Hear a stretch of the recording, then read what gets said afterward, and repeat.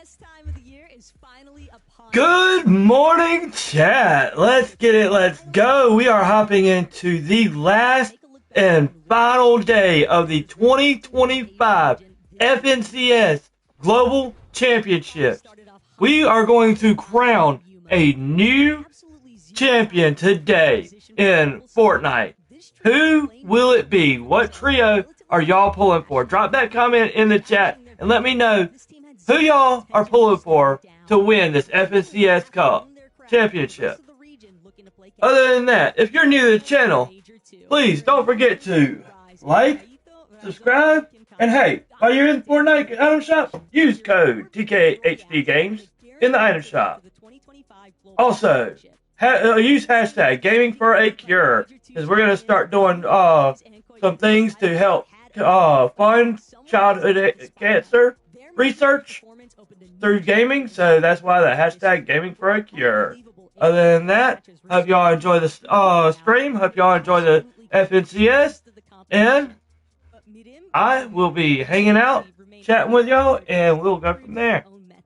Other than that, God bless y'all. 3 points lead over the rest of the tight knit standings to find themselves as the final trio locked in for globals.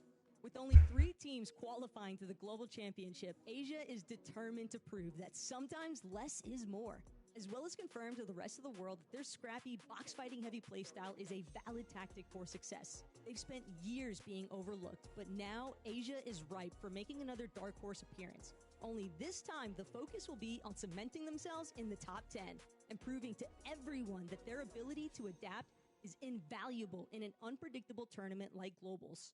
While we've got a chance to see some impressive displays from the Asia region, it's time to take a dive into what was going down around the world, this time in Brazil. You know them, you love them, and does it really come as any surprise that King, Phaser, and PHZen would take home the Major 1 title? Dependable, and certainly no strangers to land, King, Phaser, and PHZen with their signature aggressive playstyle and team chemistry simply continue to shine, even in the most difficult moments. But now it's time to see what they can do on a global scale. By Major 2, things would take a bit of a pivot though, as a new Blade of Champions would be bestowed with Kadu, Striker, and Tisco's remarkable upset to claim the #1 spot on the leaderboards, as well as a seat on the battle bus for the 2025 Global Championship. The competition would only continue to heat up, and in Major 3, Wei, Gabzetta, and Scarpa utilized teamwork, timing, and most importantly, fragging out every single lobby to attain their top position in Brazil. They knew how crucial it was to perform in Major 3 since this would be the last opportunity to score the honor of being a Brazil representative in France. After getting a taste at last year's Globals, both Asia and Brazil have had an entire year to prepare for this moment. So can they keep the dream alive? Only time will tell.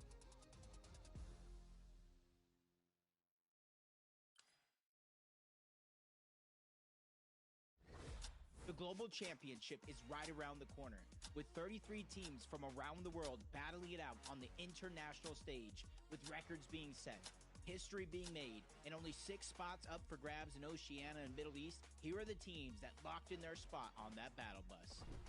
With only 3 spots available in OCE, it meant putting it all on the line with no excuses. And that's exactly what Alex, Anon, and Resigns did in Major 2. Through 12 games, they were able to get 88 eliminations with 3 hard-fought wins. By the time the dust settled, they not only won by 88 points, but that was Alex's 6th FNCS title win in his career. Coming into Major 3, there were 2 spots up for grabs, and with Alex, Anon, and Resigns already locked in, it was all to play for. Alex's team set another record with 7 VRs, 1,266 points, 156 eliminations, and came out on top again. Alex's 7th FNCS win and most of any other player in Fortnite. However, there were still 2 teams fighting tooth and nail for their spot on that battle bus. One of which was Kazi, Tinka, and Aspect. After day 1 ended, they had an 80-plus point lead over 3rd place. All they had to do was hold on to their spot. But they did better than that, as they did not place outside of the top 8 once in day 2, which included a Game 12 win, which cemented their spot at Globals, meaning 1 spot remained. The last spot on OCE seemed like a back-and-forth battle, with it all coming down to Game 12. With their year on the line, they had to go big, and that's what Vortexum, Mountain, and Goofy did. From 4th place on day 1, out of Global Championship qualifying range, they took off. Led by consistent placements and clutch eliminations, they were able to score 555 points and grab that last spot headed to France. Meanwhile, the Middle East region was anything but easy, with each major ending closer and closer in points as each one passed. What's up, Toughest Timmy? How you doing? Globals are limited and running out fast. There were 3 teams that emerged as contenders as they locked in their spots for the FNCS Global Championship. Starting with Major 1, Halid, Focus, and Hero had a good day 1, but in 11th place with 3 elims wasn't going to be enough. Doing pretty good, doing pretty good. After day 1, they knew if they wanted to be crowned champions. Now, what was your name before you changed it? So when day 2 hit, they had a rough start. That's when they switched things up, ending the day with back-to-back wins, 34 eliminations, and a streak that couldn't be matched. They managed to take the Major 1 championship by 150 points. Major 2 saw a new team rise to the top, and it should have been seen from a mile away. Winning game 1 of the entire tournament, it was clear Snowy, Sod, and Rue came to play.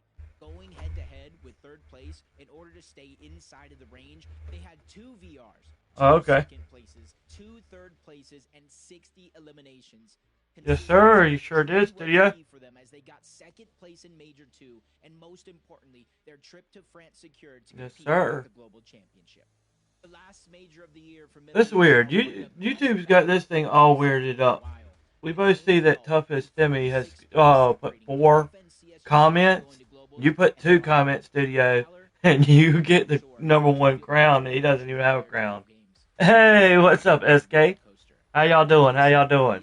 To 3rd place. From 0 eliminations No, I stand number 2. They had ups and downs, but that makes for a good story on day 2. With so many inconsistencies on day 1, they knew if they wanted to keep their year alive, they had to put it all. Hey, chat, what do y'all think of this right here?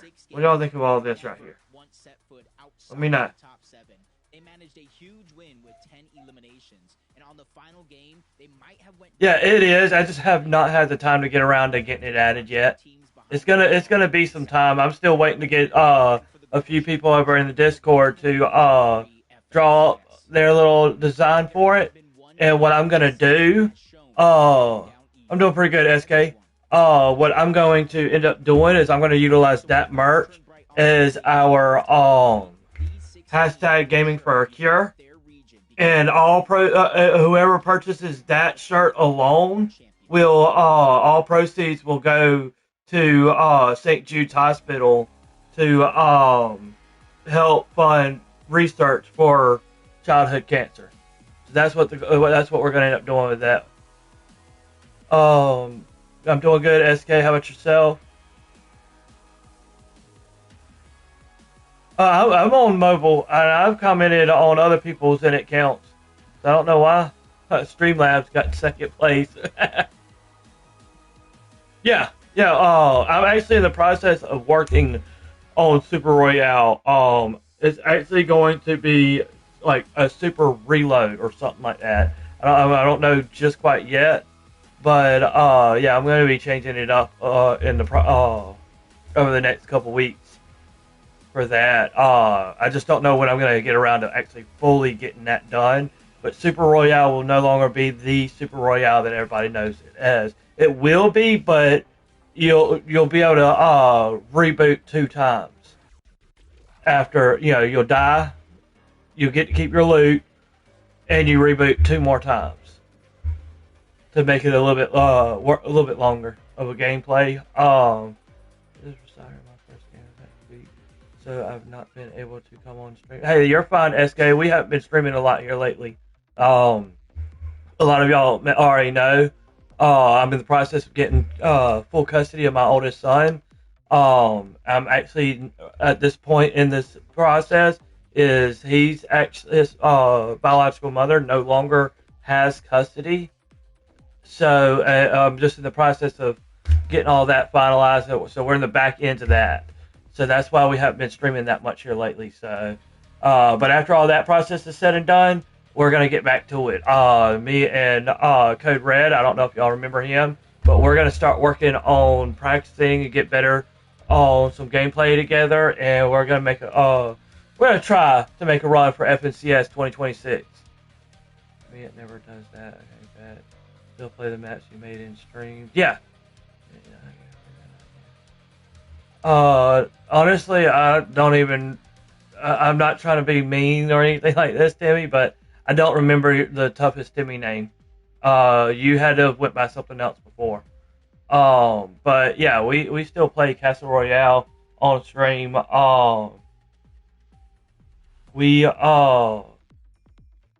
August 27th was the last stream that we done, which was my birthday, and we streamed. We gamed Castle Royale with chat. Which once we get started back to going more on the streams itself, we'll start doing more of the I think maybe one once a week we'll probably do viewer play. But we ain't decided that yet, so don't quote me on that. But since you're a member, we do allow membership play one night, so we'll get to that. We'll get all that all figured out on down the road. But like I said, you're a member. Y'all actually get gifted a level 2 membership, and the level 2 membership is the level for gaming and stuff. Level 1 membership just gets you the stickers and stuff. Level 2 gets you the gameplay, and level 3 allows y'all to hop in, create some content, YouTube shorts and stuff like that. Yeah. I think I remember seeing you comment once or twice in there. I can't remember exactly.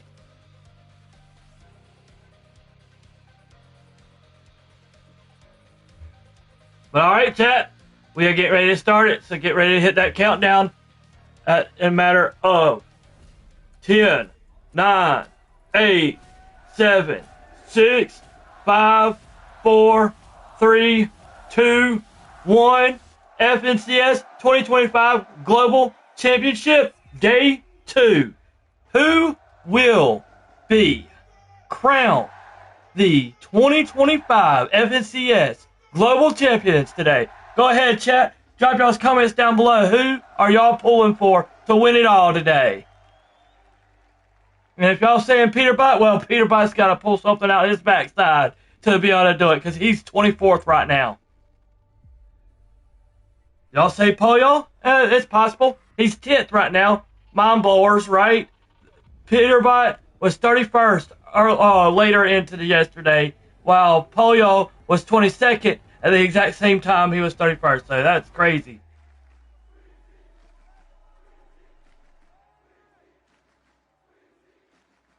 I hear you. Oh, and we also had a it's definitely a good one. David created this D4VD. He's the one that created this. Locked and Loaded is the name of the song. It is officially FNCS's or Fortnite's theme song. So yeah.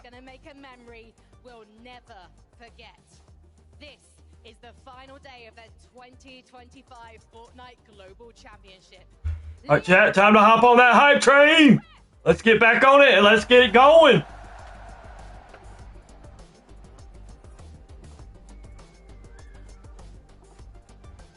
Lyon, est-ce que vous êtes chaud? Bonjour, tout s'appelle comment? Fortnite Global Championship. Hier, on a eu 6 trios qui ont fait des performances exceptionnelles. Ça a commencé par le trio de Canada Rapid et Bolts, mais aussi Quizzy, Sweezy, Mertzatch, back to back to back, top 1. That's who's number one right there. Pixie, Veno et Vico. Et ensuite, Predoxy, avec son trio Pablo et Chino, qui ont fait des performances incroyables. C'est les 6 dernières parties. Un trio va être couronné champion du monde. Bonjour, Joker, comment ça va? Ça va très bien et toi? C'est comme ça. Je pense ça. Wait, I think I am ready, but we need to keep testing this crowd, I think. Je veux vous entendre. I'm going to be testing them on their English very soon. Squeezy, Merstatch, and Incroyable. Qui? Swizzy are first. Oh, qui? That's what he just said. It's not about Sorry, I speak a little bit of French, and that's what he was speaking in, was French. Dude, that trophy right there, chat, is clean. Clean. Best team in the world when you raise it. The question is, can Queasy, Swizzy, and Murstache hold on until the end of Game 12? Est-ce que, mesdames et messieurs, It's Sweezy. vous avez vu ce I think it's Sweezy with an S. I'm not 100%. Il a été fait par Thomas Lee, qui a vraiment préparé What's up, buddy? énormément de choses, et notamment ce trophée. Il a aussi été parti. You want to say hey to chat? Au pro- Come over here and say hey, chat. Globalement, il est magnifique. Est-ce que Queasy, Swizzy, Merstache Hey. vont soulever ou pas? Eh bien, on va voir ça. Alors, Benji. Oh, the trophy? The rest of the world. Honestly, I think it's going to end up being, Please. they're going to have to decide who gets to keep it. Un maximum de bruit. He said hey. Chat said hey. Qui va le soulever? Hey! You seen that video where he carried us to Reboot Band? That succumbs to them. After he got us back, we ended up winning that round too. 1, 2, 3, 4, and 5, 6 yesterday. Oh yeah, I can believe it. Fortnite fam, welcome back. The global champion. And if I'm thinking correctly, Mr. Savage's team is in the top 10 as well. But it's like the top 5 is all EU. It's crazy. EU is tearing it all out there right now. Noise was so loud, and that's what we're here for. And of course, we're also here for some global Kiddo, nah. champions. Not right now. Day Yeah, there's cookies in there, but you can't have none right now. Maybe it's the No, not right now, okay? the obvious idea that after these Go play. subsequent games, we're gonna crown global champions. Only 6 games separates us, Benny Miner. I'm excited. Day 1, what an incredible day that was. Day number 2 can only get better, I'm sure. Yeah. And with this crowd, the way they've been reacting to what's going on in the game, it's going to be so My wife done a 6-in-1 Battlegrounds. Right. But yeah, my wife done a 6-in-1 Battlegrounds, so it's got pit, a small mini battle royale area. It's got a practice area, a 1v1 area, an only up area, and a maze area. Yeah, so that one's got a good handful of things. It's clean map right there. Then I also got a TKHD Pit Wars. I'm sure you and everybody at home would love to have that trophy sitting behind them. I mean, Yeah, so beautiful. you can actually type in here. I'll type it in chat. Close, it looks even better there. But you can actually look up our name or my wife's name and Shout out to Thomas Light. Thank you guys so much for that one right there, trophy. and that'll allow you to be able to pull it up, all of her maps and all of our maps. But there's some maps on there that I've got to disable. Yeah, TK made his own channel. Look at this lead, Vivid. This is exactly where we want to start day number 2. I don't know where else you would want to start, right? Right there, chat. Right there. Clicks is 8. Can we see them get up to first? That's the game plan. Get them to first. Get them at least 2 VRs today. That'd be awesome. But there's 521 points from first and 336 points to second. So there's a huge spread between first and second right now. All right, brother. I'll still be here. And no cookies at 10 a.m., okay? Of course, we're seeing the trios, all of them kind of walk in right then and there.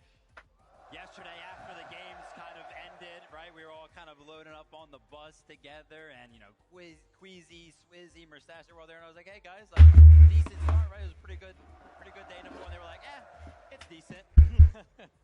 I mean, look, by their standards, they would have loved to win 6 in a row, right? They've already done it in a major. Why not try things out at LAN? You got halfway there.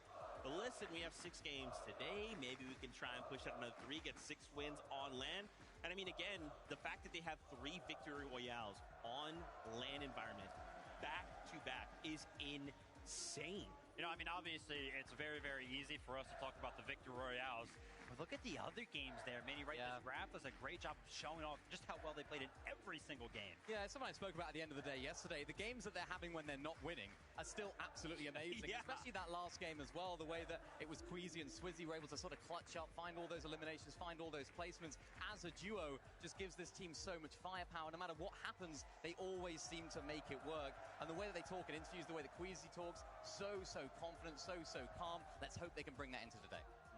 Man, for Queasy to walk away with a global champion title with this crowd behind him, I mean, there could not be anything better than that. Let's take a look at some of the damage numbers from the trio. We took a look and broke kind of things down. Looking at them, looking at everybody else. So let's take a look. Yeah, Merstash, okay, all right, 3K damage. Swizzy, 2.2. I mean, guys, they're leading the pack.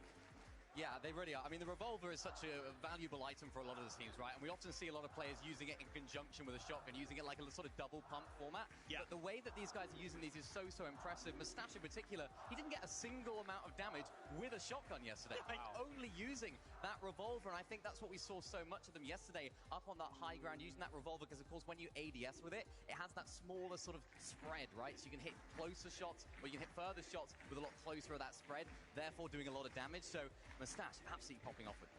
I mean, obviously did such a good job, right? We're kind of talking about how easy it was for them to kind of get up on the high ground. You do have to hold it. You do have to apply the pressure, and I feel like Merstash just played it perfectly, right? You're talking about the distance that revolver kind of gives you in that sense.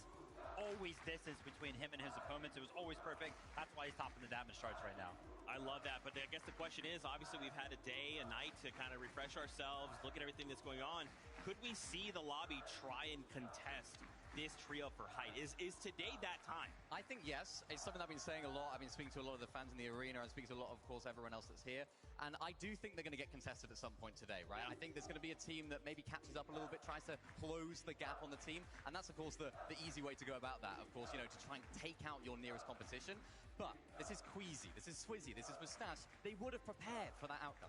Yeah, that's what I'll be looking forward to, right? I hope that nobody kind of lands on them, right? Kind of messes up the early game, because I do want to see them kind of perform in the end game, kind of continue to show us that consistent performance. But hey, listen, if it does happen, I'll be excited to see if they prepared anything specifically for it. Man, I'm just reliving yesterday of the highlight moments from the trio, man. They just looked so good, so clean. Everything they were doing was executed so well, Vivid. I mean, yeah, it was just played to perfection, and the thing that I love is how adaptable they were, right? As you can see right here, getting height for them was the easy part. Holding it is a different story, but they also make that look easy. As you can see right here, they decided to go ahead and beef up a bottom layer of the high ground, and then have two players actually play a couple of extra layers above that. Strategically speaking, right, in the game right now, there's Flowberry Fizz in the game, you've got the crash bed, so players can actually launch up to the high ground very easy. So playing that double layered height is very good to kind of prevent that from happening. Yeah, definitely. I mean, having that the distance between two layers so valuable. If someone does decide to try and launch pad up, maybe using the crash pad to try and get their way up, they can just deal with it so easily. And again, we saw it with Mustache with that revolver, just swatting everyone that's deciding to come on up, making it so simple for them. And then in another game, they decide not to, but they're very adaptable with it. Yeah, exactly. And as you can see right here, they go with a different strategy. They keep Queasy and Merstache up on the high ground, but then Swizzy drops down. He's going to be the one kind of holding down the batches for the trio, right? He's going to be one in the face of all of the trios below them, making sure that they feel his presence in the lobby. Now, these type of plays, adapting to the lobby, it could be a material-based thing, right? If they don't have enough materials to kind of do that double layer, they might do something like this, but it's like, obviously, we know they're going to go for high ground, but if you look at every single one of the games, they almost play high ground differently just based on how the lobby's going. Yeah, they do, and even when they're going to set up for high ground, the setup for it is so good. I saw them in so many occasions, just not necessarily being right up above the rest of the lobby in that sort of 7th zone. They decided to do it in the 8th zone. They try and get up there at that point. In some of the games they were, some of the games they weren't. They were sort of behind hills, trying to stay out of line of sight. Every single time they go into a game, they approach it differently. Height is not the same in every single moment, so these guys are just adaptability kings at the moment. Hopefully they can continue it today in sort of other areas of the game as well. Yeah, I mean, what better time to force adaptation than in day 2, right? And I love that you guys are kind of highlighting these things, because that means, if we come into day 2 and everyone's saying, we're just going to take height from Queasy, we'll contest him, it's not going to be that easy, right? This guy came in and did what he did in this environment at these stakes with this crowd. And the fact that Swizzy, you know, we kind of seen his history in previous times not being able to play with his correct duo trio partners at the time, right? And then comes in with his actual team members and look at the performance he's putting on. I mean, we talked about it, right? A lot of pressure on their shoulders just simply based on the fact that a lot of people kind of had them towards the top of their prediction list. And I can't lie, many, they are rising to the occasion. Yeah, they definitely are. So good. All right. Of course, we've talked about Queasy. We've talked about Swizzy. Why don't we hear from Merstash? Because Frankie is standing by with him right now. We had to grab Merstash after yesterday's performance. Were you expecting to be top of the leaderboard after day one? I knew we were gonna place at least top 3, but that we're gonna win and be above second place by 200 points? No, definitely not. Are you surprised that none of the other teams here are able to break through that double top in the end game? Yeah, so it's actually our strat that you can't take our high ground. It's just impossible. Like, you can't do anything. It looks that way. C'est impossible de leur reprendre la hauteur, c'est ce qu'il vient exactement de dire, et il est très confiant. Il pensait pas finir premier mais top 3, donc il est très content de cette performance. Now, how will you keep this consistency in your performance? So I think we have the same plan. We just changed a little bit so teams around us can grief us, and even like any other teams at Farah, because I think we can get griefed because teams wants to win as well. So we actually just changed a little bit our plan. Is the strategy, if people do drop on you at the Hive, basically Swizzy go frag? Yeah, that's basically it. I mean, I don't think anyone gonna contest us because it's kind of hard to contest our spot. If you con, you'll die by third party. Well, there you have it. I've got an exclusive for the analyst desk there. Just send Swizzy in. You know, if it works, right, Frankie? I mean, Swizzy, again, being that fragger, going absolutely crazy. And you know, I kind of touched on it yesterday, but like my favorite part of these kind of environments is kind of getting to see the players, talk to them directly after those moments of victory, of mess-ups or whatever. And to see every time they get a win, and you kind of see Swizzy like off to the right side. He's just freaking out. He's like just smiling real big because he knows what he's pulled off on the LAN environment. And again, reminder, the past few, he's not been with his proper teammates, so I really appreciate getting to see that side of the players. Yeah, 100%. I also love to see the side where Merstash is pretty cool, calm, and collected, right? He was talking about it during that interview right there. Hey, listen, you know, we're very, very aware of the fact that the best chance to kind of come for us would be in the early game. If other teams want to win, that's when they're going to come. Of course, they're thinking about that. It sounds like they're prepared. Yeah, remember, Merstash hasn't been in this position on LAN yet, right? We haven't seen this crazy performance from Merstash on LAN, so he hasn't actually been in a position of dominance after day one. So I think he'll be previously he would have been in the shoes of the teams that are trying to catch up. Now he's in this brand new position, and I think he's carrying himself really well through that pressure as well, doing great with the fans as well, not letting it affect him, but also enjoying their company as well. Yeah, man, of course. We just got to stay the course. Let's keep pushing forward. Don't change up anything, right? Let's talk about the trio in second place. Obviously, a big crowd favorite, Vanya. I mean, we heard him anytime he was on screen. You can hear it right now. Marius, Pixie as well. Shout outs to Team Havoc. Shout outs to the M8, of course. These guys are sitting so good right now. Of course, coming in, having time to prepare things. I'm excited to see what they might change up for day number 2.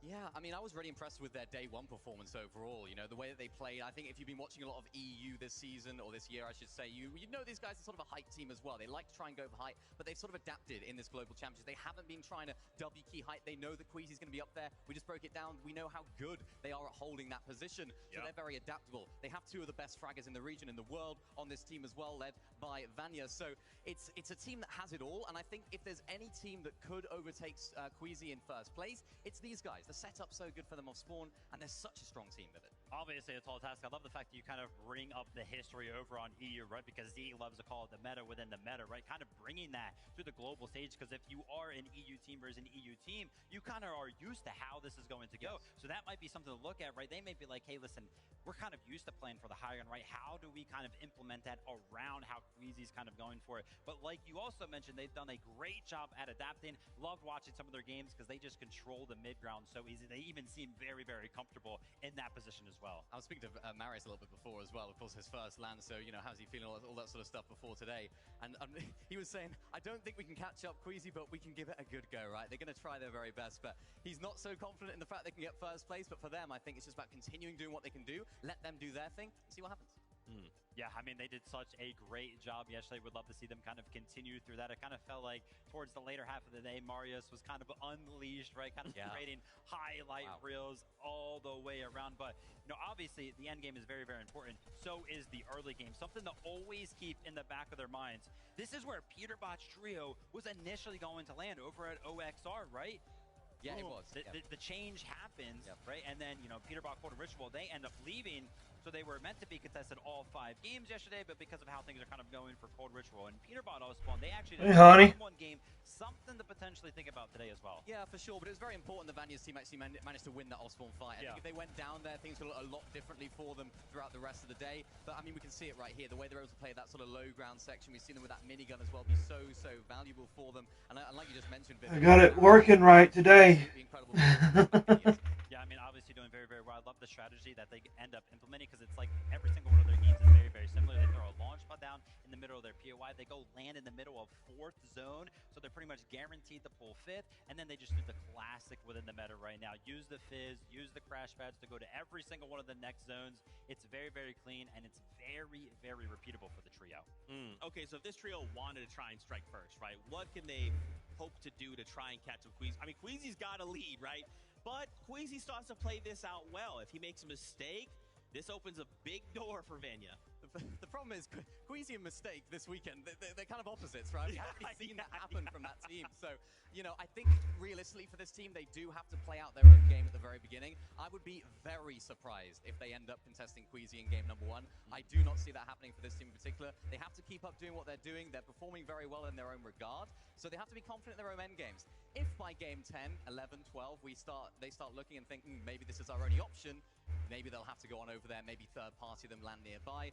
It's going to be tough for them, but like I said earlier, they just have to play their own game. Man, I'm excited. You guys got me amped up. Of course, we have a moment here. Why don't we check in with Vanya, see how he's doing? Frankie, over to you. Thank you very much. Yes, I am here with Vanya Boo-Boo. And first of all, how do you have so much aura? I mean, it's just M8 fans. It's not me. I think it may be a bit of both. Let's talk about the game you're playing at the moment. Second on the leaderboard. A win is possible at the end of today. But the game that you're playing is one I don't associate with you with, the low ground. Tell me how you've started to adapt things. I mean, we tried to take a ground 2 games, and it's not worked for us, so we just played from low ground, but we'll try something different today. So maybe going for height again? Yeah. Très intéressant. Déjà, il dit que c'est les Fanamune qui lui donnent beaucoup d'énergie. Et il parlait du low ground qui l'a beaucoup aidé. Ils ont joué 2 parties hier avec. Ça les a vachement aidés. Mais aujourd'hui, ils ont peut-être changé de stratégie. So, today, what do you expect? Do you expect to do victory royals or more consistently things you aim?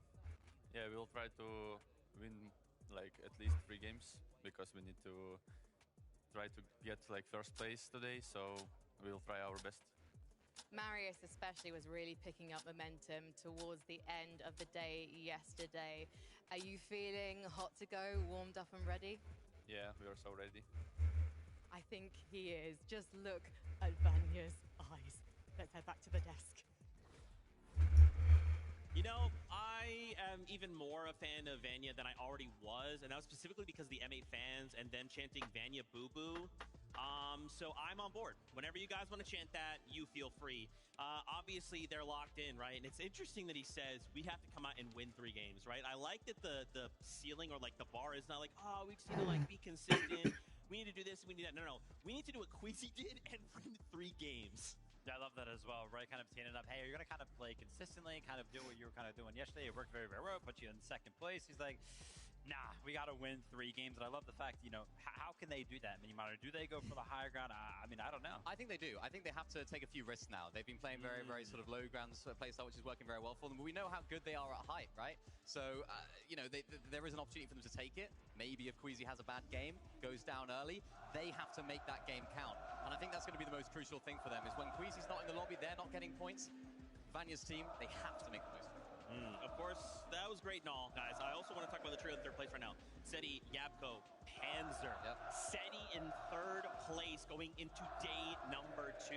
Oh my gosh, could I be more excited? Of course, I'm upset there's no NA in the top 3, but it's fine, don't worry about it. We have 6 games. The trio looking very, very strong right now, Vivid. I love to see this because it feels like, you know, for both Cammy and Seti, of course, their names were just synonymous together, and there was just a big question mark on how they were going to do when they actually split.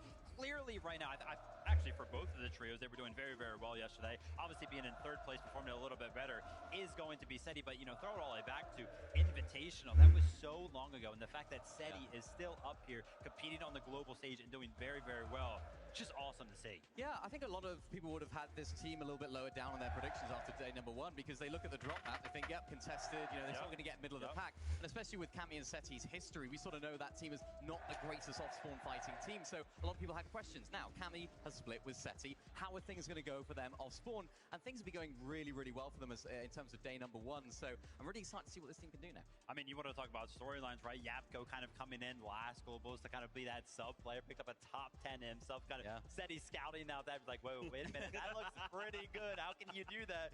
Yeah, picking up a great piece of talent there. And then, of course, Panzer to fulfill the trio. It's working out perfectly right now. Now, guys, of course, there's a little bit of an asterisk, right? These guys are contested.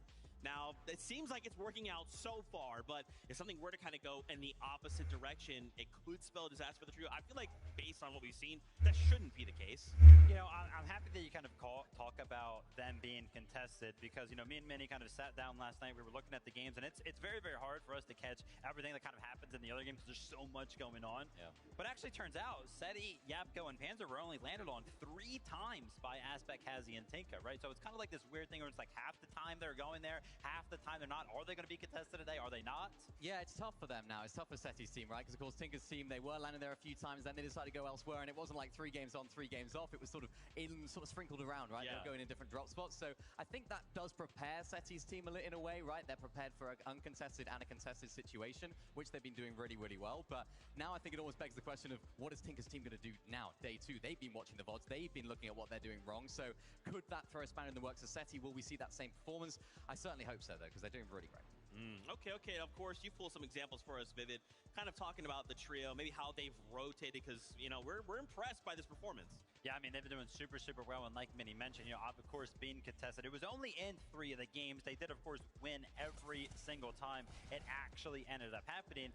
But I think the most impressive thing for this trio right now is the fact that they've been able to come up with a strat that actually works, regardless of how the game kind of goes to them, right? They're contested, they do the same thing. They're uncontested, they do the same thing. The zone, the storm is covering Kappa Kappa Factory very, very early on. They do the same thing. It just doesn't matter. Yeah, one of these things that they do is, of course, they find these launch pads, right? These huge launch pads that can send you so far up in the sky. They actually place one down. They almost use it as a static launch pad, although it's not there on the map all the time. They find one, they chuck it in the middle of the POI, and then, of course, that gives them not only so much visibility, but also Tinker's team, when they're contesting them, one of them might dip, as we saw right here, Tinker do himself. Seti was able to then go on out, close that fight out, get all of that storm surge damage so effectively, and even go down here to farm a little bit more as well. Yeah, now the specific strategy that they pretty much do, Seti is kind of just sent off to go ahead and pick up as much loot as he possibly can, right? And he returns to that quote-unquote static launch pad that they kind of throw down in the middle of the POI. He usually will end up dropping all of his loot and then continue to go ahead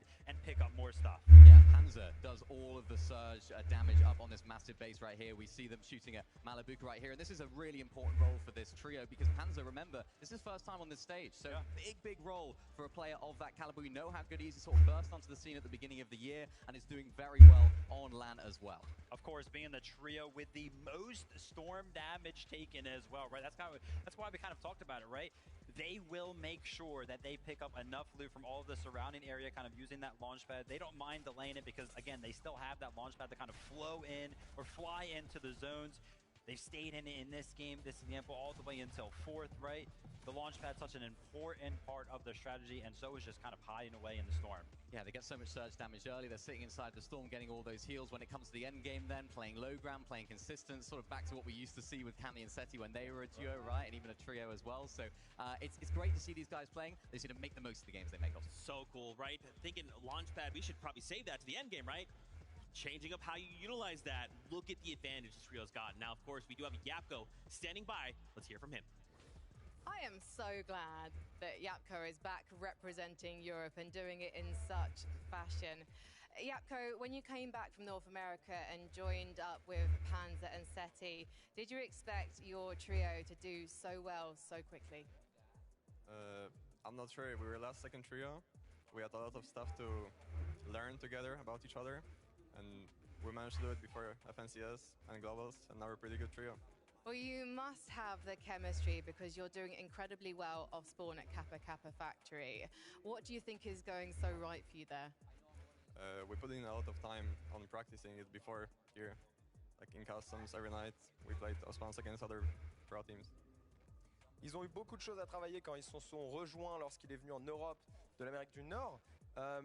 Ils ont fait beaucoup d'efforts là-dessus, ils se sont beaucoup entraînés aussi sur leur spawn. Et maintenant, ils sont très très bons. What does your experience, because you're used to LAN, do you think it helps you? I don't think it helps me. I don't think it gives me worse. Like it's just, it doesn't matter if I'm on LAN, if I'm at home. I feel the same everywhere. So no pressure. No pressure, no pressure. Is it fun to also be playing against some of your ex-opponents in North America and even against an ex-teammate in Muzz? Yeah, I'm not really like thinking about it. I'm just playing it like it's every other final. So at the end of today, are you going to be lifting that trophy? Hopefully. Well, we will see. Let's head back to the desk. Try to keep things calm, cool, and collected, right? Calling out, hey, I'm just treating this like every other final. That's a great mindset, right? Because things, again, we continue to talk about it with this type of crowd. Things are on another level of pressure. And I love that Yapko, I mean, he's kind of been under this pressure before. Mini, right? At Gamers 8? Yeah, Gamers 8 2023, of course, ended up winning that event on LAN. Of course, different game mode, you know, regardless, it doesn't make a difference, right? LAN is still the same, same sort of environment. So I think that definitely has a part to play now. You know, he was leading very, very well in the first day of that. Now coming into today, third place, looking good for them. That experience is going to be so, so vital for him in front of a crowd like this on LAN. I know he says it's the same. It's not the same. It's never going to be the same. I'm like, it's good to have that mindset, yeah, right? I'm like thinking to myself, that's got to be a lie, right? There's no way he feels the exact same way about that. But I love the fact that he goes ahead and mentions, hey, listen, you know, we're kind of a last-minute trio that kind of formed, right? We kind of tee up Globals. We're like, hey, listen, some of these trios, they've been playing together all year. They're going to be so experienced. They're going to be used to playing together. And then a team that kind of forms in the last second, right? Kind of buzzard beater, ends up doing this well, man. It's just awesome to see. To think this is one of these three trios could be our global champions, right? They are fighting right now, tooth and nail. I'm almost curious, right? Is day two, is this pressure going to be more? Are they feeling the stress of like, okay, everyone is looking at us in the top three. Is that going to slow them down? I don't know. You think eyes are really on the top three, right? I feel like everybody kind of has the same sentiment. All eyes are on first place right now. How do we stop? How do we give ourselves kind of this best chance, which is kind of good when you think about it for Seti's trio. Hey, listen, the race is on, and all eyes on Queasy right now. They got to be feeling good. Oh, man. High eyes right now are actually on this crowd, Vivid. We've got Frankie standing by. Why don't we hear from this crowd right now? Coucou, Leon! Ça va ou quoi? Est-ce que Lyon, vous pouvez vous mettre debout? Mettez-vous debout, parce qu'on va faire un maximum de bruit. On est bientôt à l'ouverture de la première partie. It's almost the beginning of the first games. This is why I love this crowd. You ask them nicely to do something, and they do it, and they look so good as they do. Should we test their voices now? Oh oui, est-ce qu'on peut tester votre voix parce qu'elle trouve que vous êtes très énergique? Est-ce qu'on peut prouver au monde entier qu'on a la meilleure communauté française au monde? Faites du bruit! I love it. Okay then, let's test out who they think is going to be raising the Thomas Light Trophy at the end of today. Lyon, vous en pensez quoi? Seti, Yapko, Panzer, va gagner! made noise. Et alors, j'ai une question. Est-ce que vous pensez que Vania, Pixie et Marius vont gagner? Finalement. Queasy, Swizzy, Massa va gagner! Whoever wins, Joker, I have to say, I think they're never gonna forget this crowd. Clairement, personne ne va oublier ce moment, surtout pas les joueurs. Donc s'il vous plaît, faites un maximum de bruit! I am loving this so much, but I can't wait to hear what this crowd sounds like once the games are underway. So let's head back to the desk. Thank you so much. I mean, guys, come on. This crowd is insane. How could we not be excited? How could we not be hyped? I do want to I guess we kind of have to call out something if we just want to take a look at these standings real quick. I want to bring those up. There's something missing from these standings. Yeah, I thought this was a global championship. I thought we'd have some NA representation. Dude, my heart hurts, dude. It's looked so good for, more than one NA team. And right now, I mean, 5th place, hey, shout out to Canada Rapid and Bullets because, 267 points for them. They were kind of coming in pretty confident, and they were kind of like an underrated trio kind of coming in this. I actually predicted them to be top 5, so shout out to them. Where's everybody else at, though? Yeah. I was also thinking the same, right? So it's probably through a slightly different lens. What, they're serious? Are they serious right now? Because Clicks is also in A. And he's in 8th. Polio's in A. He's in 10th. People didn't have them in that sort of top 5. I know you did, so you'll mention that. Yeah. But Come on now. Acorn Poyers, that's a new one. Acorn Poyo and Ages down there at Demons Debris. I think they struggled a little bit early game trying to find that consistency, but they're a team that can pop off if it, they do. Exactly, right? Still, coming into this competition, I was like, hey, listen, everything looks so good for Acorn's trio. It looks like they're going to win it. Obviously, the start has not been the best, but they're still pretty much in the same situation coming into day number 2. They're still uncontested at a very good POI. They can still do good. They can still pop off and rise up the leaderboard. And I spoke to Acorn at the hotel, actually before day number 1. I said, are you the sort of person that gets nervous to these big events? You like to think about it? You like to stay out of the zone or in the zone? And he said, it depends on how well prepared we are, right? If I'm not as prepared, I'm not feeling as confident. I think they're going to be looking back at the games last night, being so prepared. So I'm expecting these guys to come out with a lot of confidence. Okay. I'm getting word. Frankie is standing by with some of our players in the player lounge right now. Frankie, rally the team, rally the troops. How would you solve a problem like North America right now? Well, you send in a British Zero Builds player, or maybe you get Canada to do a pep talk. Do you want to try? Right now, I'm in 5th place for NAC. What place are you in right now? I'm in 10th. It's looking rough. I don't know if we could do it, bro. Bro, I think I'm in like 8th or something, bro. I don't even know. It's just... I'm just gonna have to land on Queasy, bro. I'm not gonna lie. Inmate on bottom, bro. It's just over, like. Okay, so this is our game plan for NAC to come back today. Sir. I'm gonna win every single game today.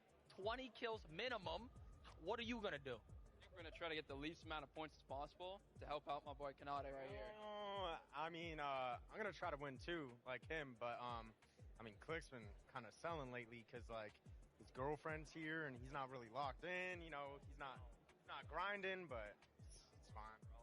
That's not awesome, bro. This is why you stay single, Canada. I've been single. It's been rough, it's whatever, but we're gonna lock in this day.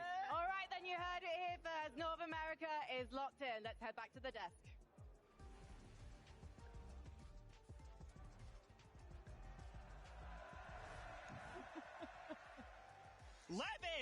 Levin, no. We got a plan, okay?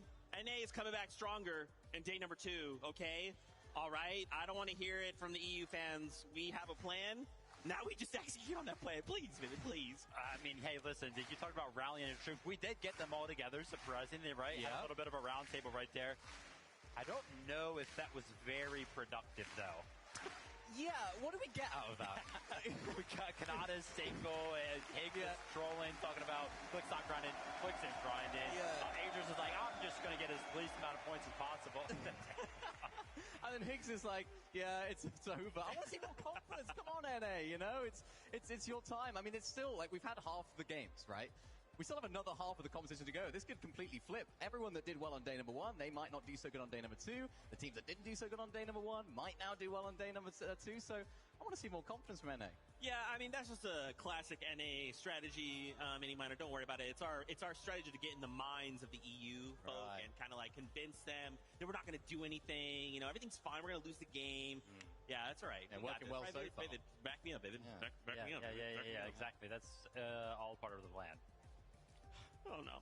Anyway, I know what time it is. You guys want to start meeting the players. We need to get them on stage, get them on that battle bus so we can kick off the competition. So, Leon, give it up for your players.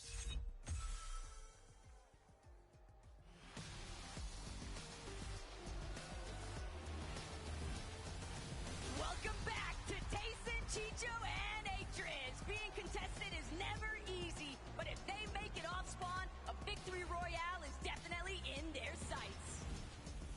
It's Curly, Cooper, and Reed. Day 1 wasn't what anyone expected from them, but now a new day, they have a chance to prove they belong here. Dropping in hot, it's Tisco, Striker, and Canoe. With 2 top 5 finishes yesterday, it's clear they can hang with the best. But now it's time to be consistent. Poland's pride picks Darm and Demas from underdogs to top dogs. These guys earn everyone's respect, but now it's time to earn that trophy. Leon, you have to get loud for Victor V, Paper, and Epic Whale. It's a new day, but these guys are looking to bring the same determination and then some in the race to the top.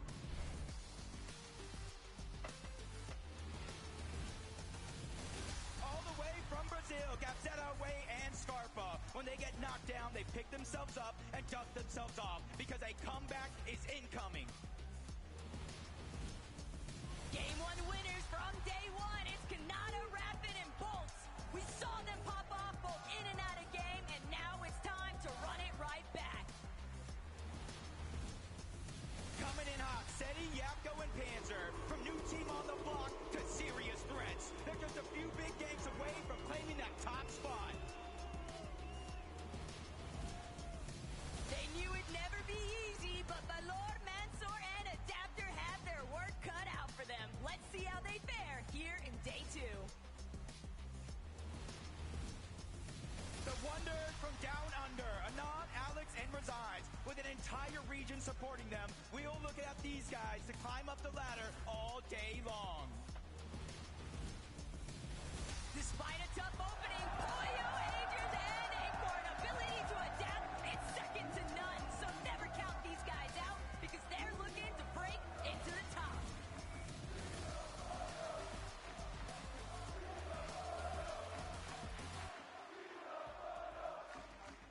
First of all, please, Leon, can you show some appreciation for Havoc Picks?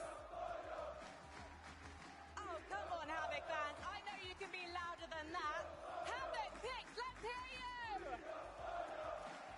Okay, I'm going to come over now. He's literally saying we want Pollo. Come on now. Currently in 4th on the leaderboard. You are contested, uncontested, I should say. Do you think that's the reason why you're doing so well? Yeah, probably. When we are uncontested, we can play the best as we can. Yes, and I wonder if you've got any strategies for in case people do decide to try and contest you. I mean, like, it's just... Can you repeat the question? Do you have any plans? What are you going to do if someone comes and tries to contest you? I mean, like, we're just gonna try to kill them and just, yeah, win the game. Before I let you go, the Havoc fans here, just one word for the Havoc fans, please pick. I love you all. There you have it. See, that's 4 times the amount she told you to say. Jogger à toi. Hello everybody, bonjour tout le monde. Je vais poser des questions à Tisco, Striker, and Kadu. I have the first question to you. You are in top 15th, close to the top 10. How will you go into the top 10? So Vocês estão em 15º e muito perto do top 10. Como você chega no top 10?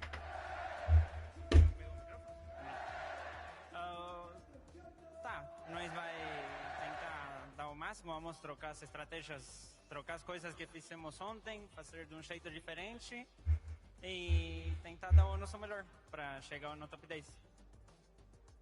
So they changed a few things on their strategy. They talked a little bit yesterday on new things that they have to do, and I think they're confident that they can make it. And now, guys, do you have a word for your Brazilian fans? Vocês têm algumas palavras para os seus fãs no Brasil ou na Argentina? Pro brasileiro, torçam por nós e pros argentinos que crean que hay con que querer. So they say for the Brazilian, cheer for us, and for the Argentinian, he's speaking directly for them. And good luck to you. Let's go back to Frankie. Merci, Choka. I'm here with North America Central's greatest hope, Canada, Rapid and Bolts. And look at that, Canada's done the impossible. He's got the French fans on side. But will you still have them on side if you manage to take the top spot? I mean, you know me, we just playing the game. If we take down France, I love France, so it's unlucky, you know, we're just playing a game. Let's go, come on, let's get this. We're locked in, we're showing up for NA. We gonna win this tournament today. I thought you were gonna lose them then, Canada, slightly, but not quite. Okay then. Bolts, you carry these guys back in the Major 3 finals. Do you feel the pressure on your shoulders to carry them to the top today? Nah, there's no pressure on my hands. You know, I have all the evidence to back up my skill. You know, I'm always hitting max pumps. Rapid's the best IGL I've ever played with. Nada's the best support player. He's also fragging. So I already know we're going to take it home today. All right then, Leon, please give them your energy and please show your appreciation for our next teams.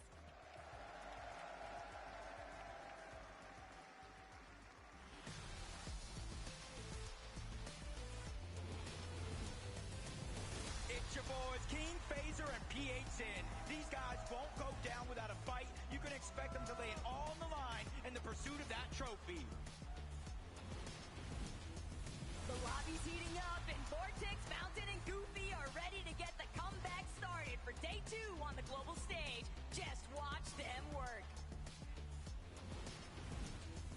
It's Baka, Bars, and Pump. They might be down, but they are never out. The 2-time FNCS champs are looking for a major comeback today. Let's get it.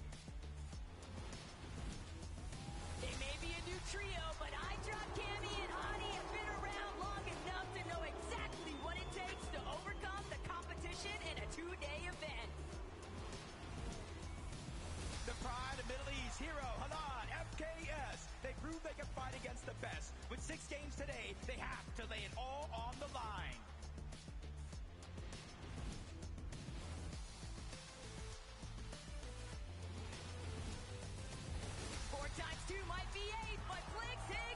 Let's go with the clicks!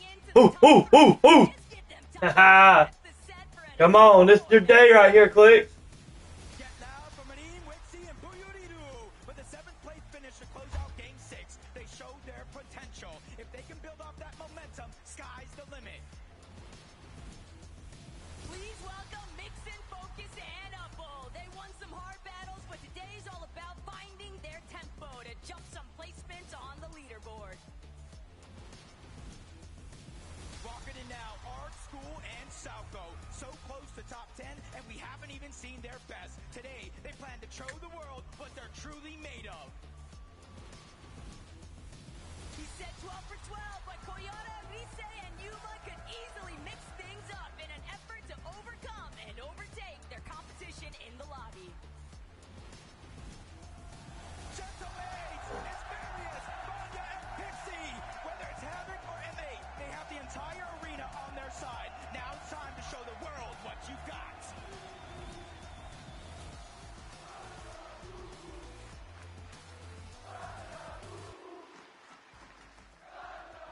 I wanted to come and speak to some of our North American West players. So please, backers, Pars, Pump, please be on your feet. Let the fans see you. Pump, this is your very first Fortnite Global Championship. How are you finding it? I'm finding it good. I mean, I wish we were uncontested, but, you know, it's how the game is, so hopefully we can pull off a better day. How are those Osborne fights going for you at the moment? It's going 3-3 right now. We're confident going to the next couple games, though, next 6 games. Have you been discussing how you're going to overcome the situation? Are you thinking of maybe moving your drop spot? Oh, yeah, we're pretty, we got everything covered right now. We're locked in for it. Interesting. Paz, tell me, you are at 18th on the leaderboard. Obviously, 6 more games, everything to play for. Do you play it safe, or do you play it like you have nothing to lose? I mean, we definitely aren't here for some mediocre placement. We're going to try our best to end up top 5 at the end of the day. Well, you won majors 1 and 3 in your region, so I know you've got it in you. Thank you so much, guys. Let's head to Choco. Eh bien, mesdames et messieurs, nous sommes avec iDrop, Camille et Chari. On va leur poser quelques petites questions. La première question qui me vient, the first question that comes to me, it's you're on the 9th position. So you're close to the top 5, closer to the top 5. So how will you bring your team to the top 5? I think we just got to follow the game plan like we did yesterday and made a couple changes. Just got to make sure we don't have any 0-point games and just stay focused today. And so you did a great job on consistency because being top 10, top 9, it's already something very great. Do you feel confident for this second day? Yeah, I mean, I feel as confident as I can be. I think we're just going to do our job and try to perform the best we can. Ils vont faire de leur mieux. Frankie, it's your time. Merci, Choka. Please let me introduce you to my new friends, Salco, Ark, and School. This is their first ever Fortnite Global Championship, and they're sitting in 12th, which is incredible, boys. How have you found the action so far? It's been really fun. I'm proud. We're going to get top 5 today, and it's going to be a beautiful experience. Interesting. I'm loving the confidence. Where is this coming from? We're just the best fighting team here, and any trio that runs into us will always just get wiped. Okay, are you expecting teams to come running into you? No, we're going to be running into them. Interesting. Okay, I can't wait to see you guys dropping from the battle bus today. Good luck, guys. I think, though, we need to hear some more support from the crowd. And Leon, would you like to meet your final teams?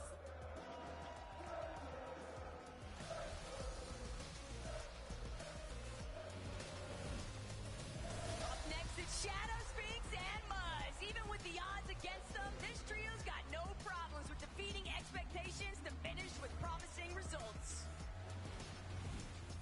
The terror of EU, Flixie, Benno, and Vico. After day 1, they showed their potential with 1 win. Now they need to fully show out in order to steal that top spot. It's a new day for Razzle, Raito, and Tay-Tay. And after having the night to review, maybe they'll bring some new results with it. A warm welcome to Pablo, Brodoxy, and Chino. Being contested didn't stop them from getting a victory. Now they just need to continue to take matters in their own hands and win it all. Banjal, Bing, Nanabuka, and Wax. With the heart of Leon behind them, it just might be all the motivation they need to kick things into overdrive for a strong finish.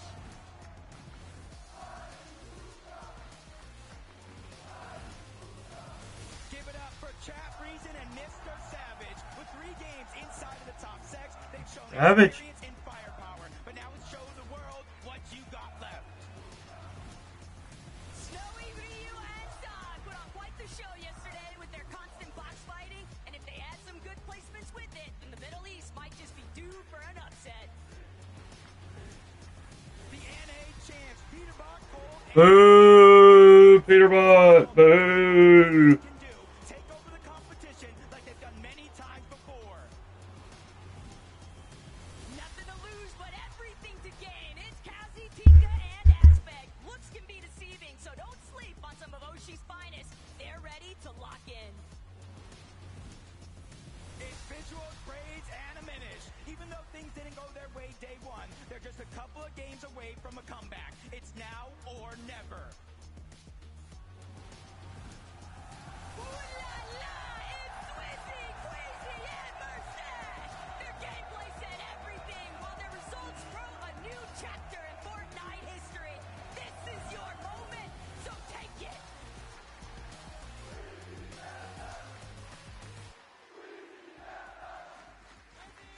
do you think of the new look, Leon?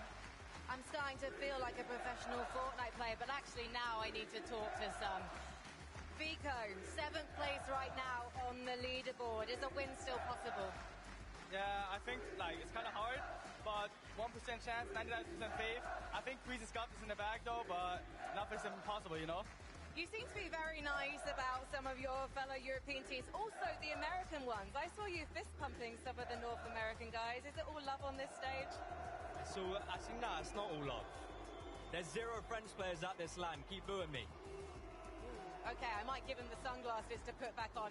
Flixie, let me come to you because you do have top 5 experience from last year. And I want to know how you learned to go even further from last year to this year. I mean, this year we played first in Globals in the first FNCS, so we know how to win and we're going to do it today, so yeah.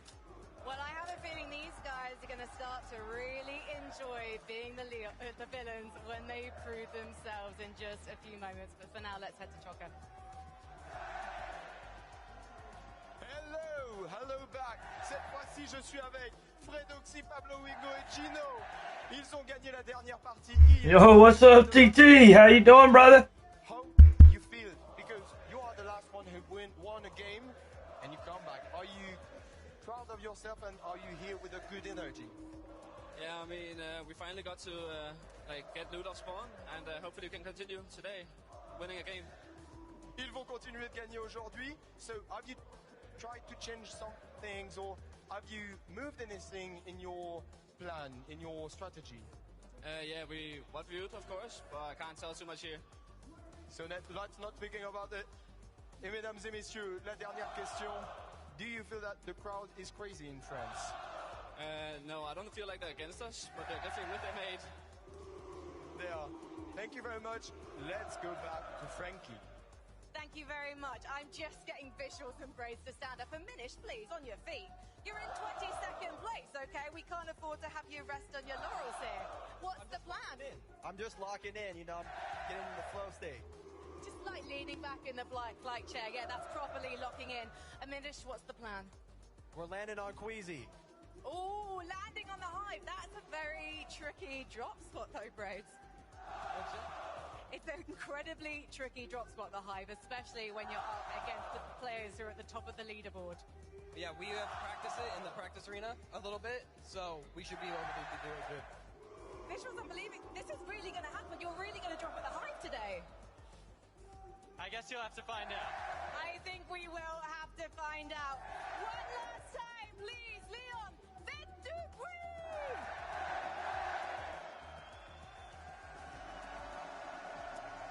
Guys, let's be honest with ourselves for a moment. There's no way they're gonna land on Queasy. There's no way they're gonna land on Queasy, right? There's no way. A little bit of farming going on. I'm pretty sure they did a good job of it, right? 2 minutes left to go for the game, and we'll actually see what happens. But a little buzzard beater right there, kind of getting that clip in. Yeah, I don't know if it's a bit of mind games. I don't know. It's not like they're directly contesting them on the leaderboard, right? They're quite far behind. But for that team, you know, they're going to be trying to think about new strategies. What can we actually do to climb our way up in the standings? Because this is a team that we have, of course, seen throughout the year doing pretty well in NA, right? They haven't necessarily had a great season in terms of divisional cups. They haven't been performing so well. So their form coming into it, this Globals is not so great. But when it comes to this stage, anything can happen. You've got 6 games now. The world's your oyster. Yeah, I love, I want to call out Benno there. You know, love him or hate him, Benno is a character, bro. Got the walking out ice cold with the shades on, calling out, hey look, Boomy, there's no French trios here though. That's, you know, that's ice cold, Benno. I mean, yeah, obviously Benno kind of walking out like that, right? A lot of the trios still seeming to be in high spirits, kind of, you know, Pete reminding everybody of the FNCS wins as he comes out as well. But I think there was one of those walkouts that stuck out more than all of the others, right? And it's going to be the last one, of course. The crowd giving its utmost loudest roar, I'm pretty sure, of the weekend so far for Queasy, Swizzy, and Mustache, and they deserve it. And they love it. They absolutely love it. They're playing to it. Their play style sort of panders to it as well, right? Playing that high ground play style, the way they can win games, they can have clutch moments. Even the Fraggers, of course, doing exactly what they do best, just providing highlight reel after highlight reel. They're a great team to watch. So not only, of course, they have two players on M8, they're also just great entertainers as a team. And you can hear it. They absolutely love them, and for good reason. Yeah, man, look at Sweezy. She's in there, man. I love to see this. I mean, guys, look, if we get any more victorials out of this trio today, I will lose my voice, and I feel like everyone in the stands will as well. Again, we could be looking at our new global champions. They have such a lead coming into today, and now we have to just hope whatever else is going on, that they're prepared. Maybe NA's dropping on them. I don't think so, but, you know, we just got to hope that they hold on strong. I mean, yeah, they definitely have to, right? Globals, it's been a very rare occurrence for any of our winners to have 12 good games. So far, they've had 6. If they can continue to do well, pick up those top 5s like they have done consistently so, yeah, nobody's going to be able to catch them. But like I already said, very unlikely that they won't have, you know, a bad game in the mix. And once they do, that's going to kind of open the gates for all of the other trios to kind of catch up. I'm calling it right here. It's not crazy prediction, I'll be honest. Queasy game 1 win. They're doing it. It's such a Queasy thing to do. Looking at the vaults, making sure they're adapting to the lobby, coming out of the gate strong. It's such a Queasy, Swizzy, and Mustache thing to do. They're playing it so well. They might have trouble later on down the line. I think a lot more teams, as we see quite often in Fortnite tournaments, is they need to try and boost their way up in the standings for their own good. So they might try and take height. But that first game, keep an eye on them. Okay, all right. Listen, I'm going to make a bold prediction here. I'm going to say Kanata is going to come back, win 3 more games today, because that's what he personally told me. I'm going to win 4 at LAN. So I got to believe in NA. We're making a resurgence, okay? Don't call it a comeback. We've been here for years, okay? Everything's all good to go. But you heard that sound. The battle bus is ready. 6 games here. All right, chat. We're getting ready to hit game number 7. First game of day 2 of the 2025 FNCS Global Championship. Who will be crowned today as your FNCS 2025 champs? Let's hop in here. Let's enjoy. And much love, chat. Much love. Just to get to this global championship, 3 different majors, so much heartbreak, emotion, and passion going into this moment. An 185-point lead for Queasy, Swizzy, and Mustache. It's going to take everything that these players have just to take them down, let alone steal away that top spot.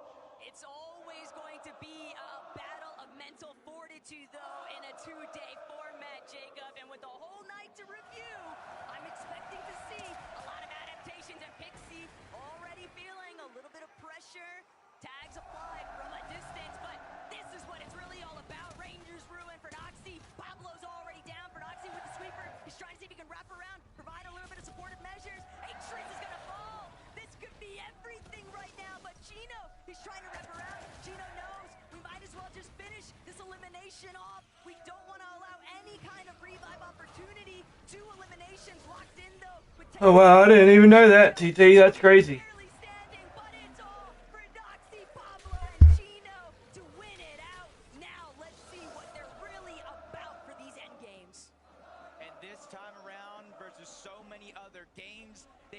This fight rather quickly, minimizing the chance of any third party coming over. And you know, I know, and I think the world is on notice now. When Ferdoxy is able to get off spawn, he goes on runs. Queasy, Swizzy, and Mustache.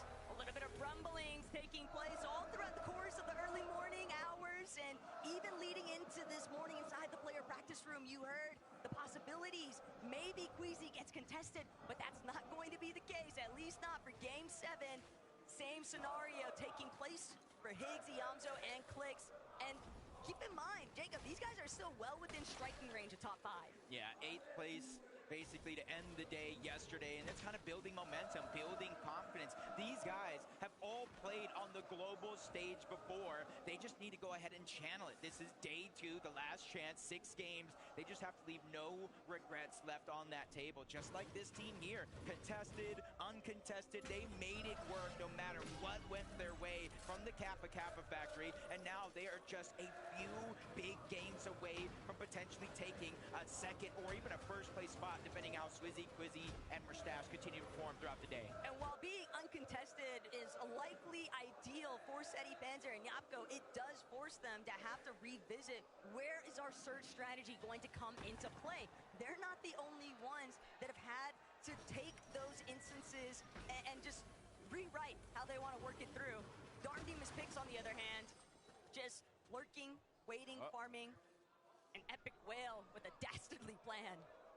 You said it yourself, lurking, but from one team to another, you're kind of seeing the change up of strategies. Instead of finding out over at Dystopia, it looks like Epic, Paper, and Victor V are ready to make moves. 72 points after day number 1 is a hole that they didn't even expect themselves to be in. Especially to start the day, it was Victor V that stopped the momentum from building from Peterbot. Oh, okay. Season 4 is coming up for Marvel Rivals.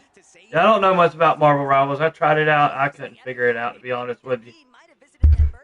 Too late. iDrop and Co. likely already stripped most of the metal here, and it's just the scraps left behind. Paper, Victor V, and Epic, they didn't exactly have the most primed up loadouts, so they've got to be really wary of that team on Shining Span. Yep, just kind of taking the risk of not being able to get loot early on, try to get a fight to go their way.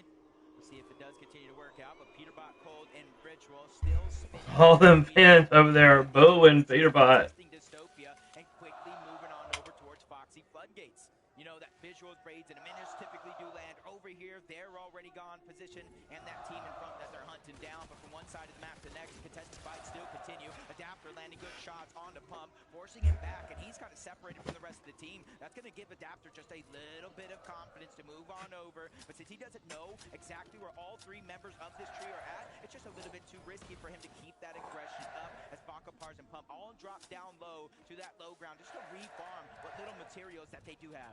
Problem is, both of these teams are now rather isolated, Jacob. They spent a decent amount of time in this position, way far east of everybody else. So now Adapter, Mansoor, they don't even have any materials. They were trying to pounce on this opportunity, but when the time to elimination isn't wrapped up nice and pretty like what we witnessed between Tayson and Proxy, you just get these drawn-out exchanges, and it's not necessarily going to benefit either team because they're both really low on materials. They're so far out of the way compared to everybody else. They still got to push in eventually, and they're not really going to get a whole lot off of the other party, even if one does win the fight. So Adapter, Mansoor, Balor, they spot it out. They know they can't afford to spend any more time.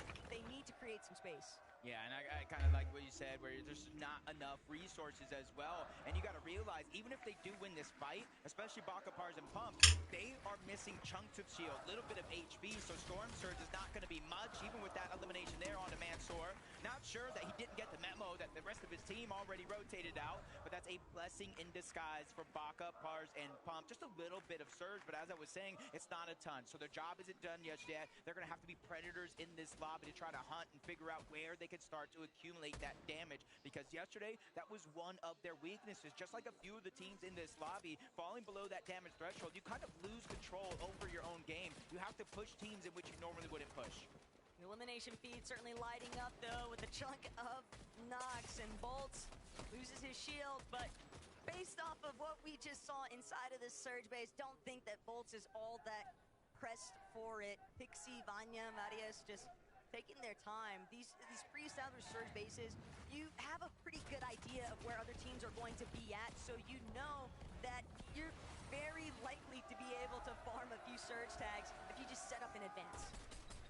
Activity still going on this side of the map. It's actually going over back towards that OXR HQ. Peterbot, Cold, and Ritual continuously trying to hunt down Visuals, Braids, and a Minish. But Razzle Tay and Rhino, they're also rotating on over from Dystopia City. And this is kind of becoming a cluster of teams trying to take this high ground position outside of the OXR HQ, which I can understand why, but you're seeing Peterbot, Cold, Ritual, and some of the other teams choose, hey, maybe this is not worth it. We still need damage elsewhere, and as long as both teams stay boxed up, there's no opportunity for said damage. Problems definitely occurred, though, for Visuals Braids in a minute. Roberto Tete, they're also fully aware of the fact that Peterbot's team very likely still lurking nearby, so it's not like they're going to have a smooth exit. But Victor V, Epic Whale, they found themselves a little bit too tangled up here. Reek, Curly, and Cooper certainly have a little bit more priority positioning, but Victor V, he's got to try and hold things down. He wants to provide a little bit of relief towards Epic Whale. They just don't have a whole lot to work with in comparison to Curly, who's just trying to charge, see if he can run Epic down, but Reek now taking the forefront positioning. Reek instead going to be left to fall behind as Epic now scattered, but that's breathing room. Yeah, and this is just a tough position. Seeing both Victor V and Epic Whale's loadout, they only have bandages, which is really not going to help them in this situation. No extra shields, which means Epic Whale is just one pump away from going down. Victor V and him have to figure it out, but Veno, Flixie, Vico, they're trying to do the same thing. Not necessarily fighting the same off spawn, even with 2 eliminations, quickly rotating away from that Cannon's Crossing and end up in another exchange against one of Asia's finest, Buyuriru and his whole trio. But you can see neither team just kind of going all in, just trying to end the fight quickly. There is a little bit of elevation difference, but that's going to go over to Veno, Flixie, and Vico. So now they have the options, the choices of what to do next. The key part, though, about Veno, Vico, and Flixie is you give them an inch, they're going to take a mile here. And they know that they applied a good amount of damage against Madim and Buyuriru, so they could be content with the surge that they built up, but knowing those guys, they're definitely out for more. They want at least 1, 2, even 3 eliminations, but Madim, Wixie, they're going to actually get up close and personal, but Wixie bit off more than he could chew. Vico's going to have no problem shutting that one down, and it's Flixie credit for 2, Veno with 1, but a nice cleanup all the way through. But they just kind of went for an all-or-nothing play, and just the team's timing wasn't there. Madim got kind of shut down. Buyuriru wasn't able to put down pressure because he had the DMR, but now it's turning around on him. Vico, Flixie, Veno, they're dropping down from above. They know they have a huge numbers advantage, and that's why Vico's playing from the top down, trying to cut off any paths, any escape through towards the top, takes a shot, reassesses the situation, knowing his teammates do have the pressure. It's going to allow him to heal just a little bit. As Brian just getting a good shot. Buyuriru doing the same thing. Veno's being forced back, but the numbers are just way too much for them to handle. Vico gets the last laugh on the Buyuriru. If it had been anyone else, might have been a little bit more worried there for Veno, but we knew he still had Flixie and Vico to back him up, no problem. Only 52 HP remains, though, for Medium, and whether or not Flixie, Veno, Vico decides to stick around, they might realize there's a third party that could easily roll on over, but they found the eliminations they needed to, so now they can just look to cut off Anon in the process. Yeah. They got that same feeling that you did. Somebody might be pushing over. The fight might have taken way too long, drawing a lot of attention, and yes, it actually has. All the way from across the ocean, OCE from that low side on the map. Storm Surge is going to be one of their biggest worries dropping there if the zone does pull towards the top. They really have to start to figure out a way to take advantage of it. And with 2 teams here, Vico, Flixie, and Veno, and a solo player that they did leave behind down below, they're just kind of waiting here, getting information. They know Ager's team also lands on this side of the map, so they're trying to figure out where is the easiest possibility to get that damage. It's just no secret. Anon was very vocal about the fact that he is not a fan of the way Surge has been working zone by zone. Up 1,000 and one, down 300 and another. It's the nature of the game, and it can be brutal at times, but that's exactly why we see them trying to be more proactive, trying to create those aggressive Surge instances. But I'm not sure Veno, Vico, Flixie is the team that you want to take your chances on. I feel like this is the team right here. Poyo, Agers, and Acorn.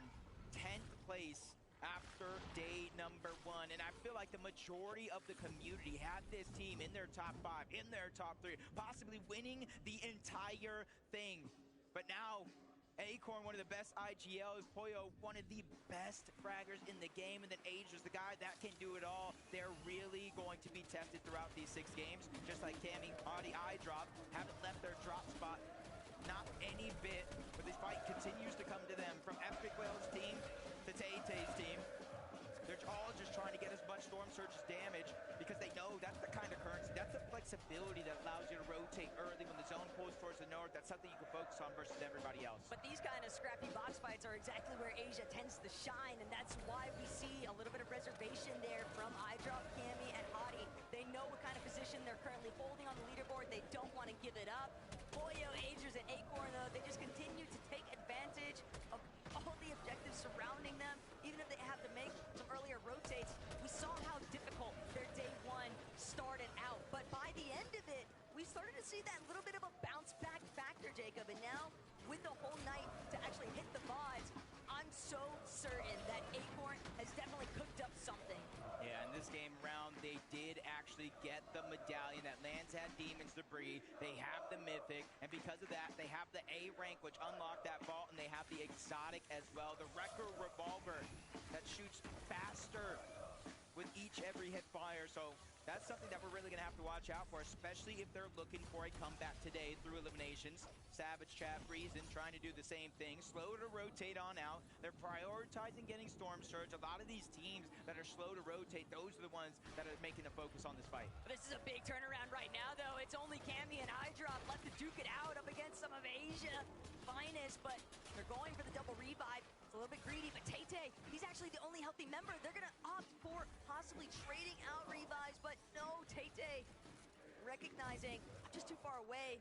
Crash pad out, going for the escape, but iDrop and Cammy aren't going to be able to give pursuit, at least not right away. But there's nowhere left for him to run. Tay-Tay, he's just going to have to full-on bail. And sometimes you just really don't get a choice. They're trying to bring all the loot back into their box. They know other teams potentially nearby, but Hottie's the one that really kind of opened up that opportunity, gets the knock, and the rest of the team was there. And that's a confidence-boosting feeling, knowing your entire team has your back. You can make a move, sometimes without even out saying anything. Clix, Higgs, and Yamzo kind of, I wouldn't say changing up their overall strategy, but all three of them as a team, they land towards those RBs just outside of the Supernova Academy. They get as much of that brick as possible, which kind of maxes out for the most part, and then they go and loot Supernova Academy. Try to get all the loot. I know everybody hears the crowd roaring right now. Swizzy, Mustache, and Queasy, business as usual, getting their early game Storm Surge, getting their early game rank ups, and then accessing the ball. And the main thing to take note of here, Jacob, is that these guys aren't changing anything.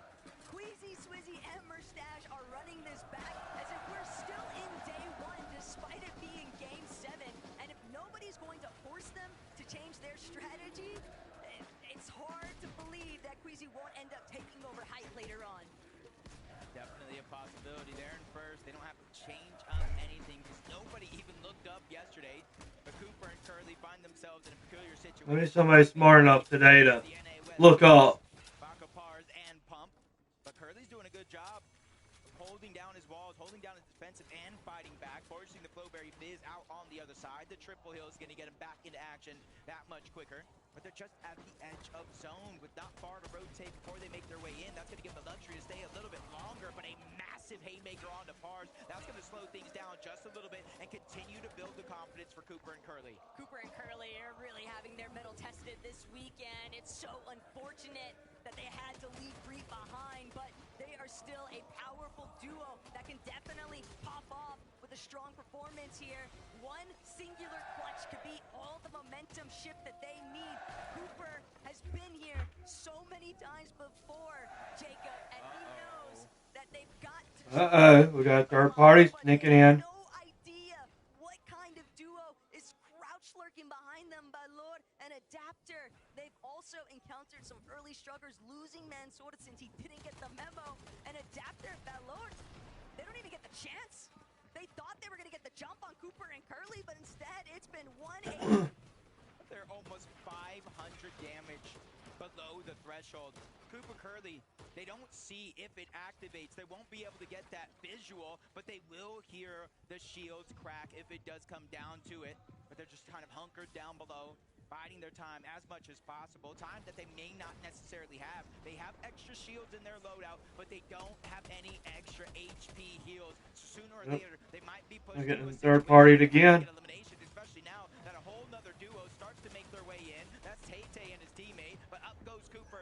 There's really 3 duos right there.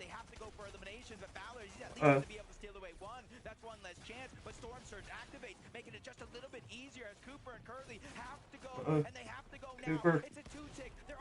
Okay. And there's Miz right there too. So they got some whites now. But they gotta make it. Oh, they got heals now. And a refresh. Valor, oh. Destroying him. The shield crack goes up yet again. He's using every single bit of healing resources he has, and it's still likely not going to be enough. Yeah, like I said, the shield's cracked. That's a giveaway for Curly and Cooper. Well, he got some hits on Curly. Oh, and Cooper. Oh, got himself above that storm damage threshold. But now he's got to get some whites. Some good damage yet again. Will he pick up the elimination? We'll wait and see. But Pixie, Vanya, and Marius, you can see the zone just outside of OXR HQ. These guys have been smooth sailing so far in this game. Marius and Pixie being the top 2 players damage and moving zone says enough, Jacob. These guys have been getting fraggy, and they plan to continue their streak, especially with all the company that's starting to dogpile around them. Saw in the distance, Baka, and I believe Pars both going down, looking to get cleaned up by Chap, Savage, and Reason. Got 3 limbs. Peterbot ain't got none. The threshold slap dab in the middle of the zone as well. Cold, Ritual, and So on average area where they actually went down. They got a trio and a solo on them. They know their performance yesterday was abysmal, and that's just a huge fire underneath their belt to do just that and have a good comeback. And Chino's just fighting on the other side. Went down. All the way from OCE, but his teammates are coming in. Backup has arrived. Chino's just getting pushed back further and further. Resign's starting to feel that confidence, but there's too many players all around. Ooh. Surprising Resign's catching him I got hurt. Roxy ran in, put him down. Sure to save the day. Down goes Resign's, and up goes their chances to win this fight. Just look at the way that Ferdoxy and Chino played this box fight, though. So many separate angles opened up. And on. No duo. Ferdoxy's just hanging out over there. Gina at. Gina's right behind Ferdoxy. Okay. And he'll flick his Vika up there. On the Polish counterparts directly next to where they're located. They do have that extra med kit down. Oh, they're about 800 above. Oh, now they're over 800 above. Ooh, they got the non broke his shield. We got his shield broke. Ooh, Chino's down. Oh, he's getting. Oh, no, he's not getting revived. Ooh. Come on, Ferdoxy. You got this. 2 versus 1 in this situation, and him being slightly on the edge of zone, if not out, he has to start getting information that is vital to his success. And even one more team going down, he'll start to get placement points on top. The problem as a solo, though, is that there's only so many Peterbot's directions you still can look at once, and overhead, Swizzy, Merstash, Queasy, they're already starting to break through. You saw that first knock take We got place 2 of them. for Swizzy, and he's still after another Ritual and Peterbot. They don't even realize they're being shot from underneath, but it's actually Sphinx who's taking down Peterbot in this lobby. Shadow from behind, never There it is down. Swizzy's got that elimination, and Muzz trying to save his teammate's life, but can the double revive actually come to fruition with Swizzy applying so much pressure? Yeah, multiple players, and he has that exotic, which is so much damage, just tearing through those builds. But you can see as Sony was his own, hold on over, they kind of brought themselves back. Probably Queasy making the call. We have to start to rotate. This zone is vital for our success. If we can get high ground here, that could be our 4th game win. But while one team's having an easy game, Iamzo and Clicks, with one of them being down, Iamzo's trying to get him back. Ooh, Hicks is out. Clicks just got revived. I mean, at least they're still in it, though. And they're not being contested at the moment, so that's a plus. He really wanted to see if he could get a good chunk out of Acorn Agers and Foya on that rotate, but crash pads are out along with the Flowberry Fizz. Iamzo's immediately going to try to claim a position towards the front side, but Ooh, Clicks went ahead.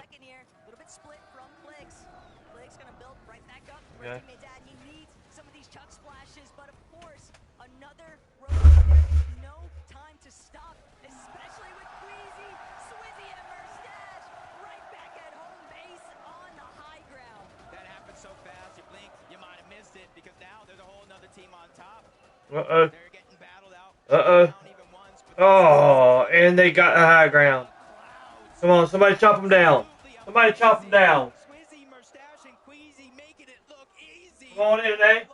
Everybody is at their disposal, and this is where we know what they do. They just target out second height over and over and over. They reconnect along the way, so teams are going to have to think of something different here compared to yesterday. Savage Chef and Reason seem like they're a little bit more intent on just trying to stake out these front side rotations. But for Clix and Yamzo, it's likely going to be a backside of zone play. They're going to have to find a refresh. You gotta stay up on this one, Clix. Doing what he can to drop whatever builds he can for Clix, but there's nowhere safe to tarp out through inside of these lower layers. Everybody is frazzled here. Yapko, Panther, and Seti also in a very strong top 3 position, and they want to hold on to it, Jacob. They don't want to let it go. They worked way too hard to get this far. To go down here in 15th place. Storm Surge still active, forcing players to fight one another. Even though they have to rotate to the zone, they're trying to keep their 3rd place spot intact. They're only 8 points behind as we stand in this game. Come on, somebody take out the high ground. Focus high ground, oh, y'all. Come on, somebody's got to look at high ground. Oh, Acorn's chomping them. Uh-oh. Uh-oh, they chopped down.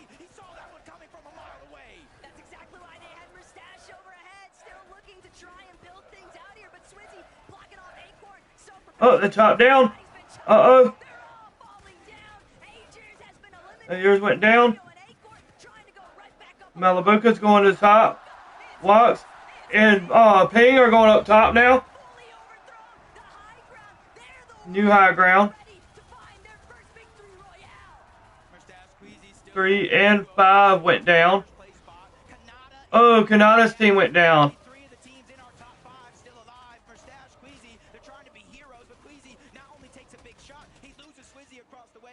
Oh, Squeezy went down. Squeezy's. Oh, there goes Squeezy. Mustache is the last one standing from the top team.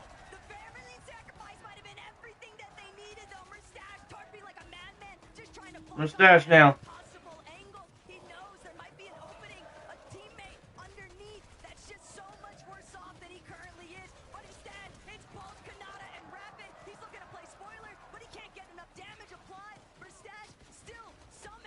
Savage fell back.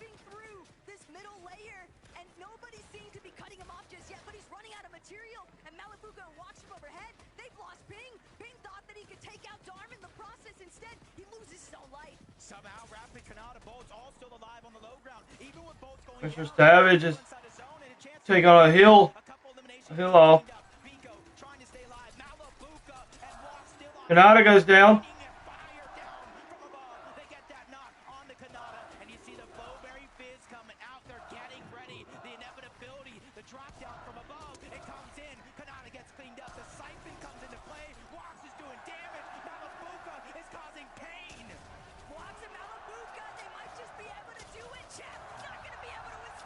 Oh.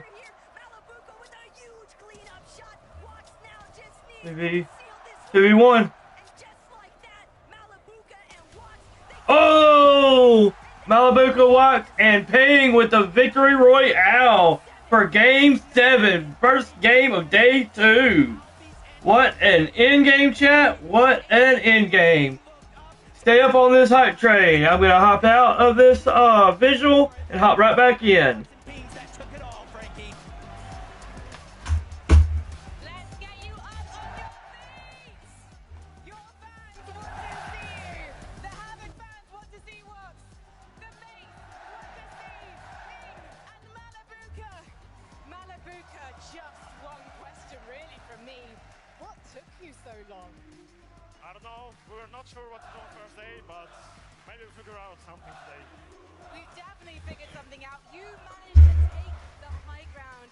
About time somebody decided to do that.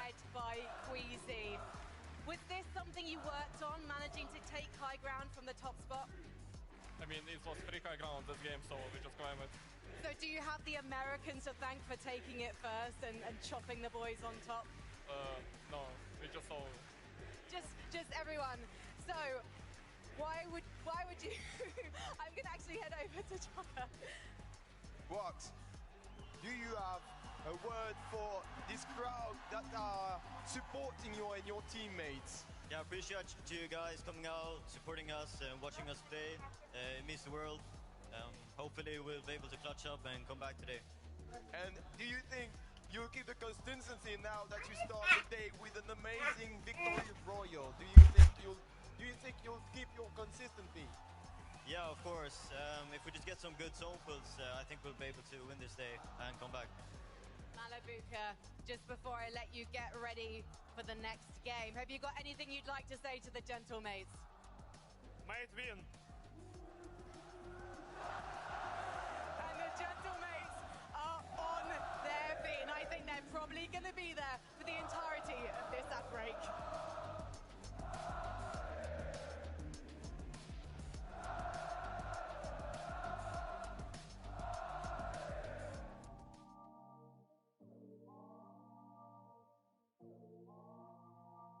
So, chat, was that enough to get y'all hyped up and ready for the remainder of this global championship? Because if not, I don't know what will, because that was awesome. Had somebody finally decide, hey, it's time to take out the high ground instead of letting them have it over and over, which was Acorn. Poyol and then Ayers jumped in to the mix, chopped them down, then Mustache's paying their teammate jumped up top there, man. Dude, it seems like the high ground is the place to be in the FNCS. It is one way to go about doing it. I mean, every single game that I've seen so far, I've seen probably about 90% of them be won from high ground. So it sounds to me, like I said, high ground is the place to be. But, hey, even down there in that low ground, them battles are freaking crazy. So, W's in chat if y'all are enjoying. L's in chat if you're not. And, hey, if you're not, I'm sorry. If I could do anything to help y'all out with that, I would. But, hey, FNCS is the place to be right now.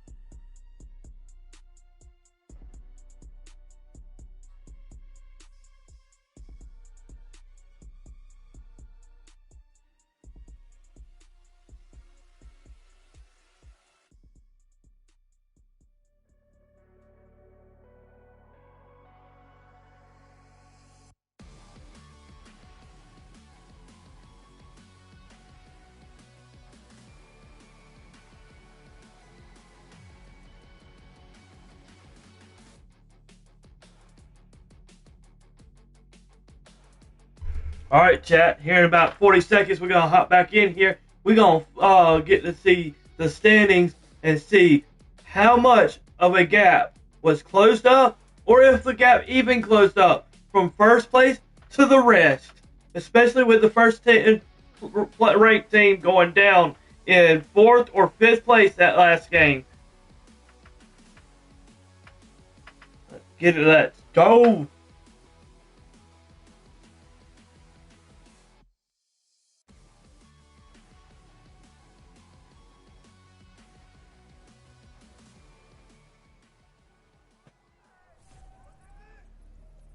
What is going on, everybody? Welcome back to the Fortnite Global Championship. This is day number 2, Game 7, the first of the day. Malabuka Ping Walks get a victory royale. They take away high ground from Queasy. We've only seen some attempt that incredible task so many times, but in game number 1 of the day, to start things off, Malabuka sends it. I can't believe it is even possible, right? We talked about how secure we thought Queasy was as soon as he was able to get up on the high ground. I can't lie, though, Mitty, it kind of felt like it was the team effort, right? Multiple teams kind of going for it. At the end of the day, though, Malabuka Walks and Ping, they were the ones that waited for the exact right moment, and oh my gosh, man, Malabuka got to the high ground. He quickly was like, nah, I don't want to be up here. I want to get in the mix. I know I need these eliminations to soar up the leaderboard. Yeah, what was crucial about this height take is, of course, we saw Queasy on right at the beginning of that end game. Then we saw Acorn's team going up to try and take it. They actually were successful in that height take. The crucial thing that actually ended up allowing Malabuka to take height was that zone pulled back. That 10th zone pulled back over all of the old builds that Queasy's team ended up making. And then, of course, it allowed Malabuka to save all those materials that they would have expended by extending out. They could then use that to then take height. So really well played endgame from these guys. More of the same needed. I think they made a few adjustments early game as well because things were going a little bit wrong for them at the beginning of the game yesterday. And this is what they can do when they make it to endgame. So insane, man. I love that we're starting to attack high ground, right? Like, we know high ground wins games. In some cases, 128 points now separate first and second place. Clix's team's dropped 1 spot. Only by 1 point, though. Come on. They go down almost 300 points from first place. They've got to get Victory Royale after Victory Royale. I don't know. Could they do it? That's the question. Nana Bolts Rapid, 5th place.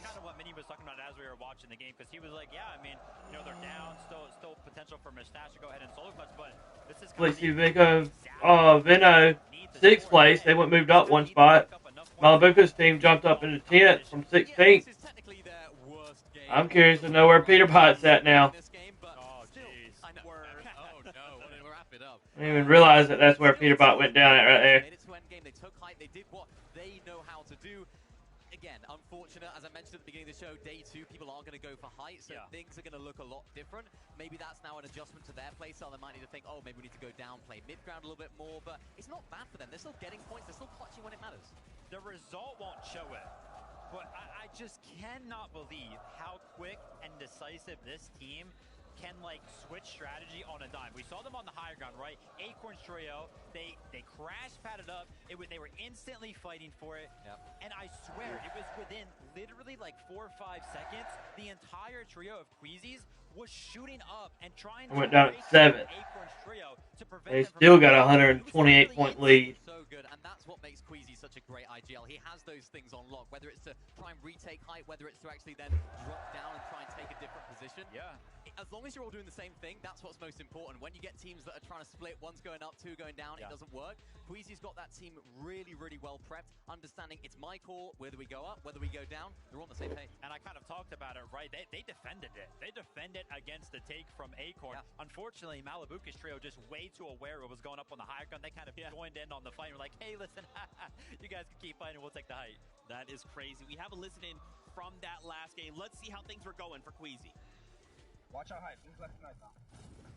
Wait, take it. No, you take it. I have it, 100. I have it. Coming. I'm gonna get the next shot. Yeah, I think. You need to take. I got the chop. No, you have time. Chop it now.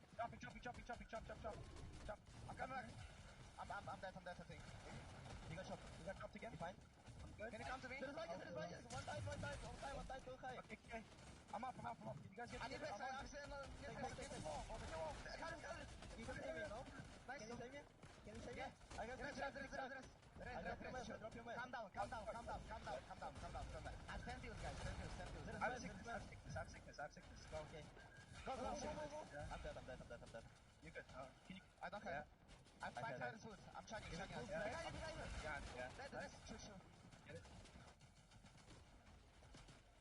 Go up.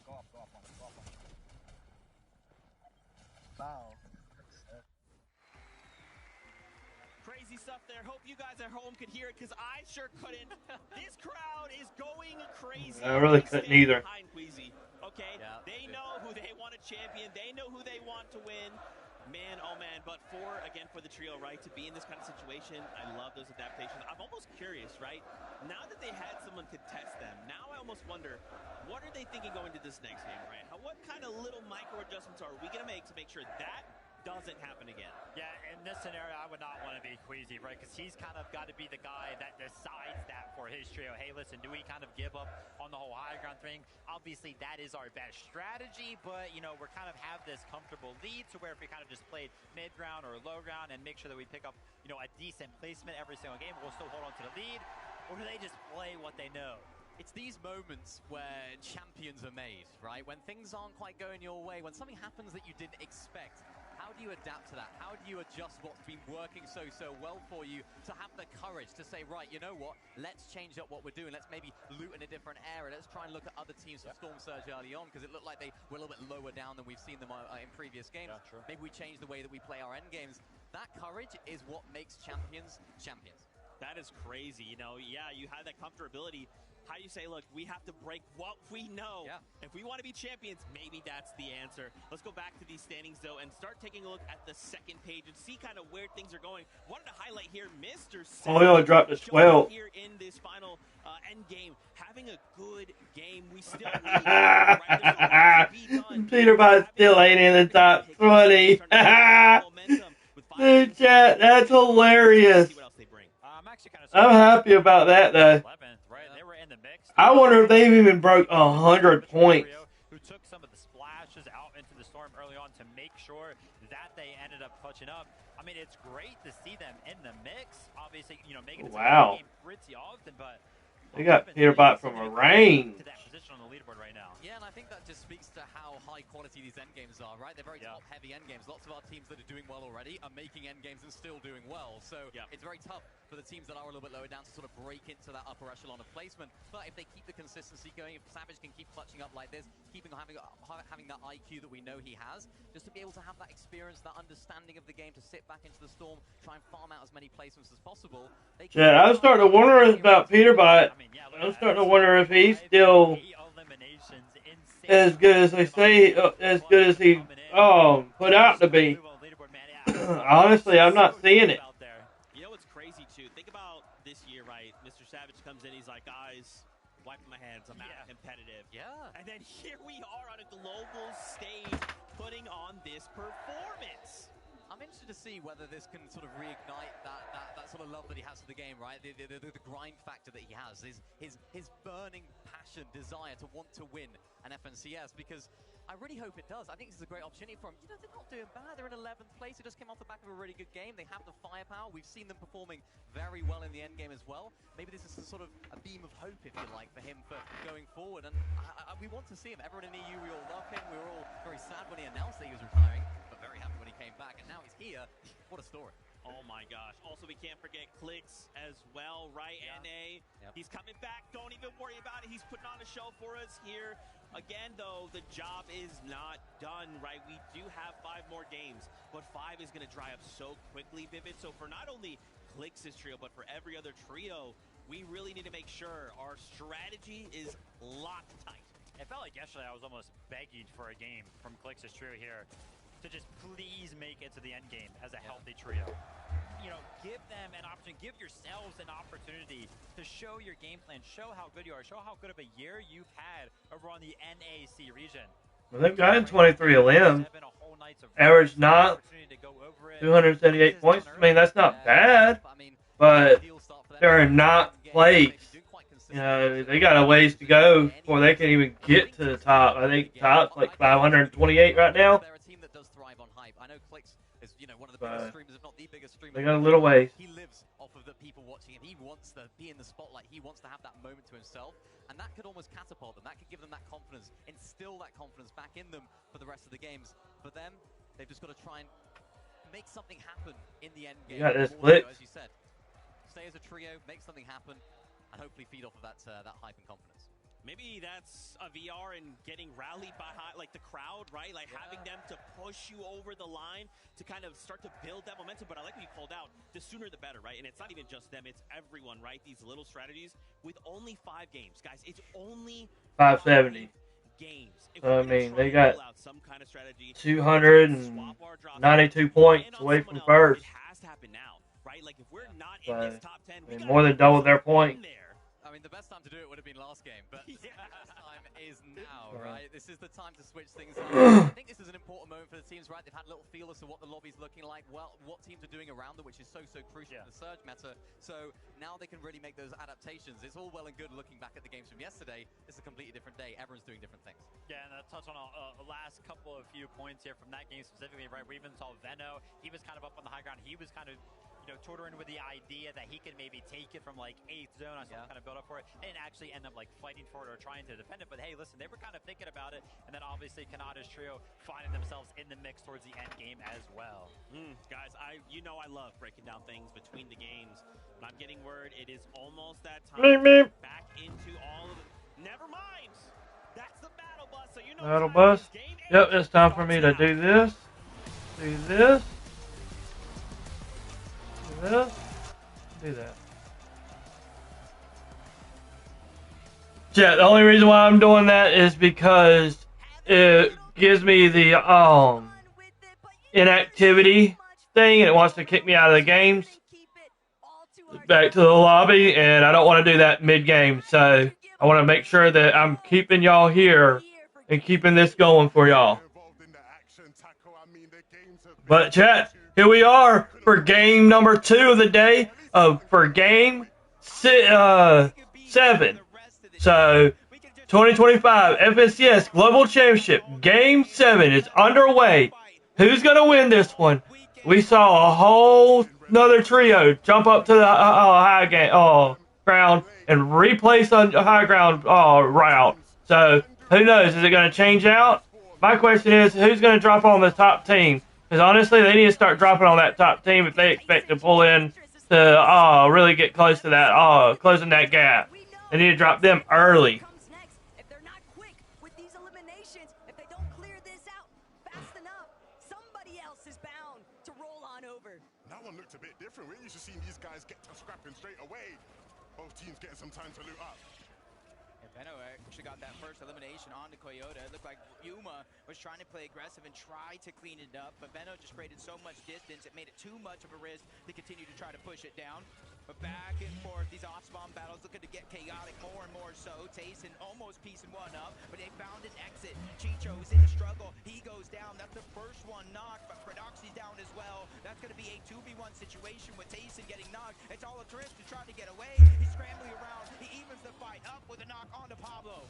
But the damage has already been done. Gino's just not healthy enough to stick around. He can't even attempt to play for that revive onto Pablo. And this is why these off-spawn battles between these two teams have been happening so quickly. Both teams are aware that once they take a second too long, this trio is going to roll on in and make it a nightmare. Again, Gino able to get away, and maybe his trio still has hope in this game, but not the start either teams would have wanted there. And they're still going to have to revisit some other method to reestablish all of that lost surge from those full eliminations. But Gino, still, a bit of a mastermind play there. He knew the fail was the perfect moment. This is it right now. Uncontested yet again, but the biggest difference from that last game to every other game before, there's more and more players looking up. There's more and more teams ready to contest it. They realize there's only 6 games left throughout the entirety of the day. 5 now with 1 already done, and their chances to overcome that point deficit is going right out the window. I mean, for watching it on the sidelines, it doesn't look like anything really can get in these guys' way. I think they've showed their ability to still get so many points out of games, even if it's a game where hype doesn't quite go their way. One of them still able to clutch. Can anything stop them today, Taco? Hey, what's up, Nat? How you doing there, brother? Not necessarily, but can anything catch up to them? There's nothing scarier in my mind than a wounded animal, and that's exactly the position that Peterbot, Cold, and Ritual have been in after yesterday. But Gabzetta away, Scarpa, they picked up exactly what they needed to. Chino's not going to have that opportunity to try and play hero. That's good, brother. That's good. Hey, just as a note, try to keep chat family friendly, brother.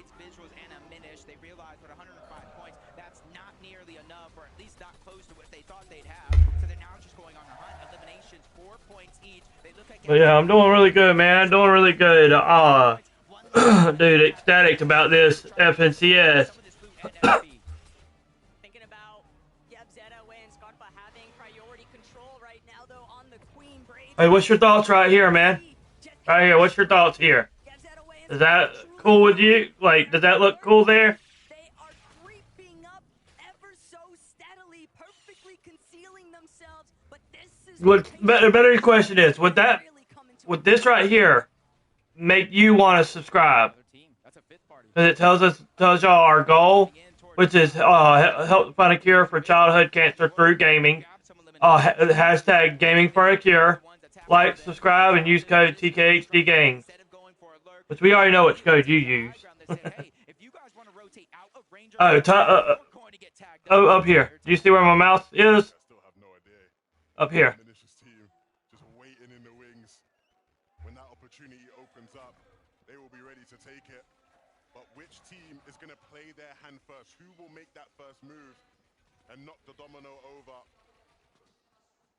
Would something like that make you, you want to subscribe if you came to a random channel and saw that? Disco Striker, while they had seemed initially so intent on getting in. Okay. Alright, I'll try to, I'll make it bigger for my next streams moving forward. Surely this has got to work out for visuals. Honestly, I don't think I can make it go bigger right now. The less time to have to get Surge later on. Someone has to do something quickly, and I think they're starting to realize that. Oh, but yeah, I think everybody's realizing things aren't pushing. They're not happening as quick as they should. The third parties don't got their opportunity to lurk for eliminations. So Striker, Kadu, Tisco, they're going to be the first ones rotating on out. But Arc School and Salco, look, instead of going towards the south, typically they were fighting that team. Kadu and his entire trio. This time they're pushing up towards the north. Vortex, Goofy, and Mountain are going to be in their line of sight. School missing a crucial shot. They are in the zone, so every second is just more damage being ticked off. How's everything going over there on FT's channel? Is he still asleep? He was doing so much to carry his team yesterday, but School not going to have that opportunity. Vortex, Goofy, and Mountain defend their current hold, but it's also making you wonder what happens to Queasy now that they've been interrupted. Yeah, this is going to, again, be a real test. Will it be a chink in the armor? Will it be another walk in the park? For our OXR HQ team, things looking like a walk in the park. I mean, we've seen them do this many of the games so far in this competition. And the crowd will chant for Vanya Boo Boo. They know things are looking good. Vanya Boo Boo. Pixie will be fine. I'm sure the revive will come through.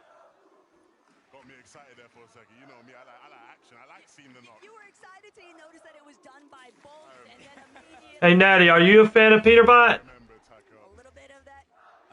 Speaking about Peterbot, I spoke him up. Okay, we got a sixth party now joining Rangers Ruin. Honestly, when Rangers Ruin first appeared, this is the team that said, hey, we're ready to take a triple contested fight against Prodoxy and Taste Trio. They ended up changing things up a little bit, but now they're going back to that home base where they first called it. And now they're just trying to get damage onto anybody, and this might be a good plan for a team like Cold, Peterbot, and Ritual that had struggles throughout the first 6 games on day 1. They're trying to figure out the formula for success here. Okay, well, Polio and Peterbot won 2024 when it was duos. This year's trios, and Peterbot, he's been doing crazy. They won, his team won the Major Threes, which was the last FNCS championship before this one. This is the actual, hey, it's Clicks. This is the actual, like, the championship here. So this is the finale day right here. And, yeah, they was at 31st out of 33 teams, yesterday. They started today 24th. and usually they're usually sitting in the top 3 every single time. Yeah, it's crazy. But yeah, I'm pulling for Higgs, Clix, and Iamzo, and they're in 9th place right now.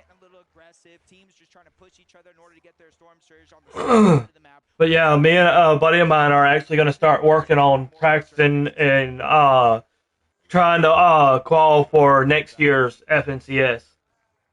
And it's going to be hard for me because I just now transitioned over to keyboard and mouse. And I'm fully on keyboard and mouse for just 0 build right now. So I got to get working on build mode. Yeah, so he's got to get him another setup. His setup messed up on him. So we're going to be a little delayed on our practice. But he said a couple weeks he should have it. And I think the start of it's going to be at the beginning of next year. Come on, go ahead and take Peterbot down. Go ahead and take him out. Nobody wants him in here. Even the audience was booing him when they were walking out.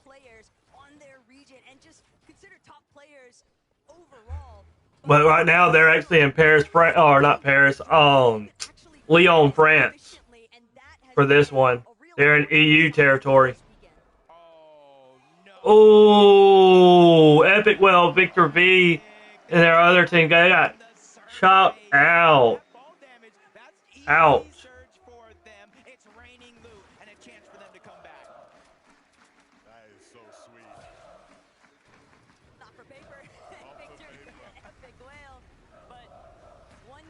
I know, right? Epic Well, from what I have seen or heard, Epic Well has the most most wins in the FNCS. So to see him go down there, RIP for sure. Hey, it's Kanata Bolts and Rapid. They haven't had to move far from their actual initial drop spot. You see them saving the slurp truck down below for those. Yeah, if y'all didn't know that, you can land in that water and survive. That right there, in my opinion, should not be a thing.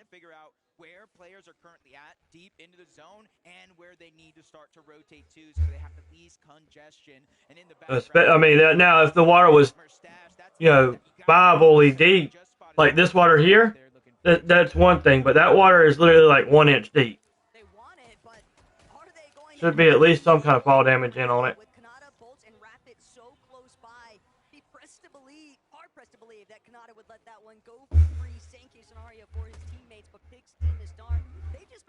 Their own methods, and it's worked out heavily for them. Team with such little experience, but you could never tell. Hey, Natty, I got something for you. Set game plan, set structure, and This that's about to pop up. This is my favorite Bible verse. continue to make their mark on this lobby, but there is still plenty to do.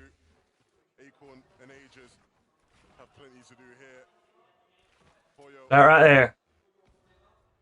Gonna have to be picked up. And you can also put exclamation trust, exclamation maps, exclamation Discord. If you want to join my Discord, I'll add the Discord link. Exclamation TKHD and exclamation God for it.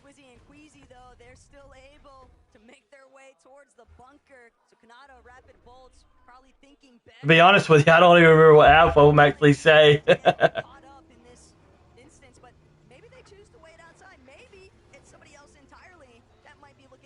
And then what's about to pop up is our maps on Fortnite. That last one that came on. They have to rotate towards that OXR HQ. They have to rotate towards the south. So for Vanya and Marius and Pixie, they're going to be able to kind of see Mustache, Swizzy, and Quizzy. If they memorize their outfits throughout the course of the game, they're definitely going to get that 100% confirmation and a chance to take them down. And there's our Discord. If you want to join it, Natty.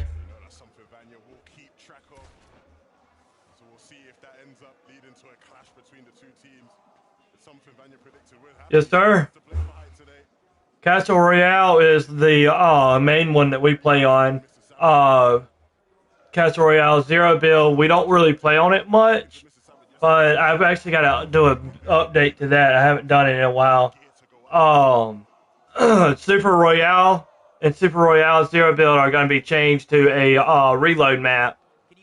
And then I gotta add some more of the weapons into all the maps, really. The new weapons. But yeah, man, take a few of your buddies out to the maps and check them out. But the fan favorite for us is Castle Royale. That is the fan favorite map.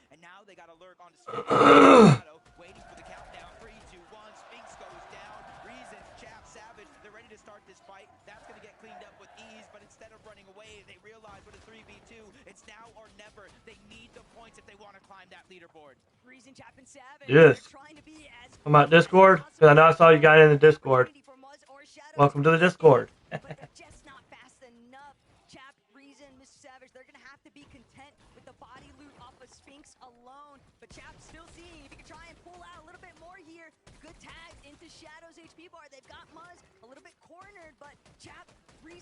Mr. Savage, this is all that they want. They're stuck just outside Edge's zone, and they know if they clear out That last one, I gotta change that. Because we're gonna be allowing a little bit more on profanity. We're not gonna go all out on the profanity, but we're trying to keep it semi-family friendly at least. That's what my fans voted for. Oh, there you go. Join the Discord. Why did it do that? These guys are going to be weak. These guys are going to be on the back foot. So they'll continue to pressure, but let's not make any mistakes here, boys. Yeah, they're out of zone. They're kind of thinking not too many teams even hear the noise, but get Dead away and Scarf, but they definitely do, and they're moving in. But Muzz goes down. Chap's trying to finish this fight, and they do. So Savage takes down Shadow, but the third party is now making it hard. Oh, wow. That's the way to do it. That's nice. Chat, my mother's on a cruise today. I'm trying to see if I can get where y'all can see it. It's the Statue of Liberty, but like not the Statue of Liberty inside the cruise ship. It's pretty cool. Let's go, Natty, with the sub. No, clicks went down. No, and I missed it too.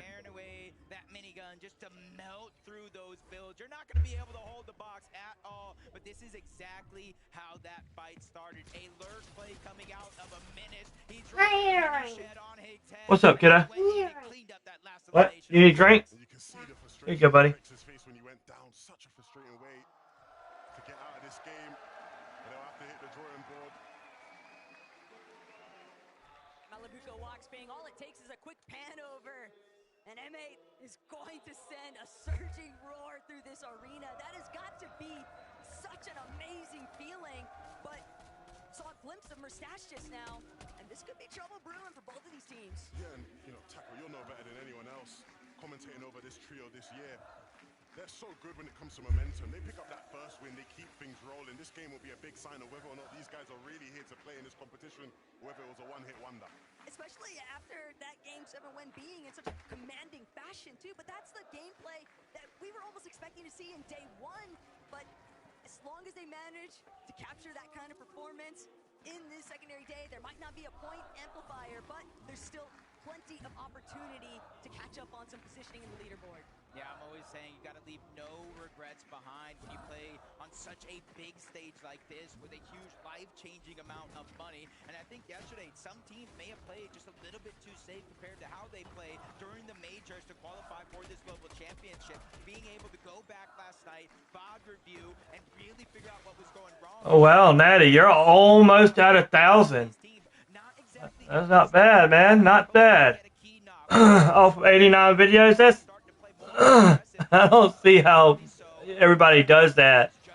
You got 89 videos, you're at 958. I got a buddy of mine that's got like 50 videos and he's at almost 100K. I've got a little over 600 videos and I'm only 633.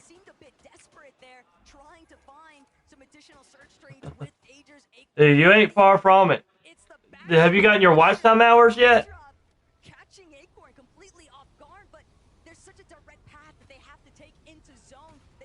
Yeah, I've got, here, I'll tell you exactly how many videos we got.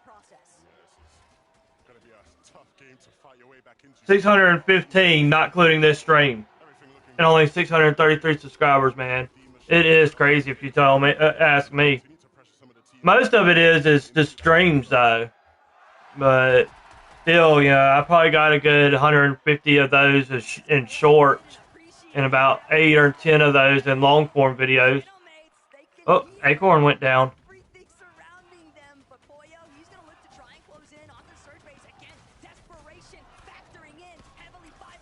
Okay, well, what channel are you on? Mainly on. Ooh.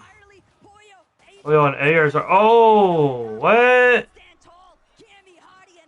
Hey, Poyo went down, chat.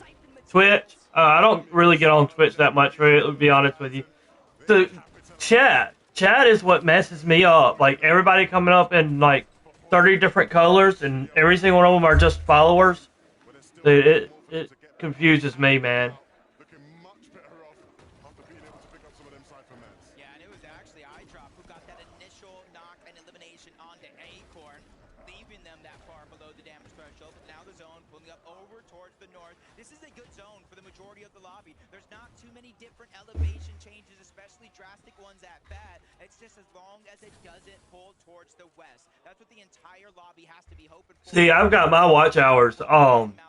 We're sitting over 4,000 watch hours right now in this month, and or this year. That's brain rot stuff, man. My kids like it. I think it is the dumbest thing Fortnite or Roblox has ever came up with. I mean, I hate to say that, but it is not for me at all. I mean, if that's the way people are getting up on viewership, subscribers, and stuff, so be it. You won't see me do it. I'm not going to sit there and do something I don't like just to please, you know, get subscribers and stuff. I'm going to sit here and stick to what I like and hope that, you know, other people see it the same way I see it. And it's crazy to say 633 though, when we had 2 videos. One of them hit 11K views, and one of them hit like 13, 14K.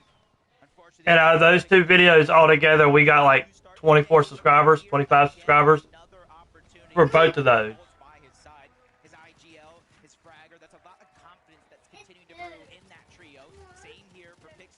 Yeah. Yeah. I mean, I can look at it like this, you know.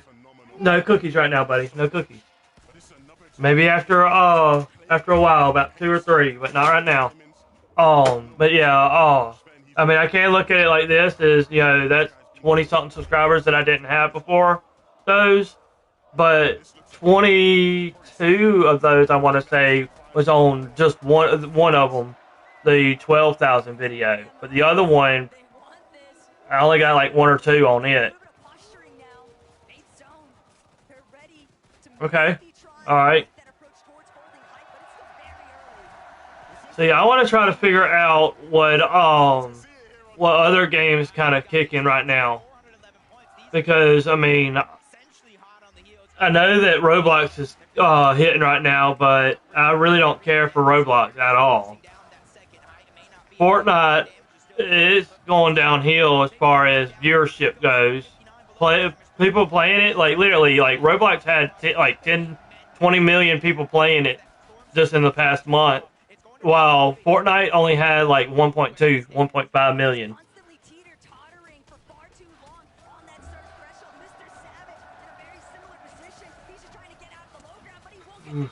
Oh, there goes Mr. Savage team. 15th. Imagine if one of them pods dropped on one of those, where somebody's sky basing, hit straight through it, but broke it, and they fell and died to fall damage because of that. Dude, I would be rolling laughing if I saw that happen.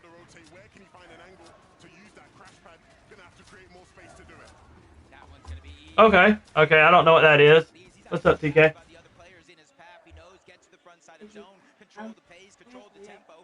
What? You want some what? Lunch? Oh.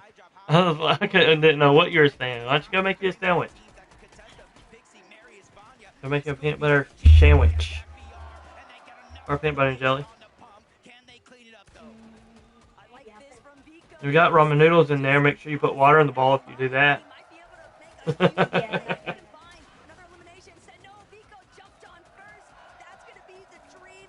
Yeah, I don't even know what that game is, to be honest with you.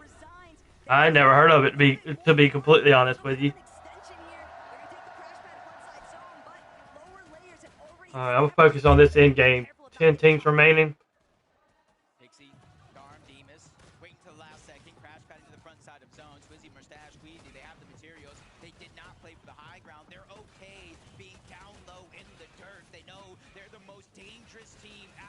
This team right here is ahead by 160 points. It's Canada.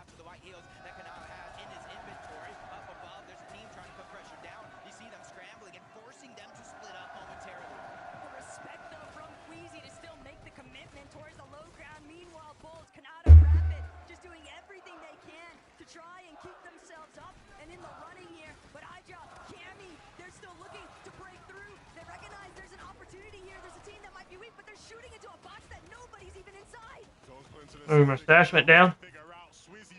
Queasy now as a duo. We've seen them dominate from the skies. But how good can you guys take it? Swizzy wants it, looks to chop. Pixie, Marius Vanya. They've held on well for now, but this is the hard part. Can they continue to hold on as the 11th zone ends? See the double pump coming out from Marius. That's not going to deal a ton of damage or even pressure. Marius is dropping down along with Pixie, staying to the backside of zone. They're making sure nobody can flank him as Bolts takes down Cammy. Well, that's pretty much my loadout right there with Bolts has. Ooh, Squeezy went down. Squeezy is the last one standing. Oh, and he goes down 6th place. Wax is the last one standing for their team. Yeah.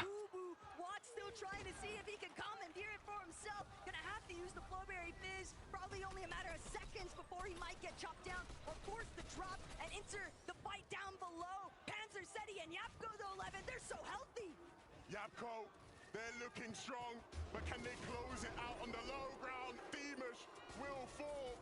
And so now, Seti, Panzer, Yapko looking to remind the rest of the competition that they are in it. Coming down, Wax.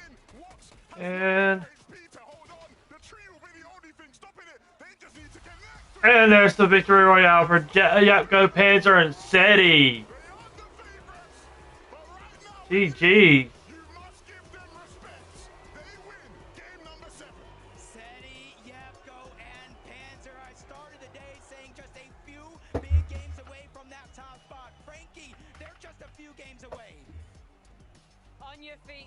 On your feet. Seti, it felt like it was just a matter of time before you got your victory royale of the 2025 Fortnite Global Championships. How did you manage to do it from the low ground? I mean, I just have the best teammates and we have very good chemistry, so it just works. But the chemistry has come so quickly for you guys. Yapko, coming back, we talked about it earlier, from North America to Europe. Why do you think Europe is so successful here in Lyon? I don't know, we're just crazy. You are crazy, absolutely. Incroyable, mesdames et messieurs. Félicitations, congratulations for this first victory royal. This victory is the beginning of a lot of victory, do you think? Do you think you have more victory now that you started? Yeah, I think so. So, how will you manage to have more victories now and to keep going on this? I mean, we just maybe found the secret right now, so we're just gonna keep trying the same thing and gonna see how it works. Seti, I think you're enjoying this crowd. Yeah, I love them. It's like a love-hate relationship now. Well, I think I'm gonna leave you to enjoy them a little more because we need to take a break. We'll be back with game number 9. Dude, I'm telling you, chat, EU has been running it. like crazy, this FNCS.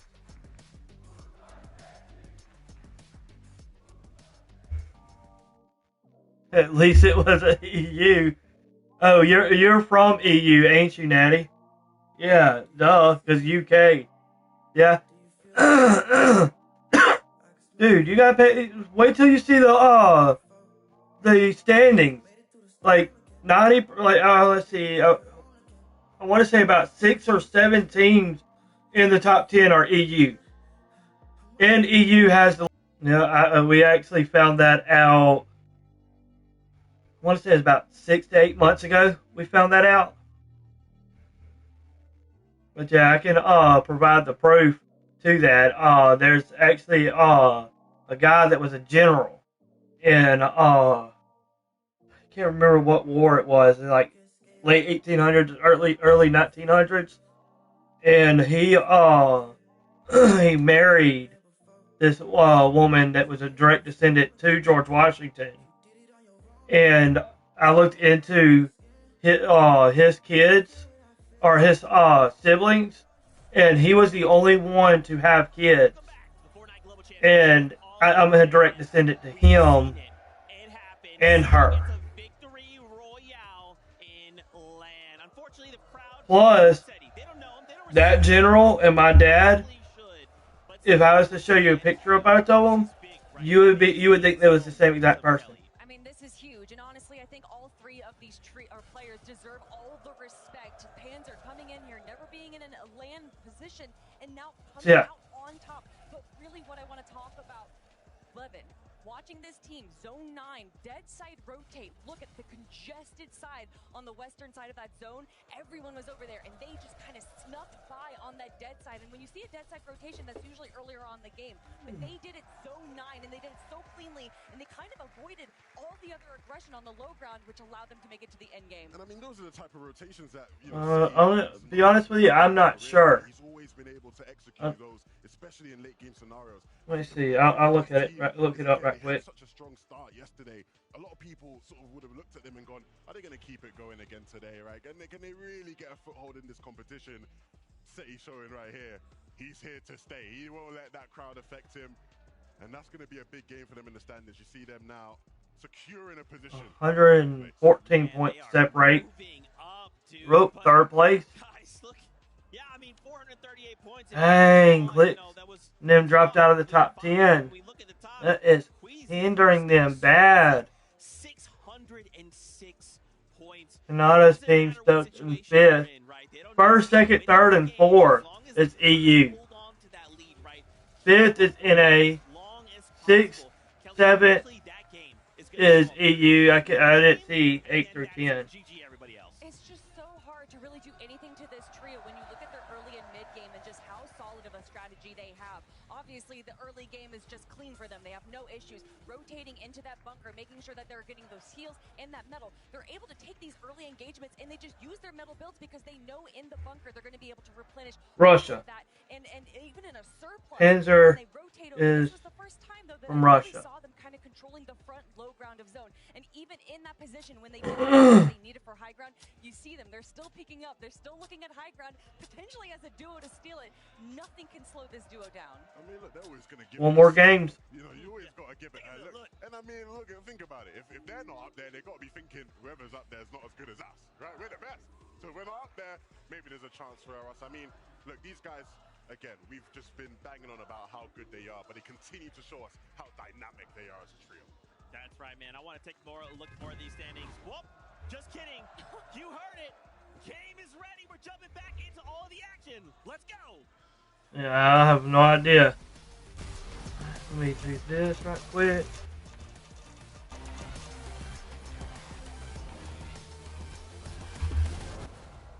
Alright, chat. Here we are with game number 9. That means we got 4 more games left before we crown a 2025 FNCS Global Champion.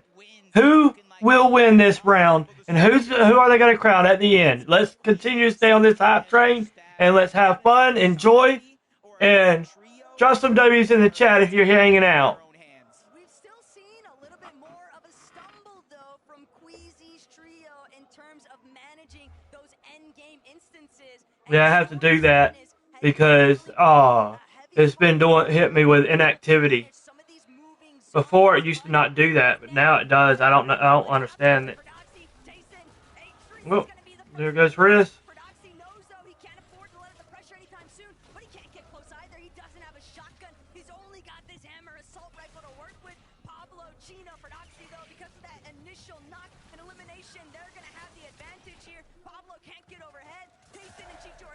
Chicho with an excellent shot, delivering straight damage towards Pablo, but it's only Tayson left to try and fend for himself, and the swarm is coming after him, everything crumbling at his feet.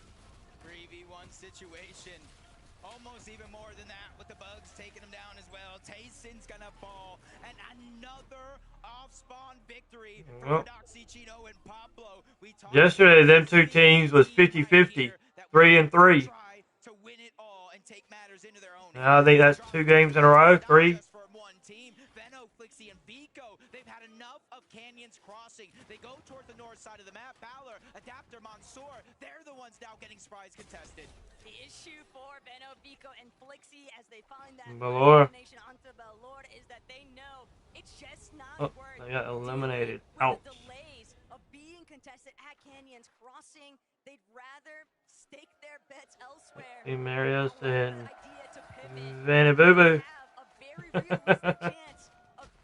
Vanyak, they literally the fans have been calling him Vanny Boo Boo. You hear him? Vanya Boo Boo. You hear it, Natty? Just what a supportive teammate, tossing medkits their way, making sure that everybody has ample white heals to play tag off Surge. This is a team right here that I want to win this thing. Yeah. Dude, the only way that they're going to win this is if they get about 3 victory royales of the next 4 games. That's the only way that they're going to have a chance to really do anything. But most importantly, it's how quick and fast you can kind of max out your brick material, and then they go right back on over to Supernova, where this time it's a little bit of a hot drop. Extra loot. Yeah, well, Paper Victor V. That just wasn't a one-game wonder. They're going again at Cammy and iDrop. Hadi's already out, and that gives them a huge advantage. A momentum shift, confidence at an all-time high as Victor V looking to go toe-to-toe with Cammy there on the other side, fighting for pieces, knowing he has his teammates behind him. He's ready to go all in. Ever since Victor V was able to shut down Peterbot in the first lobby of yesterday, Jacob, it seems like he's been playing with an all-new level of confidence, and that's the most lethal kind of confidence a player could possibly have. Victor V still looking to close in onto Cammy and iDrop, barreling at the walls here, and Paper directly underneath. It's a lot of pressure, and there's nowhere to run. That is until Pump possibly decides to enter the exchange. Third party. Ooh, Victor V goes down. The aggressive nature coming out of Pump. He's the one that locks in and gets a lot of the damage and eliminations. He was the one that won Major 3, forcing that spot to roll down to Victor V, Epic, and Paper. But at least 2 of them are still alive. The IGL, the 6-time FNCS. Cammy by himself now? iDrop, Hadi, and Cammy rotating out of this. They have a chance here. It might not be a massive one, but a chance to survive. Get Victor V back into the game. But you can see on the minimap, the zone is kind of telling. It might kind of center up this game instead of leaning one side to the next. But it's all about that north or south pole where these teams are going to have to rotate quicker than ever. Different scenes for Chino, for Doxy, and Pablo. Ever since they won that initial battle at Rangers Ruin, had full control of the swarm. Now they're getting the priority access and double the trouble. Gonna enter the conversation. It's either double or trouble, but not double the trouble. Considering their playstyle. Yeah, Slapberry Fizz could be good. Extra heals. Yeah, a Wrecker Revolver, the exotic could be good. But the way these guys fight, 2 different one-pump shotguns could possibly change the game, especially since they ended yesterday with a win and 19 eliminations. They're trying to channel that. Arc continues to take the fight towards the north side of the map. Goofy, Vortex, and Mountain, they're the ones they had enough of throughout the day. And Arc, yeah. So I hear there's a potential collab potentially the skins are coming here soon, but I don't know how true this is. But SpongeBob might be coming to Fortnite.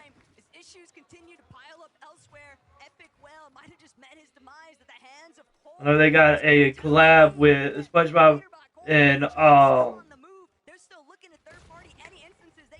that car game. I can't think of it. The car game. Rocket League. They got a collab coming. So there's a chance that they were going to bring the skins to Fortnite. Dude, imagine getting boxed up and eliminated by SpongeBob himself. Or heck, even Patrick. Mr. Krabs. Yeah. Dude, I'm just waiting for Mickey Mouse to come to Fortnite.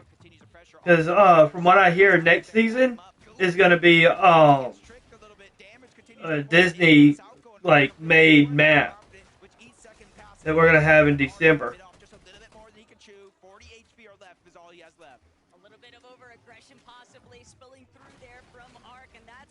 Hey, did you see that about the Simpsons making a prediction for a bunch of Americans to become millionaires because of the jackpot in 2 days?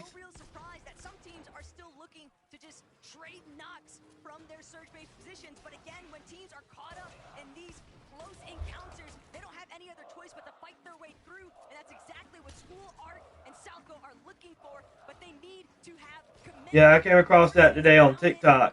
Apparently, within the next couple of days, because our jackpot is up to $2 billion, apparently, the Powerball numbers have been leaked, and there's going to be a lot of people going to get that, like their card, I guess you could call it, and yeah, a lot of people are apparently going to be millionaires. You know, the Simpsons, they tend to predict a lot of things. Heck, they predicted Donald Trump becoming president.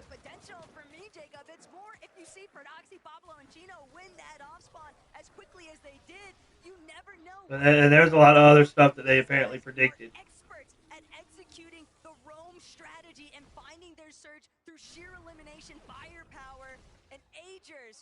Left to pull back the Demons debris, but this is like starting from square one. 2 builds, we can see a little bit of where things went south here. Checking back in with Prodoxy, finding that initial knock, leading into the elimination onto Pollo. It's just disastrous right now for Acorn. Not just them though. No Savage, he was knocked. Chaps are trying to get back into it, but ooh, Mr. Savage's team goes down. To Snowy and Sod. Ryu, he was eliminated early on, but they have to watch out. The third party's now looking to crash. They know, they heard it. That's Reed Cooper and Curly trying to make up for lost time. They were able to get the revive off, but Sod just a sliver of HP, looking for survival. The launch pad comes out, so they have to abandon ship. Cooper sees it in the storm. This is his only chance. They cannot let him survive because they need the points. They need the surge. Got the elimination. Curly and Cooper, just the perfect tag team to nail those players. The moment that they try to escape. I need to start landing on the top team. Vicious, and it's crazy to think, Jacob, at how much action has really taken place inside of the storm. Oh no, I saw what happened in the feed, but now we get to see it here. Flixie down. Vico's trying to fight back. He gets the elimination onto Tay-Tay. Rido's essentially going to be by himself. And you see him lurking around. Venom just runs into the brick wall.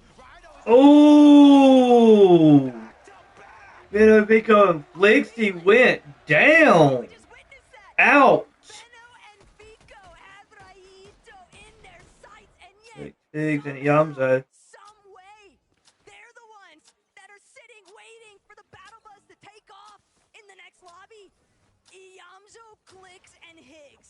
Drawing us back into Supernova Academy, but Jacob, this is preposterous. What is taking place?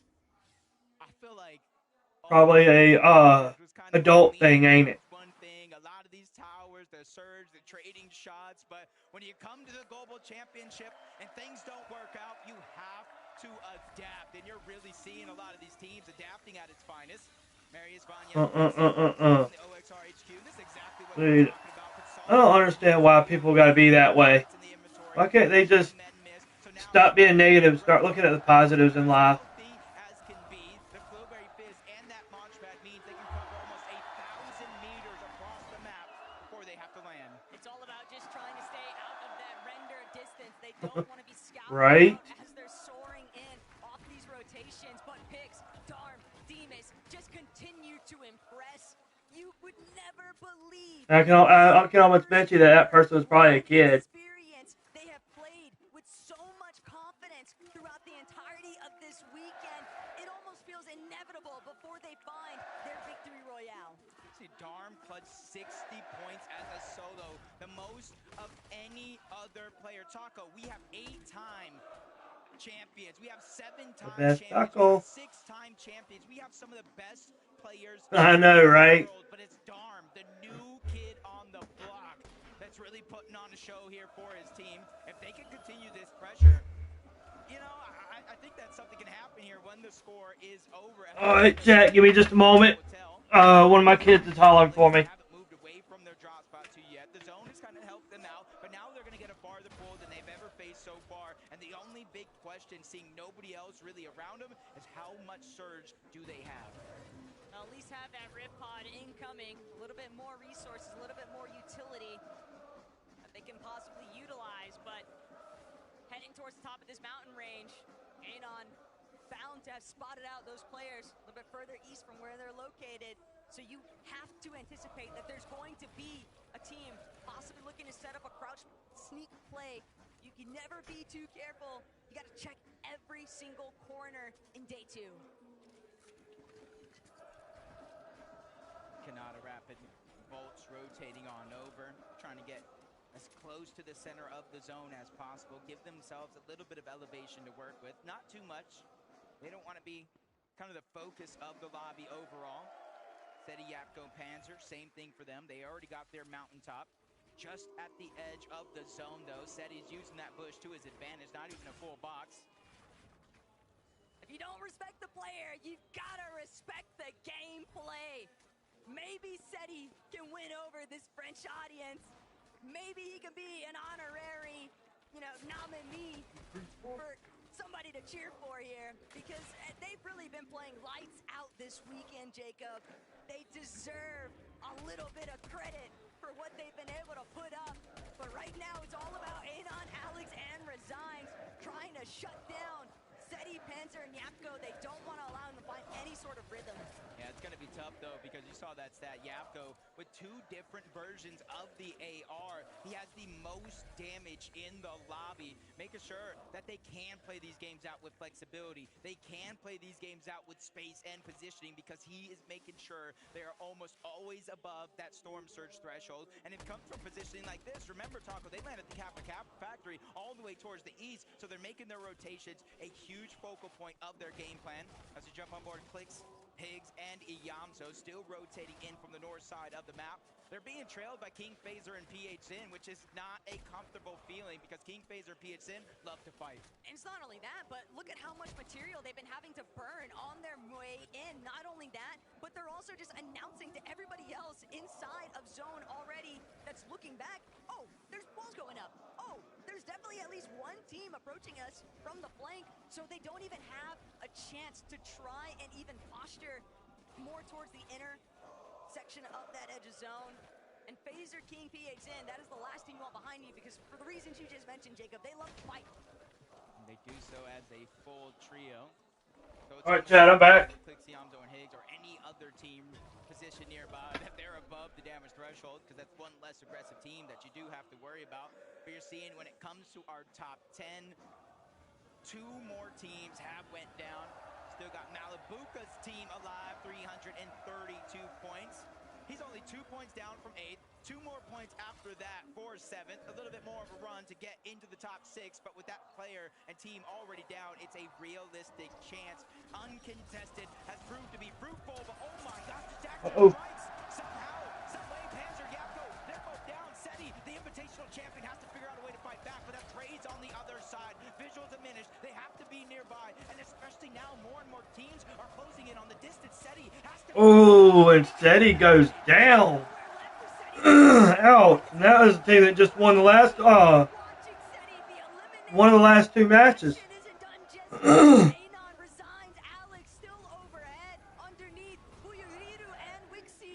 Trying to prevent Braids, Visuals, and the Minish from actually leaving this territory. But for how long can they actually stop them? The moment that they move out of here, Visuals bound to take notice. He's immediately trying to apply a little bit of additional damage, maybe get some good shots up. But revisiting what was going down with Clixie, Hey, they're actually going to be the ones to get the jump onto Asia. Brazzle, a little bit too isolated. Ooh, got a knock. Yeah, Brazzle got frazzled by Clixie, Yamzo, and Higgs, but they're not giving up. Here goes Ratio. Oh, Clicks goes down. Oh. Clicks goes down. Higgs is trying to stay alive, and he does just that. Yamzo helping save the day, and that's the big part from this team. Because remember, there was a moment yesterday. They got a knock. They got an elimination onto Kanata. Higgs wanted to push over. He wanted to fight that fight 3v2. The rest of the team said, nah. They're getting them rebooted. These guys have come for a comeback. Hopefully nobody's nearby. Still looking to see if we can find him, and Victor V right next to him. Pablo so deeply tucked away. Alright, now, oh, that's cool. Oh, appreciate that though. Have fun. Hope you enjoy the games. What's up, buddy? Okay, I'll get you something here in just a minute, okay? In the entire world, and that's Victor V's legacy. If y'all remember way back when Arkham was even still playing Coney Crossroads, Victor V said, this is my drop. I don't care how many championships you have, Epic. I don't know how many championships you have, Arkham. You're gonna have to go through me. Alright, I'll tell him. He just ran out the room. But I'll definitely try. Come on, somebody needs to drop on them. They want to have a chance to win and having anybody else win this thing. Somebody's going to jump on this team right here. Start game the next 3 games. And Mustache, Swizzy, Queasy, definitely still being very conscious of what surrounds them. School Arc and Salgo not too far behind, but Yamzo and Clix, they're forcing their way into What happened to Higgs? and they just don't have anything to work with. The last of their materials being expended. Yamzo even opting to try and fall further. Clicks goes down again. Medmis can buy him enough time, but Pump, Baka, Pars, they're already in zone, Jacob. They'll hold this for as long as they want. Yeah, and since they're already positioned in zone, like you said, it makes it an easy decision for Pars to kind of go by himself. He knows his teammates are watching his back, try to get that loot as fast as possible. So it's like, I'm out of here. On Yamzo. No! No! As they take down Clix, Higgs, and Yamzo, and their Dang. continue. Just asking for way too much for Yamzo to wiggle his way out of that one. Even if it hadn't been Baka, Pars, and Pump, you could see there's still several other teams in the area that were bound to lobby focus that solo. The moment that they spotted him out. Malabuko walks ping though. Looking to get a little bit more active here, trying to funnel teams around them. They want to see if they can make a play. Just to switch slightly higher up off the elevation, utilize natural map terrain. But they're still holding teams back. They don't want anybody rotating through them. Malabuka keeping a heavy eye out. Walks, separate angle hold there too. But right now, they've got a little bit more time. It's the calm before the storm. I think that's a little bit of an understatement, the way some of these games have been going on, especially today, where more and more teams are realizing the position that they are in on that leaderboard. They're realizing one of the only ways to come back is actually contesting that high ground, making sure Mustache, Quizzy, and Swizzy don't continue to run away with a tournament. I mean, they're doing the same thing. Him and Braids getting active early on. They get another elimination on the mid team. As the Arms just continue looking around, every team that crash pads to the zone, they're at least landing 1, 2, 3 crucial shots. Which is where you see the difference right there from Coyote, Yuma, and Raise, is because they used a Flowberry Fizz with the crash pad to cover more ground, get higher up in the sky, and make it harder for them to get tagged up. A little bit of a look back into what went down with Brazil. Phaser actually winning out, getting a good knock onto Cooper. And that's going to leave a very difficult entry point for Salvo, Arc, and School. They're not even going to be able to push through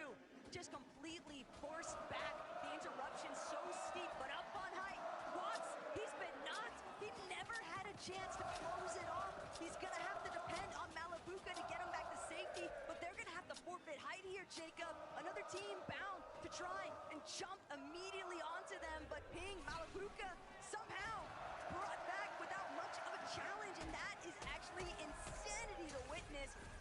And it's the surge underneath, that's the real problem. It's not just surge, it's active surge on top of that. Alex and On resigned, they're trying to rotate away. They get some shots, but they're still 160 below. Every 7 or so seconds, 25 damage pours out, and you don't get knocked. You get straight eliminated. Crash Pad, Flowberry Fizz, they're doing what they can to rotate towards the zone, but it's Queasy, it's Quizzy, it's Mustache on the other side. M8 versus M8. Malabuka has no choice. 128 below the damage threshold. Queasy down, Swizzy, a sliver of HP. It's all up to Mustache. But Mustache knows how to play it through as a solo. He can maybe clutch up big time here. He just needs a few more placements to continue in first place. Malabuka blocks Ping, still underneath that surge threshold. Oh, snap. I think Peterbot, kill feed getting eliminations.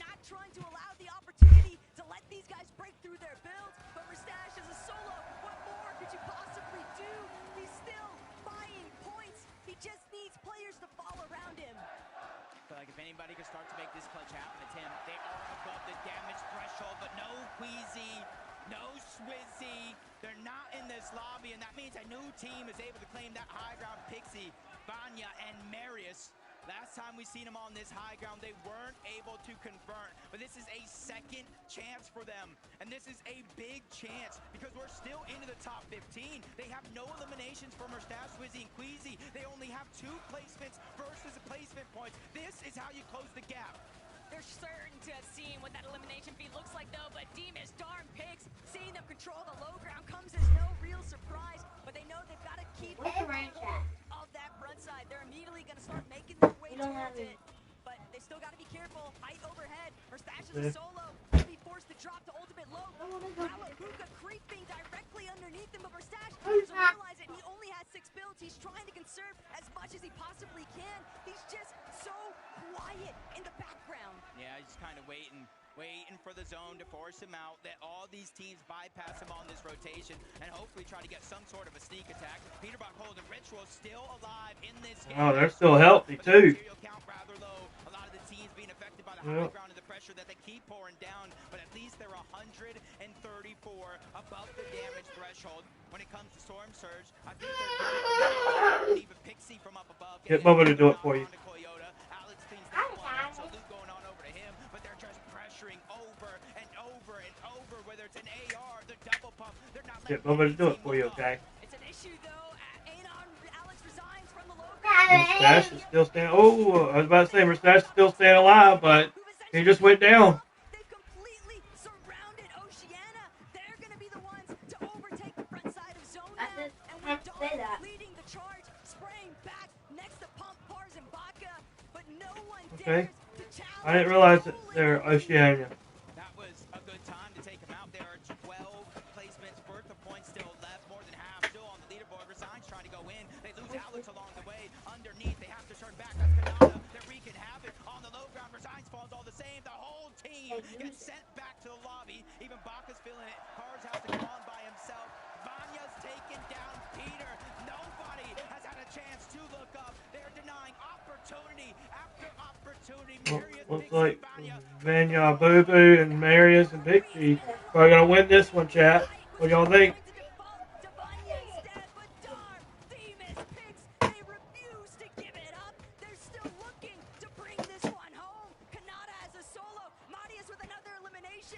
Carrying all of the resources back to his Tarper. Vanya down to his final couple of builds, but thanks to that refresh, a little bit further, he can extend that height take. Pixie thought he could maybe drop. Mine's still up. Next to him, they're causing catastrophe, but Pixstar and Demons, that's a fight they might be willing to take. I could count on Sonata's over there trying to do a hill off too early. And there goes Sonata.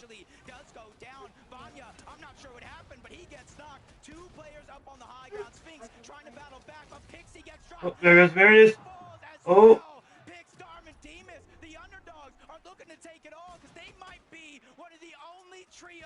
King and Phaser are still on top of high ground. They have to get the revive. They're the only team on the low ground in the zone. Sphinx and Shadow, they don't have a chance. They can't push through. They know they need to find a way to break open. But Darm. Ooh, there goes King. That's all that they needed. Phaser, last man standing on height. Pig still trying to see where's his last player. He's looking to chop out. 3v2. 2v2 technically.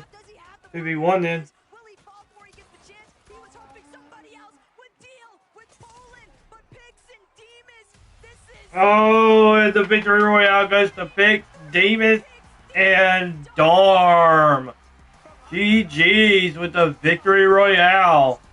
Chat, we are here hitting the midway point of day 2.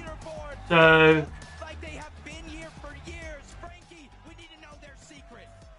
I don't know what their secret is, but I have to say, all year. alright, chat, I'm gonna grab me something to eat, and I'll be right back. Came out of nowhere and have been impressing us ever since. I mean, this has been just an incredible event for you so far, Dom. Yeah, it was incredible, to be honest. Like, I mean, Southwest Globals, when we played this good, it's crazy. And tell me how you've worked on your game through the year, because when we first saw you competing in Major 1 as a trio, you were so aggressive, and now you know how to not over-aggress. You know how to play the game right through to its end. What have you learned along the way? I mean, we worked with our coach Sven, so like we learned a lot and what to do and what to not do. But he's taught you very well. I have a huge question, but just before, je crois que Avoc a beaucoup de fans ici, faites du bruit! Fix, you have a lot of fans there. Do you have a word for them? I love you all. Thank you for the support. Merci beaucoup pour le soutien, ils vous adorent. Faites encore du bruit pour leur trio. Demas, playing in Majors online is one thing, but how do you manage to achieve this success on LAN? We played the game actually like the best as we can, like, and we just won it. Do you think you can go even further and do the back-to-back? I'm sorry? Do you think you can win the next game too? We see in 20 minutes, no? We will see. You're going to have a bit of a break and a well-deserved one. Please, Leon, Habit fans, show your appreciation. Pitstorm and Demas! We have to take a bit of a break, but don't go anywhere, because in a few minutes, we're going to assess what we've seen so far.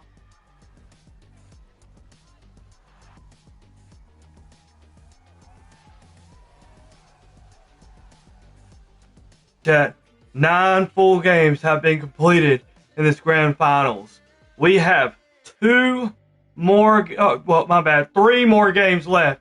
3 more games left before we crown the 2025 FNCS Global Champions. Here in a moment, we will see how the standings shake up after that last game. Chat, I'm telling you, this hype train has been rolling. It has been outstanding. This has definitely been one of the funnest FNCSs that I've watched. So, let's see who can achieve victory royale after victory royale after victory royale, and who will claim the 2025 FNCS Global Championship. Fortnite fam, this game could not be crazier. Pix, Demas, Darm get a victory royale at the halfway point of the competition. Game number 9 going their way. It is getting more and more chaotic. Kelly, I cannot believe with only 3 games left to go. It feels like in some ways we just started the competition, and in some ways I wish we could just start over so we didn't have to. This is game 12, then start over game 12. Like just keep doing that. I don't want this to end. Well, speaking of starting over, I want to start over from day number 1. Actually, the 3rd game of that day, we saw Pix, Darm, and Demas in a very similar position. They were front low zone or low ground, making sure that they're kind of taking some peeks, not really going on the aggressive like we've seen. Unfortunately, though, the team that was on high ground was Queasy's team. So although they weren't able to get the victory royale in this game, in that game, to see them make just those tiny little adjustments, understand what they need to do to take down the high ground team, and then come out on top, that's what I love to see. I love watching these guys play Fortnite, you know, and I can say that for a lot of the teams in the lobby, but these 3 in particular, they just have a poise about their game. right? They don't play like a lot of the other top teams who have been, you know, fighting at the top of the leaderboard play. These aren't a team that are uber reliant on playing high gun. But when they are on those mid and low layers, they are so devastating. You don't want to be caught anywhere near them because Demish might hit you with a shot like that. Pix might be waiting around the corner with a big one pump in hand. You know, Dom is always going to have something cooking. They are just so threatening on all fronts. To do this against such huge names like Phaser and all these other top trios that have had LAN experience for so long, and this is their first LAN, I would never in a million years be able to guess that they would be able to handle the pressure like they are doing today. That is so well executed from them. And I'm sure, like, you got to think in that moment, they've just got to feel over the moon, right? To have that moment. Guys, we not only showed up and made it to land, we got a Victory Royale in land. The crowd was behind us. Incredible stuff. All right, chat. We still have, we have, 79 points separate the top two teams. 80? Yeah, 79 points. So they're closing the gap, chat. They are closing the gap. Clix, Higgs, and Yamza finally jumped back up in the top 10. It's so sick. Okay, we're going to go back to those standings in just a moment. First, just a reminder, we are at the halfway point, which means we've let our players out. They've kind of given them some time to calm down, collect themselves, prepare for the last half of today, and then we'll get back into all the action. As we turn attention back to the standings, these numbers are getting smaller and smaller, right? This is going to start coming down to the wire. I also wanted to note, you know, Kanata, Rapid, Bolts, not a big deal, but moving up a place, that's right, NA. We're getting closer to the top. Well, if we're talking about closer to the top, though, I got to look at Vanya, Marius, and Pixie. The last hope to make this a close competition against Queasy. They are closing. They are definitely closing in that gap. That's for sure. It is this trio right here holding down. Kanata and them jumped up to 4th. Nice, nice. They're going to take that away from Queasy. I'm very excited because these two teams have been involved throughout the year in EU of writing the story of FNCS majors, and I trust these two to write a good ending here today. Queasy's trio didn't have the best of games there going into the halftime show. It was a great opportunity for Pixie, Marius, and Vanya to start to close the gap. And although I think you could say they did a great job of taking that opportunity, there was more they could have definitely got out of that game that they'll look back on maybe in regret moving forward. I do appreciate, though, you can see that those mats are getting low. They understand that there's still a lot of viable teams in the low ground there, so they probably shouldn't be able to hold an extreme height like we've seen other trios do. So they drop down, try and get as many refreshes as they can. Unfortunately, didn't go exactly their favor, but still, I appreciate that effort. And the thing I loved, right, is obviously all the players came off the stage. Vanya walked past, still looking cool, calm, collected. He gave me a little cheeky smile. He's like, Evan, we're coming. That first place slot, it's not safe just yet, Queasy. Oh, man. Well, you brought him up. We might as well talk about him, right? Queasy still in that #1 spot, at least for now, right? Continuing to hold on. You know, again, I kind of talked about this earlier, about a game or two ago, but the fact that we haven't seen them have that game yet today, right? Today it's kind of just, hey, let's just kind of hold on, let's just stay the course, let's just make sure we're kind of trying to min-max as much as we can with what we have. But Kelly, I feel like that game is coming, right? It's so funny because, you know, we're like, oh, this day, it's not going that well for them, but they're still making it to every single end game. And even when Merstash was down as a solo player, he was playing so smart, making sure that he was staying in the back of zone, making sure that he was staying in the mid ground to not deal with all that aggression going on in the low ground. Even when things aren't going well for them, they're still playing so smart. I agree. I think this is going to be an interesting sort of finish for them. Yesterday, I sort of described a lot of their games as looking very easy, right? It felt like they were playing an easy game. Didn't look like there was much challenge at all. Today, the games look tough. Like, it looks like they're playing at the Global Championships now, right? And we'll see how they adjust to that. I don't necessarily even think that we will see a game like yesterday from them, but like Kelly highlighted, they're still having good games, good enough games to keep your lead if you can stay as a trio. Yeah, it's almost like, obviously, this is us being, me specifically being hypercritical, right? Again, we watched 3 games, 3 VRs back to back, and I'm being like, I want that again, but it's like, no, you guys are right. They're having great games. I just want to see another Victory Royale. You know we're going to come back to them. It's Kanata, it's Rapid, it's... Yeah, I agree. I want to see 3 Victory Royales back to back to back. Higgs, Clix, and Yamza. That way would potentially put them in for first place, wouldn't it? What y'all think, chat? What do y'all think?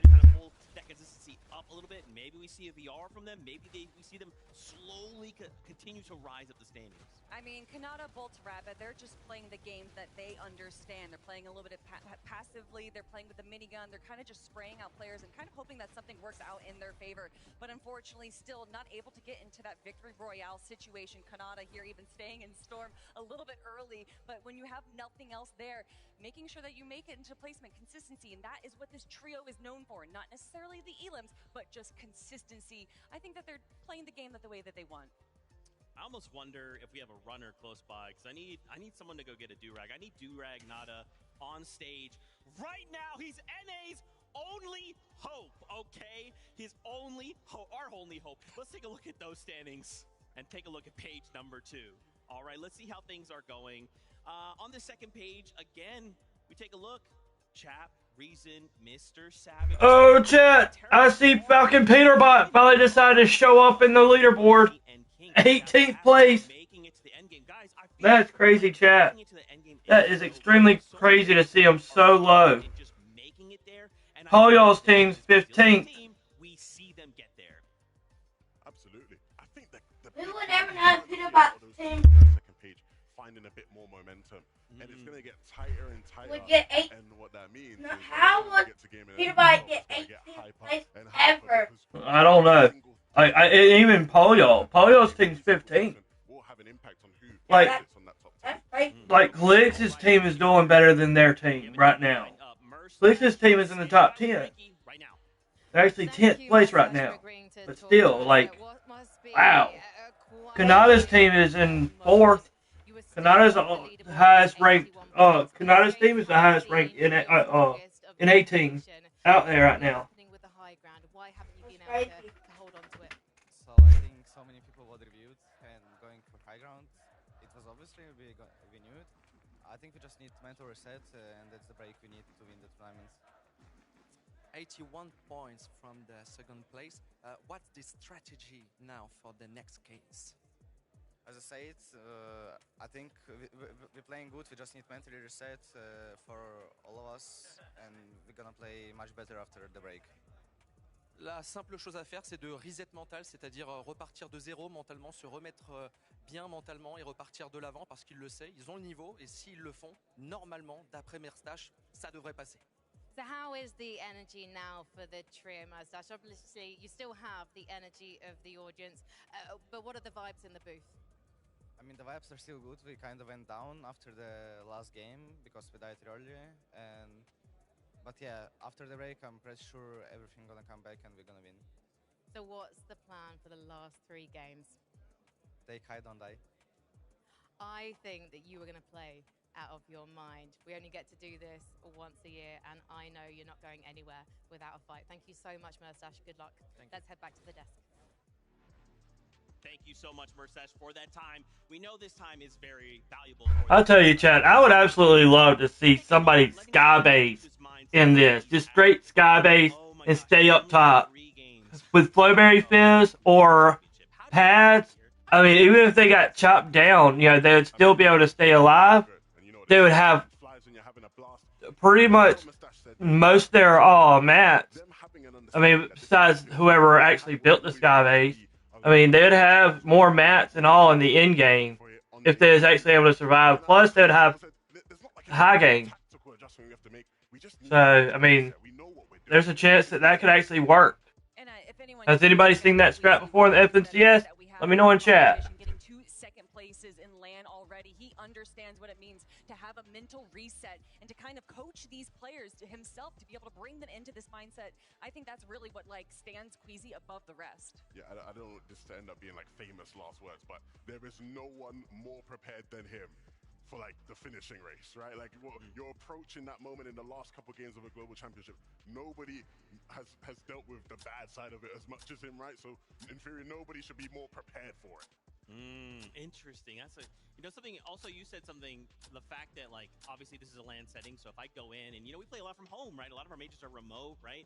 If I'm at home, I'm comfortable. I'm in my chair. I'm leaned back. Got my shoes off. Got my drinks close by.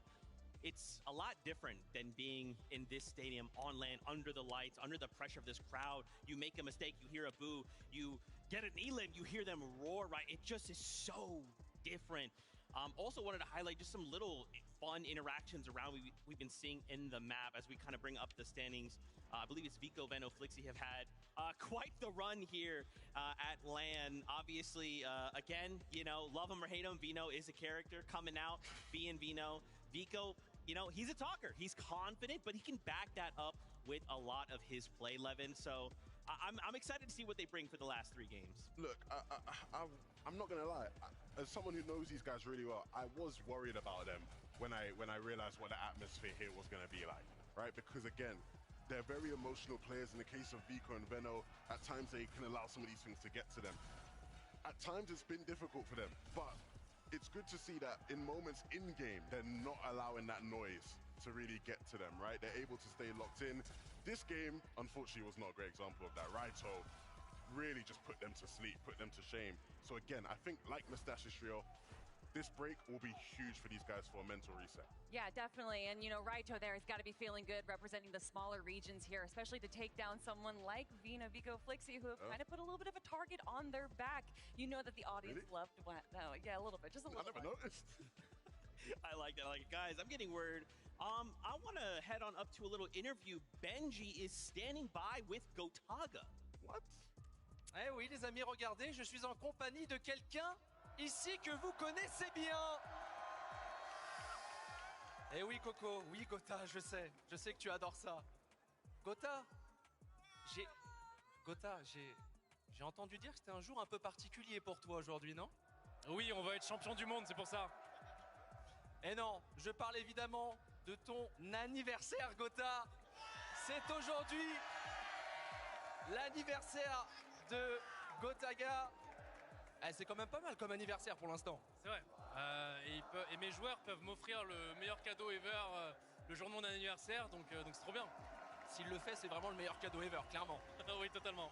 Bon, comment ça se passe pour vous pour l'instant, cette finale, ce cast avec Squeezie, Brox et Nikov, tout ça va? Ça va bien? C'est incroyable, là on commence un peu à stresser, on a la pression à chaque bus qui part, et non, c'est ouf. Le public, la France, les fans de Gentlemate, les fans des autres structures, un grand merci à tout le monde. Vous êtes énormes, vous faites rayonner la France à l'international, les gars. Merci pour tout, vraiment. Dernière question. Il n'y a plus que 81 points d'avance pour le trio de Merstache. Est-ce que ça va le faire? Est-ce qu'ils vont aller au bout, Gota? Je pense qu'ils vont aller au bout, et au pire des cas, c'est Vagnac. Donc voilà, les gars. Voilà, on est trop bien. Les gars, du bruit pour Gotaga, Squeezie, Brox et Nico. Encore un joyeux anniversaire, Gota, mais c'est pas le seul. On a d'autres anniversaires à souhaiter aujourd'hui. Et le prochain, bah, c'est avec Frankie. Frankie, it's your turn. Merci beaucoup, Benji. From one birthday boy to another. Amar, what's it like spending your birthday with an incredible arena like this? It is actually amazing to have this kind of birthday present. Gotaga, my friends, bon anniversaire as well from here upstairs. Gotaga and gentlemen, thank you very much. It's actually insane. Have you got a joint birthday party planned for later? I might have planned a birthday party, right? Yeah, it's. Happy birthday to you. Happy birthday, dear Ama. Happy birthday to you. Now, Amar, make a wish. Wish for your favorite player. Who is winning the 2025 Fortnite Global Championship? We don't know, but it will be whoever Amar wished for. And he's going to tell me in just a moment. Okay. Can I just do one thing quick? Absolutely. Gentle! Gentle! Gentle, gentle, gentle! Let's go! Thank you very much. Happy birthday, Amar. Who wants some cake? Well, I think we're just gonna go and we're gonna go and have some cake here, and you guys enjoy this. That guy didn't even hesitate. He's like, me, I want it. The crowd cheer you on, and casters, even the pros. Yeah, a lot of players dream of lifting the trophy at LAN. And you have. You don't look like you will this year. Definitely the highlight of my career. Hearing all the crowd and all the people like yelling when I walked out, like that's an experience that I wouldn't even pay to do again. was just such an amazing feeling to complete the dream, the best moment of my life, 100%. Honestly, lifting the trophy at LAN, there's nothing I can compare that to. I don't know if I'm ever going to feel anything like that again. The trophy's looking clean. Yeah, that's a good looking trophy. I mean, that trophy's 10 times better than my... شعور اني فزت 4 فرنسيس ولا قدرت اشيل كاس شعور غريب شوي. يجيني شعور داخلي لان ليش انا ما رفعت كاس الى الان. I really want to lift the trophy. Hopefully this year I can finally lift it. I think winning online is 100 times better than winning online, just because the atmosphere, the experience, the fans, and like the trophy lift. Everything at LAN is just more exciting, more fun, has more eyes Oop, on it. I was unmuted. Excuse me.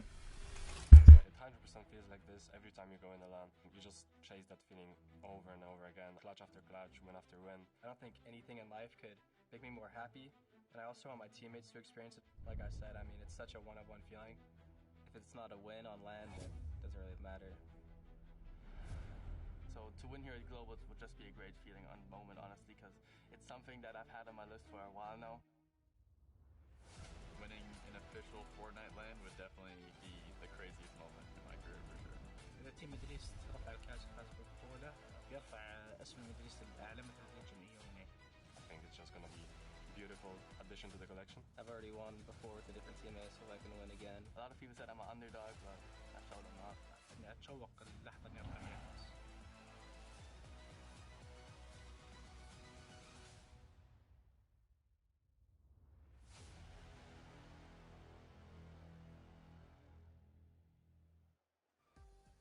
Look, we all wish we could take that trophy home. You know, guys, I'm just gonna go up the. I gotta. Someone's calling me. I'm gonna go up the stage real fast. Okay. Don't worry about it. I'll be right back. You guys just keep doing your thing. No, but in all seriousness, of course, this is a good time once again. Players are currently, we've taken a break, right? Getting that mental reset, and they'll get back to the action as quickly as we can. Seeing all these players kind of talk about that trophy, this just means so much, right? Like, obviously, prize money's awesome, right? Life-changing amounts of stuff.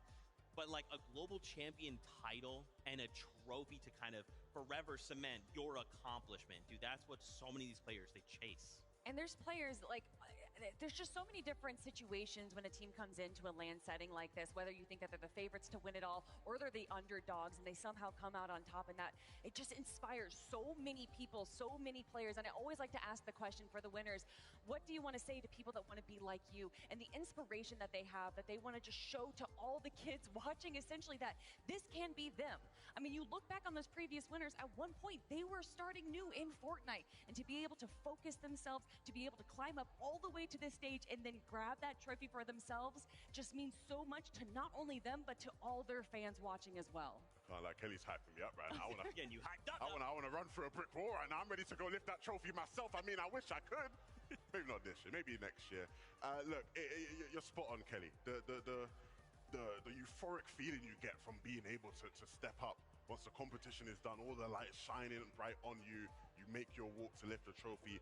It's something you never ever forget, and it's something that, you know, whenever I talk to these players after the Global Championships, the players who didn't win, that's always what they're focusing on. It's always like, I wish I could be the one to lift that trophy. Next year is my time. For me, in esports, I always talk about the story, and right now there is a beautiful story building, going all the way back to the Invitational, Cammy and Seti versus Queasy and Vino. The story that everyone said saved competitive Fortnite was Queasy and Vino landing on Cammy and Seti, and although it didn't go their way and they got second place, that cemented them in competitive Fortnite forever. And then you go to last year, where we think it is going to be an absolute stomp of Poyo versus Peterbot, but Queasy says, "Nuh-uh, I'm gonna make them earn this win," and get second place once again.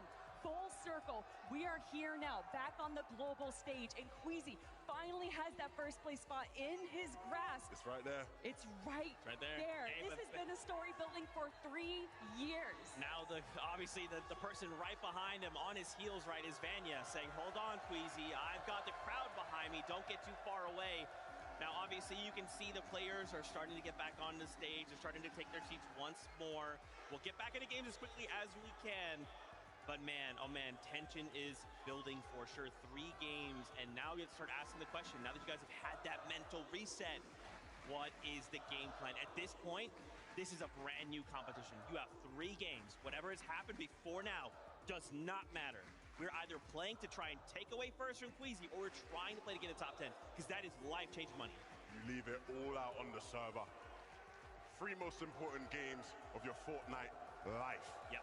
You have to do whatever it takes, as crazy as it sounds. But what is whatever it takes? Are we going to see what we saw in Major 3 for the North American Championships? Are we going to have the second place team land on the first place team? Are we going to see some crazy rotations? We've also seen teams change up their drop spots in the final moment. Is that what's going to happen? And it's not just fighting for first. We keep talking about first place. That is where the glory is. However, all of these teams are making sure that they can climb up that leaderboard, grab the bigger piece of the pie, because everyone here is fighting for notoriety and fighting for that prize pool. Absolutely. I mean, look, we always speak about the top surprising players who have performed.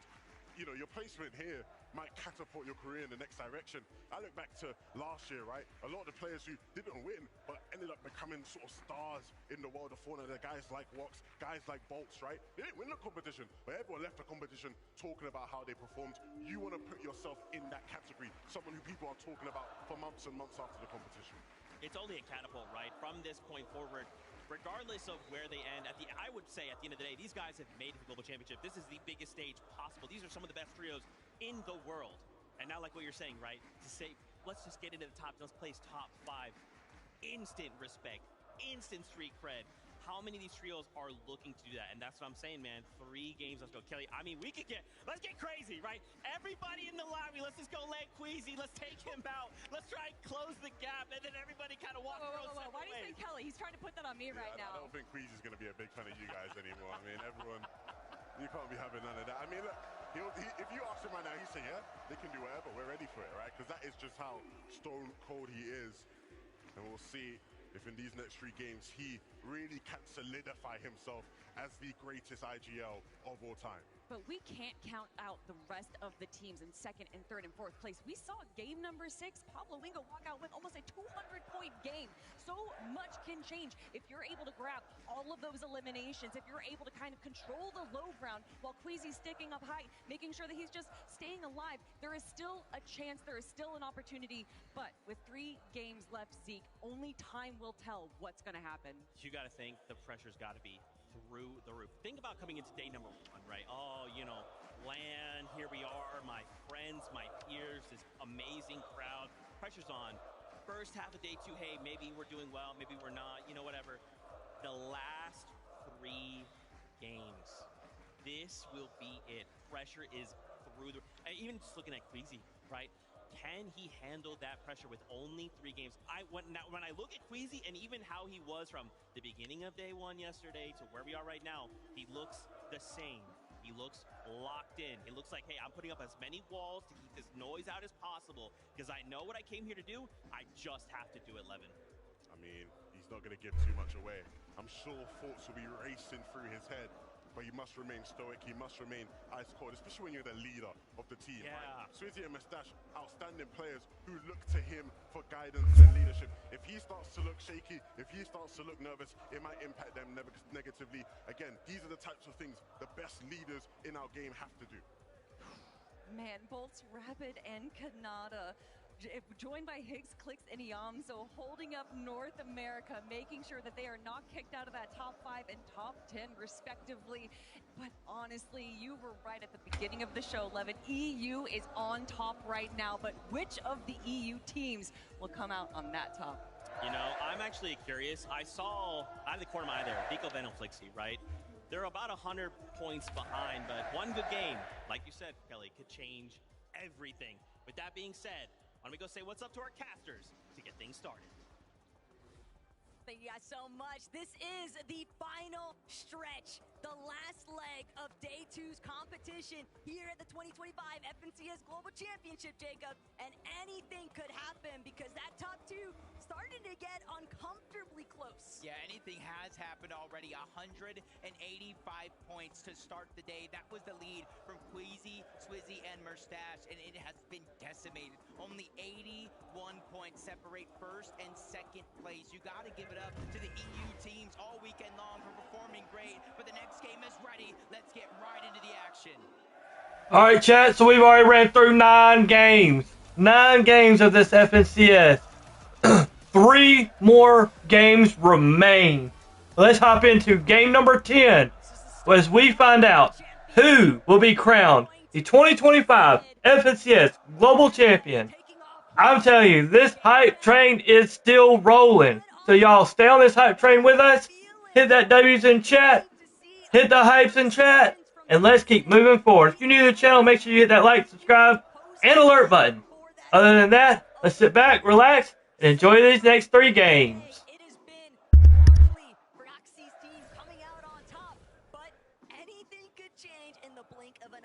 Wait a minute.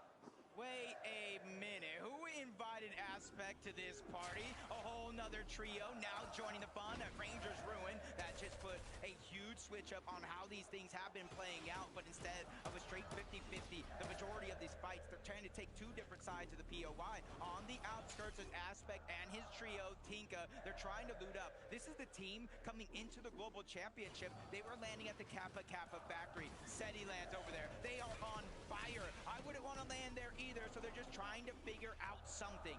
Seems a little bit bizarre, though, that Kazi Aspect would choose to actually try and land as a third party here at Rangers Ruin. This is preposterous. Pablo, Chino, Prodoxy, they fully understand we've got to create a little bit of a gap here. They're already splitting this POI slightly with Tayson, Chicho, and Atris, and Aspect Tinka. They did not get the drop they were looking for. Tayson, Chicho, and Atris, they might just be able to run the Oshi fellas out of here, if not run them down for eliminations entirely. Honestly, considering the little bit of loot that they did have, you know, Wrecker Revolver on one, Sentinel Pump on the other, and they do have some shields as well. Not what I expected out of this drop, but they're figuring out a way to stay alive. Prexy just immediately runs out of Rangers Ruin. He said, nah, I do not want to fight that triple contested drop. They immediately move towards the west and find a key elimination. Prodoxy, Chino, and Pablo are revved up and ready to go. This is the effect of VOD Review, because they completely shut out Striker and Tisco's teammate, Kadu, just nowhere left to escape. That's a really nice elimination to find, too, especially considering that they were pretty much forced out of Rangers Ruin due to Kazi third partying. Now Striker and Tisco just kind of hiding. They know their teammate went down in that direction. All those builds, and he's trying to figure out, assess the situation. Can we get those revives, boots back up? But Pico, Benno, Flixie returning back to their throne. The first elimination's cleaned up. Toyota figures out a way to even the fight, even landing some crucial damage onto Flixie as he tries to run the way. Toyota finishes the job. 2 straight knocks right off the start. It's definitely going to be a bumpy road for Benno's team if this storyline just continues to hold strong here. But someone who hasn't had any issues with their early game, it's going to be Swizzy, Queasy, and Mustache, just taking full advantage of everything that's provided by the Hive. And Swizzy even doing a great job scouting around, heading straight towards the top of their surge base. They're ready to start getting some tags in. Oh my, another team, Aspect, Tika, Kazi. They say, you know what, we already affected one fight at Rangers Ruin. What's the harm in going to another? They immediately make their way on over towards the top side. Tayson, Chicho, and Riz say, you know what, we're going to chase him as far as we can towards the edge of the zone. Once they reach that point, they realize they don't have the loadouts they want. 30 builds on one of those players, an empty item slot. They're immediately about face. They're trying to figure out where they can pick up the scraps from. But you don't want to be operating with scraps when players like Marius, Pixie, and Vanya just have so much at their disposal.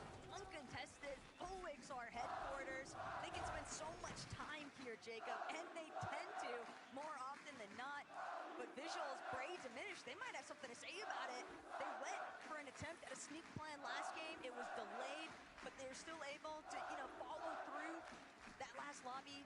But now, Pigstar and Demas, a little bit of a fickle position at Kappa Kappa Factory. No one else in sight. But I wouldn't be too worried about these guys just yet. I mean, they're rolling off that momentum from the last win. Yeah, and I know we're talking about it, but to start the year, Pigstar and Demas haven't even played a single game in a regional FNCS final. And now you look at the end of the year, they've not only won a game on the biggest stage Fortnite has to offer, they're in contention of winning the Fortnite Global Championship. If I've ever seen a Cinderella story, this will be one right here. But they have so many juggernauts in their path. Not just Mustache in the trio, not just Pixie, Vanya, and Marius, but Seti, Yapko, Panzer, Kanata, Boltz, and Rapid as well. But something that took place in the last lobby, Jacob, is that we saw many of our top 10 players on the leaderboard getting eliminated early on. And Pollo, Agers, Acorn, well, they're still looking to try and break into that in the first place. Agers gonna find the first elimination onto Wixie, and sure enough, Gentle Mates letting everyone know just how much they support seeing Pollo prosper as he continues trying to apply damage, trying to apply pressure. Alex nowhere left to run, just getting shot at from every direction. Agers, Acorn, and Pollo, that's been one of the biggest thorns in their side. They kind of thought they would have multiple teams in the distance from Demon's Debris that were building surge towers to trade shots with, but they're getting pushed. They're forced on a roulette drop spot and having to force and fight just like this. So a huge change in the game plan coming into the weekend, but Pollo's not going to slow down. He doesn't want to stop or be denied this opportunity. Acorn picks up that elimination on the resides. OCE is out of this lobby in Game 10, and that's continuing to build the confidence for Pollo, Agers, and Acorn. And the main reason why they're even pushing this far south is because the team that they've been typically trying to establish a little bit of surge trading action with, FKS, Hero, Halad, they have not been faring well off spawn. And so with that trio being eliminated, well, Acorn, Agers, Pollo, you've got to look elsewhere. So where do they end up? Tackling Alex in on Resigns. That might be a recurring theme. Hard to tell just yet, but they still got to make up for so much lost time, and they're not the only ones. Yamzo, Clicks, and Higgs. We've seen just how stone-faced they have been between each of these lobbies. They were starting off day 2 in that 8th place position, but they have been getting pushed lower and lower in that leaderboard. Yeah, more and more teams choosing to rotate early, not giving them the surge that they were looking for. But back to this fight here. It may not be off the drop on this spawn, but they're all looted up, ready to go. Back at Ranger's Ruin. Tayson looking across. Pablo's there, but he's going to go ahead and try to disengage as far as possible using the crash pad, even if that means going further and further away from where the zone's actually at. And you can see why Gapseta, Way, and Scarpa have been third-partying Ranger's Ruin all weekend long, but they have that awareness to watch out for it. The difference, though, is that they've been third-partying a weekend Proxy or a weekend Tayson trio, and now they're having to deal with Proxy, Pablo, and Gino perfectly healthy and ready to strike. Not only that, but they're still also tangled up with Tayson underneath them. Ping with Malabuka, though, on the ropes here, trying to see if they can battle their way out of this box fight position, but Kappa Kappa Factory, this is all just spilling over and against them. They're seeing whether or not they'll even have the opportunity to go for an immediate fight here, but Victor V, he's immediately cranking up onto height, all stuck inside of these early storm ticks. Yeah, he's gonna knight with Paper on the top side of this fight. Epic Whale kind of stuck down below as a solo, but with Paper and Victor V being a distraction, Vox is gonna get dropped down to own the HP. Epic Whale is moving up that high ground. They finally figured a way on the side of Malibu, Vox and Pings to converge into the same box. But this is their chance now with all those extra hills. This is their original surge base. Just gotta sit towards the middle and figure out the plan for Epic Whale, Victor V, and Paper. So that way they can try to make that smart move. But Victor V, Paper, Epic Whale, they're just gonna go ahead and disengage on out. They got that early storm surge damage, and now they just want to beat teams on that rotation. Just looking to get a little bit of space creation here. Because eventually, Bing, Malabuka, and Watts are going to have to move from this position, but might have been a little bit too ambitious trying to just crash pad out directly in the line of sights there for Vox, Malabuka, and Ping. Of course, you're going to eat some damage in exchange. Pollo, Agers, and Acorn. Not only did they get their Demon Debris Medallion, the mythic weapon, they got the eliminations onto Anon, Resign, and Alex. They immediately moved towards the eastern side of the map. One of the only teams on this side of the map having access to that bunker, and they immediately take it. And this is where they start to replenish everything from materials to resources, their loadout. And since they're ahead of all these other teams in that path, they have the time to go ahead and continue to rotate towards the north. Same thing for some of these teams that are working their way from the top down. Savage Chat Reason, even though they are missing some shields, it's in the name of Storm Surge. taking those shots, taking those chances. That way they don't have to worry about it later in the game.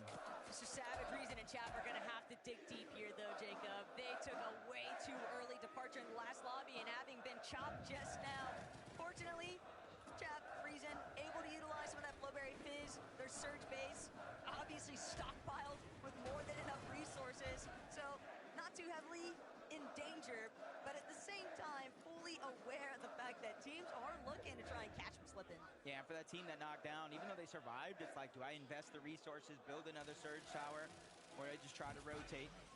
Chino, Prodoxy, Pablo, one of the more aggressive teams in the lobby, especially Chino, the most eliminations in all of the Fortnite Global Championship so far when it comes to individual players. And guess what? Let's add one more to that total as Gabzetta goes down, and that's a little bit personal. It's not just for the points to catch up on the leaderboard. It's not just for the Storm Surge. It's just to shoo that fly away from their picnic. That's really all it's been, kind of just that gnat in your face. They won't leave them alone, but you know what? Prodoxy, Chino, and Pablo, when they've actually got some materials and a loadout to work with, this is the last team you ever want to get caught up with in a box fight because they have such a commanding presence in those aggressive instances. Yeah, here's just that. We might have missed it, but Chino's going to make sure we do not miss all the action. That was only his first elimination. We saw this one on the Gabzetta, so he went back to back with a little bit of help from Fred. Why'd that look like a little edit course, though? He's just like, this is just another day for me. Like, another day at the office entirely. But King, BHN, Phaser, scouting out area. Never want to leave yourself too overexposed, but Prodoxy, no intentions of slowing down just yet. Now, they can finally enter this fight. Tayson has been knocked. Chino, once he gets going, it's like impossible to shut him down. And Chino, side by side, racking up the eliminations, several now to boot. That's just on his own head. Prodoxy and Pablo also rocking their own individual eliminations, but they are a little bit hurt. They do have so much to bring themselves back up to full HP, though, Jacob, because of these win-outs on their fights. Yeah, even after taking down Tayson's team, you still see Focus, Upple, Mixon, here, Tinka Aspect, and their trio were there at one point or another, but they immediately saw what was going on and said, hey, it might be better for us to try to go to the zone, worry about Storm Surge a little bit later. At least there's two teams we could try to look back on and try to focus. Fred underneath, along with Pablo and Chino, they're just trying to assess the situation. They know another team is up there. They just don't know exactly where they're positioned at.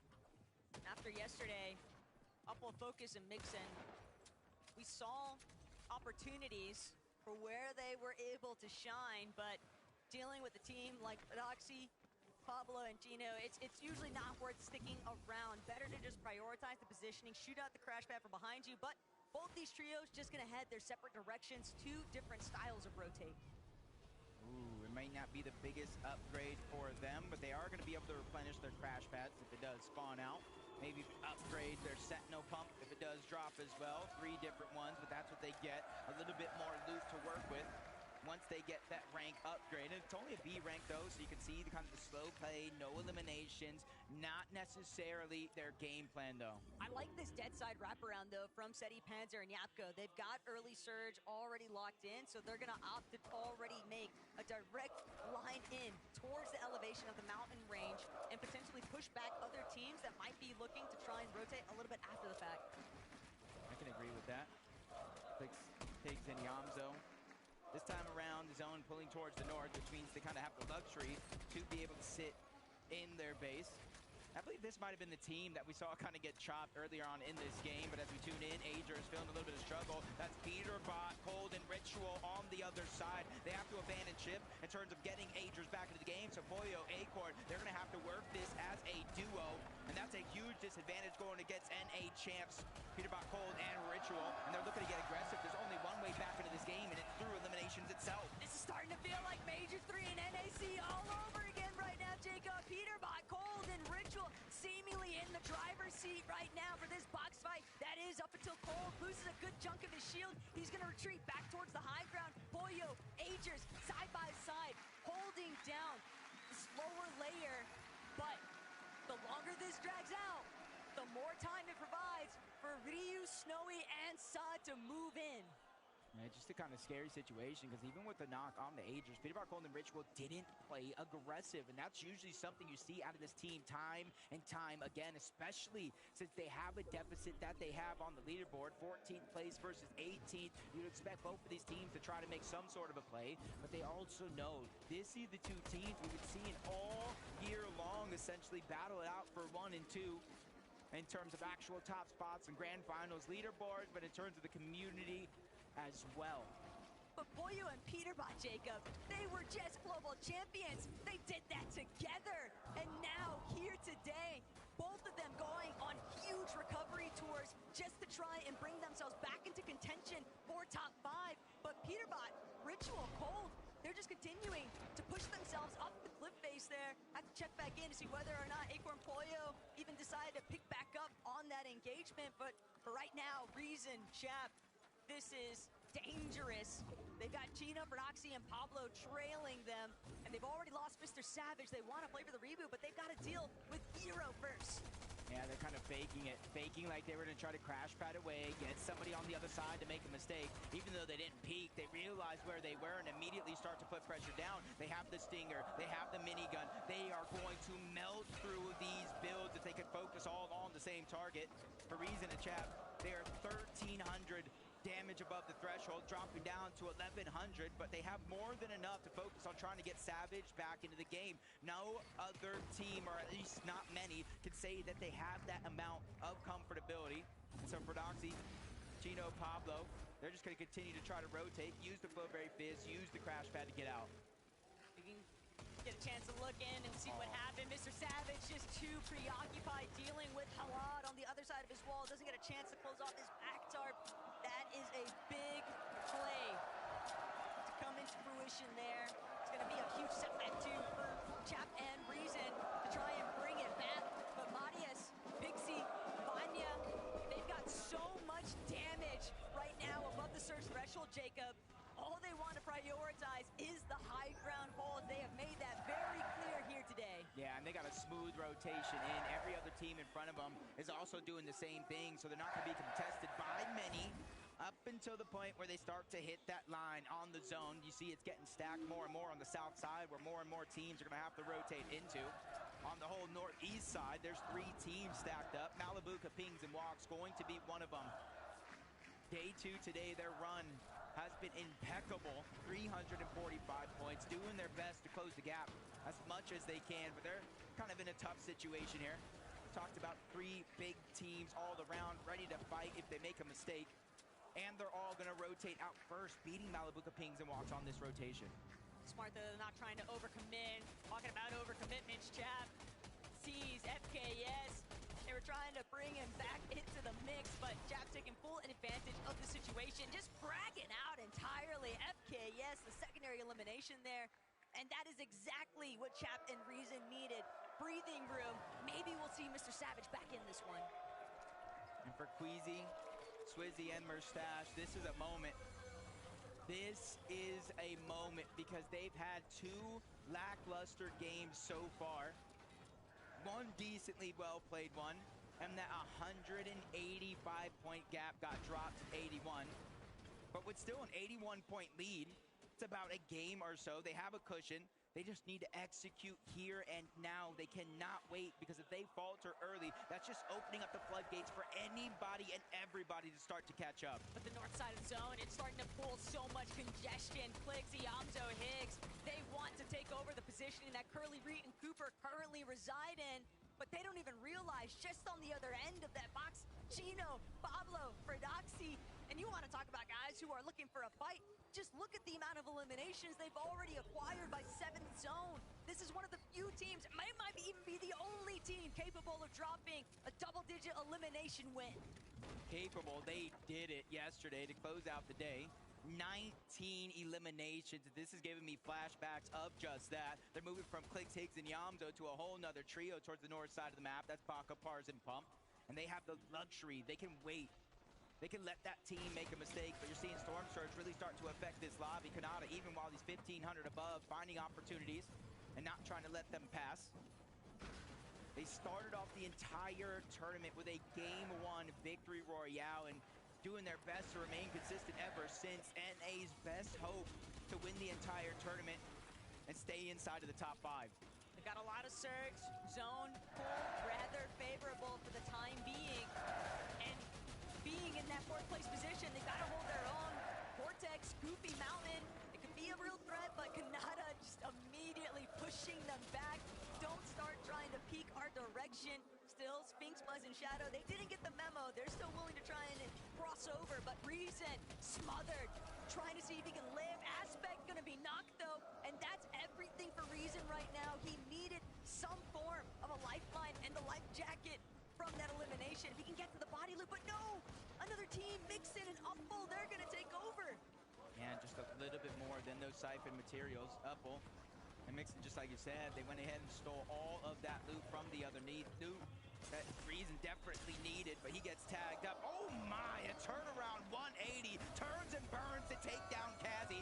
And I was talking about how low of resources he actually had. Well, that siphon is gonna help tenfold. Reason knows Amar is watching. He's trying to deliver the best sort of birthday gift, and what's better than clutching up a nice set of eliminations here to keep the dream going. But Reason starting to get a little lobby focus. Some heavy hitters right in front of him, Demus, Starman, Pix. But as a solo, what more can he do? He has to stay hidden. He has to conceal himself on the backside of the zone. Mustache, he's lost his IGL. He's lost his other fragger. It's Poyo who's taken out his fellow gentlemate. Swizzy eliminated. Agers gonna come at a cost, but the double revive, they might be able to pull it off. They're gonna drop all the way down to the bottom of the mountain face, but it was too far. They weren't intending to stand themselves directly outside of the zone pool. The zone pool is saving them. Yeah, the zone pool is truly a blessing for Agers, Acorn, and Poyo, because it also stopped them becoming a focus of that lobby on that side. But with Queasy, Swizzy, and Mustache having some difficulties in this game, it leaves high ground open for none other than Vanya, Marius, and Pixie. Does anybody challenge that high ground? Frodoxy, Chino, Pablo would probably be one of my best bets, but you could see a huge amount of resources missing. 6 HP, only finding bandages, and eventually we'll go back to 2 empty slots. There's so much metal, all these pre-existing builds, and not only that, but the shift in elevation. Pixie well overhead. He might be able to even see this team scattered through the low ground. They're trying to get whatever hidden positions they can, but Frodoxy, he runs into the wrong box. Frodoxy's immediately put down into the dirt. Pablo and Chino, they're gonna have to get it out the mud, and Pablo with the elimination onto Upful now means that they're stuck inside the building. They've got to break out. But this is the point in time in the game. Top 17 teams still left alive. Placement points will start to click in with every team that falls and cascade further and further, with the eventual winner getting 65 points. But in the feed, you see Chino, he's going to go down. Oh no. Yep, that puts pain and hunger inside as Pix is now feeling that same pressure. He's gonna fall. Demus is being stuck by himself. He has to try to figure out a way out of this situation because they have no resources. Darm, they're separated just a little bit. No materials, and now the zone and somebody else moving in. But oh my, he does it again. Big Darm is gonna take down Poyo. And this is exactly why they are the prospects of Poland. Darm just doing everything he can to make the impossible happen. But Marius, Pixie, Vanya, they're just so healthy overhead. Darm is gonna meet his demise at the hands of Mustache, but Mustache just not enough gas left in the tank. He's taken out. The rage coming through, the frustration is felt. So many placement points lost. A ton of placement points lost. They got around the top 15. It is wide open if Pixie, Marius, and Vanya can figure out a way to win this game with a certain number of eliminations. For one of the first times today, we could see a new first place team. But Taco, don't let me get too ahead of myself. 2 different games today. We saw them on high ground and they faltered. This could be third chance to Tarm. But look at the amount of materials they have, Jacob. 85 builds, and that's just on Marius. They are so strongly overhead. The rest of the lobby collapsing into itself. It's cannibalizing itself underneath them. They hardly have to do anything at all. Just spray, suppress, while Pablo continuing to try and push through the storm sickness, tearing away at his back. He finally manages to get inside the zone, but they've been chopped. Pixie saves himself at the last second with the crash pad, but it's Kanata. He's going up. Marius trying to stop it. Marius brings down Bolt. There's no way he's gonna let this one slide away. The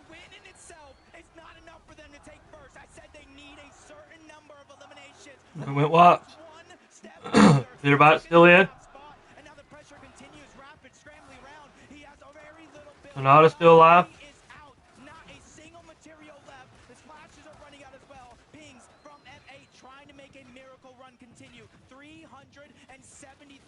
Four, 14 builds left for Ping.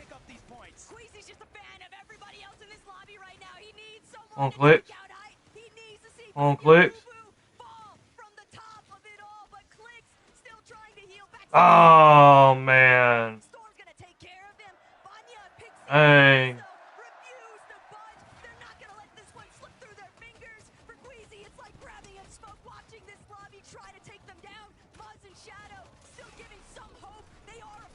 Four teams left, 11 players.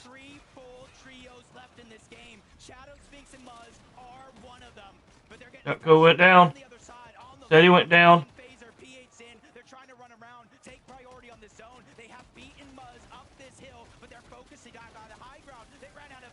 3v3. Oh, goes down, P8's in. Oh, down goes King.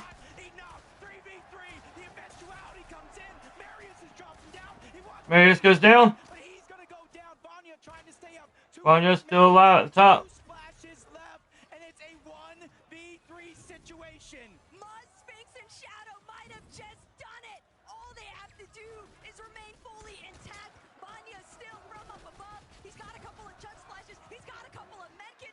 Oh, this is going to be a hill off.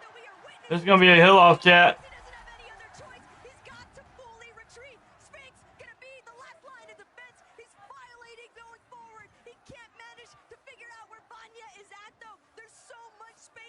There's some bandages too.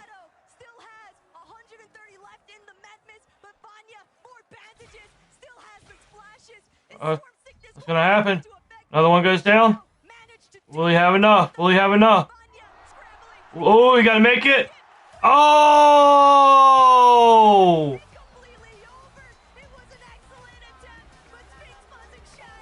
Dang, chat. So close.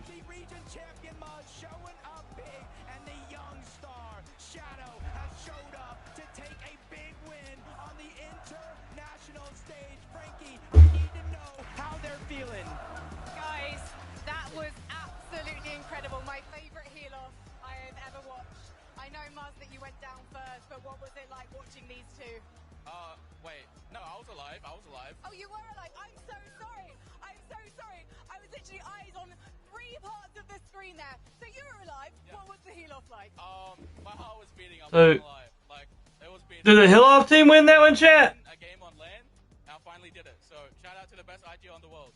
Congratulations, Muzz. I mean, Benji. Yeah, you did it. The first victory royale on this grand final for you. How do you feel, man? I feel great, you know. I'm just happy right now. Muzz's team got that victory royale. Il est trop heureux, tout simplement. C'est vrai, c'est la première, il a dit, c'est que du bonheur pour lui. Première victoire royale dans ce tournoi pour ce trio. I feel like your hearts might have been beating, but you were full on confidence. Yeah. For you, was your hand shaking or were you just eyes on the prize? Frankie, we had this interview twice before. This ain't nothing new to me, you know what I'm saying? He's like, we've already talked about this before. It feels good, you know, we low-key sold day one. We're bringing it back today. It just feels good to know, like, I still got it in me, you know what I'm saying? Of course you've still got it in you. This whole team has got it in them. But what's the plan now? What is the purpose of these next two games? Change nothing. It's working today. It's worked so well for you. Thank you so much. Everyone, please give it up for Shadow, Sphinx, and Maz! The crowd loves to make noise, and I'm loving to hear it. We're going to take a break because we've got 2 more games to go. 2 more games now, chat. 2 more games. I gotta see that replay though. I'm gonna rewind that back right quick. I'm gonna check that out. See which team I was looking at.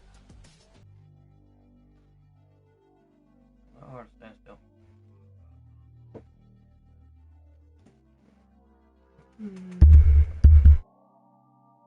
All right, chat. 30 more seconds. We have officially 3 games left. 3 No, wait. What am I saying? What am I saying, chat? We got 2 games left. Game number 11 is coming up, and then we got game number 12.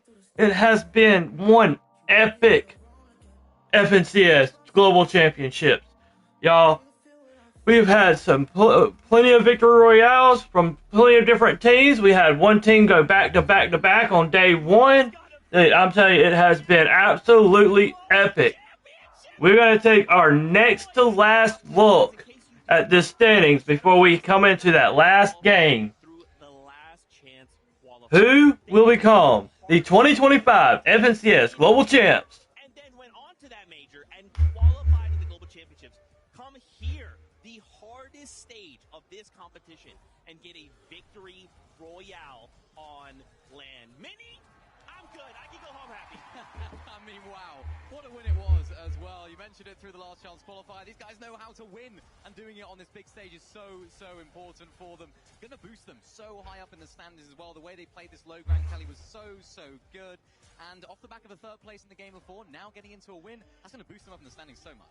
Coming down to a 3v3 against the likes of Marius and Pixie. But they got a little greedy. They got a little overconfident. They dropped down thinking, oh, this low ground team, we can easily eliminate them. Wait, is that Muzz? Uh-oh. And so 2 of them go down. They know that they have the heal off potential, and they got close. Vanya was able to find a medkit in those final moments. Shadow, Muzz, still able to stay alive. So Shadow is still standing too. Royale and a win for North America. What helped them so much was that Vanya had to go into Storm so early, right? Yeah. They could stay inside of the zone, keep that med miss that was ultimately so crucial for them winning that game. So they were just able to stay inside of the zone. I love the reaction as well. And yeah, what a fantastic win for them. Really well played. Oh man, this is what I love to see. Live it up there, Sphinx. Live it up. That's your moment there. Oh man, a big W for North America. We need it desperately, Kelly. I love it. Sphinx has been such an incredible player to watch grow over the years, and something that even Cooper himself, global champion winner, said Sphinx is one of the most amazing IGLs. He really just needs to have his right time, his right moment, and that was it right there. But if we're talking about moments, we got to talk about our top 3. None of them shifting in the leaderboard right now, but what did shift Zeke is that Nada dropped down to 5th. Second place. It is barely 30 points. Ooh, not even 30 points separate now. It was over almost 200 points earlier. Dude. 30-point lead now, chat.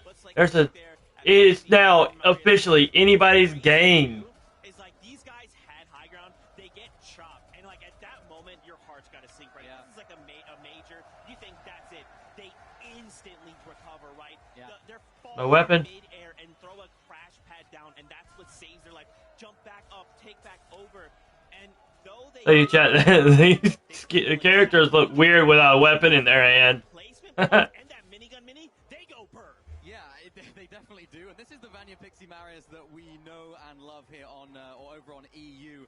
They got so close to winning it there, Kelly, as well at the end. You know, you mentioned it came to a heal off. They were trying to look, Vanya was trying to look for some heals, trying to find anything. Dude, that was so close to VR right there for them. Llama of heals right there at the end, but it was just like, what, a second too late? There was a bunch of med miss, there was med kits, get everything. Just we were freaking out for a moment. Could you imagine if they got the victory royale there, how much closer it would even be? But I do have to talk about, you already said it, they got chopped out from height, and we thought for a moment, oh no, this is it, they're going to go down, and then the crash pad comes out, he saves himself, and then in turn of that, able to reclaim height. Cinema. Oh my gosh, you know, it's the cinema. We have a listen in from the trio. Let's take a listen. You wanna fight? The killed one. They're fighting. We can. Pop. If it does still the fighting. Pop. You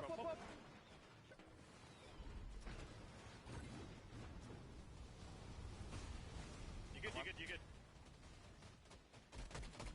60. Mercer's died. Nice. Yeah. I got pumped 100. I'm low. I see. Healing. Let's break. Fuck. 180. Nice. I'm chilling it.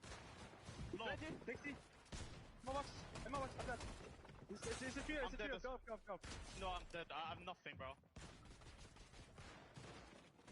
Go away. To maybe our boxes.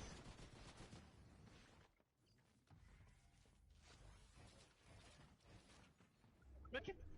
No. It looks like for a moment, right? Going back in the old builds, editing that single metal wall, jumping in and going, a med kit. It's all saved. But in the end, not enough. And what's crazy, too, is just think about Vanya on height, right? There's a moment on the low ground where the teams are fighting, and you just hear the miniguns start, and it's just shred everything down below. And I thought at that moment, it's over. Vanya, with that single item, got themselves the win. But, man, coming down here to the wire. Other trios popping off in this game as well. Kanata, right? Another savior, right? Please, NA. The difference is, though, Kanata actually is moving down a placement. Now, we can still make this up, right? It's not that many points far behind, but Kelly, 152. Yeah, I mean, with Rapid, Kanata, and Bolts, we already saw them grab the first victory royale of day number 1, setting the stage for everyone else. And although they hadn't had the performance they wanted throughout the rest of the games of day 1, they slowly started to be able to climb back, playing the way that they do. You see, it is low eliminations. They have never been a W key team. However, by sticking to the low ground and to the side, as you can see, they're able to just kind of last a little bit longer, maybe get a few clutch limbs at the end, and stay in that placement-heavy format we know that they like. Yeah, I like the way their strategies develop, right? Of course, day number 1, we saw them come out really, really hot, and then things look a little bit not so good for them, right, throughout the rest of the day. I like the way that they're playing it. Of course, their off-spawn situation was looking really good. It was just all about execution when it comes to the end game. Now they've sort of, tuned it back a little bit, right? Trying to play a little bit less aggressive, trying to play out as many placement points as they can. And now, 2 games to go, maybe they'll try and go a little bit more aggressive, try and push higher up, because they still drop down right there, right? We don't have long to go here before we jump back into the game. I wanted to highlight really quickly, Queasy, right? This is the first time we have seen him falter. 15th place in that game, a single elim. Now we only have a 30-point lead. Guys, this is uncharacteristic. Maybe that reset wasn't helpful, but listen, we still have 2 games to go. Kelly, we can still pull this off. We can still do this. Listen, everyone always talks about caster curses, and I think that's hogwash, but then I spend half of our halftime show talking about Queasy's story in 2nd place, missing out on 1st place in the Invitational, missing out on 1st place last year, and now I'm wondering, why did you do this? Are they going to get 2nd once again? What I hope is he's learned. I hope he's learned from that last time out, right, getting 2nd place. And I hope that they can now hopefully take that into a few changes now into the last couple of games. Remember, they left it all the way down to the end last year. So, they had to make a decision. They decided not to land on the 1st place team. This time, maybe they'll make a decision. Maybe they'll switch things up. I think they need to here, Zeke, because Vanya, Pixie, Maris, they're closing in and they're doing exactly what they needed to do, which is consistency. Dude, I'm telling you, and that's the thing, right, is we can't make a single mistake. Now, what started like yesterday is like, oh man, this is looking like Quee's game. Now we could be going into game 12 super close, and that's what we live for, right? We hope we go into the last game not knowing who could walk away with the win. But again, Vanya, if Queasy makes a single mistake, Vanya's right. He's waiting, praying on it. Yeah, and it was something I mentioned at the beginning of the show as well. The games that Queasy don't do well in, Vanya's team have to make the most of it. It's absolutely essential, and they're doing that to a T right now. After watching that replay, actually, I mentioned that Vanya actually found heals. I have no doubt they actually set that up. Yeah, right? Because they had 100%. the edit, right? So they had all the heals in there. They had everything that they knew that was there. And even on those comms as well. Really impressed with this team because, of course, their first native language is not English. They're communicating in English. We heard it in that listening right there. And that's so hard for people that live in, of course, different countries and are from different countries, speak different languages. I mean, I feel like we don't talk about it enough in Fortnite, but that is a skill in itself. I mean, and that's a really good call out when you say that when Queasy is doing poorly, that's when Vanya does well. And I actually think those are the few games that they've won for height. Paying attention to that elimination feed, noticing that, the team that is being able to control height is down. This is now our opportunity to take it. They're taking full advantage of everything. Again, it's awareness. And usually I use that in the sense of map awareness, but just all of the game sense that you need to be at a top level. That is what they're showcasing here today. And they're not new to height either. This is what they're used to, right? They're going back to what they know. So it's like, they had a very good day 1, and we were like, they're playing a different sort of play style. They're playing low ground. They're playing consistently. Now you think like, they're trying to go for height. You usually associate that with a team that's trying to change things up and go against the grain to what they're usually doing. This is like more normal for them than what they were doing yesterday. Another team that I really want to give a shout out there too is, of course, one from our smaller region in the top 10 right now, and that's King, Phaser, and PHZ. They played that game so smart, where they kind of went for this dead side rotation. The zone went up a hill, and everyone's starting to climb up, fighting for a position, and they just kind of went around the hill. That can be a little dangerous. Obviously, building up the hill, if the zone doesn't pull favorably, can be disastrous, but luck had it their way. They were able to pull zone and then kind of control the low ground. It was really smart from them, and I love to see our Brazilian trio up in the top 10. Can't forget as well, they came to NA, right? They decided they wanted more practice. They wanted to kind of refine their skill set. And Mini, that's showing here on a global stage. It looks so good. And also, they played in EU last chapter as well. Chapter 5, they came on over to EU, had a little go there as well. It wasn't necessarily successful for them, but showing what they can do here. That's right, Mini.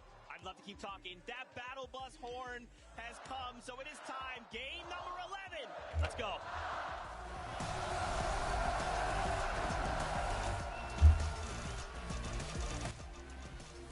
All right, chat. We're running into the game number 11. We have 2 more games left before we crown as the 2025 FNCS Global Champion. Who will come out on top in this next to last match? I'm telling you, this hype train is still on the roll. We still moving. We still hype. So let's hop up in here. Let's enjoy. And let's see who will become the 2025 FNCS Global Champ. We've been talking about it all day. Yeah, NA's looking a little rough. We're still fighting for 3rd place right now, but we know how the fights early game are going on. It's all about Rangers Ruin.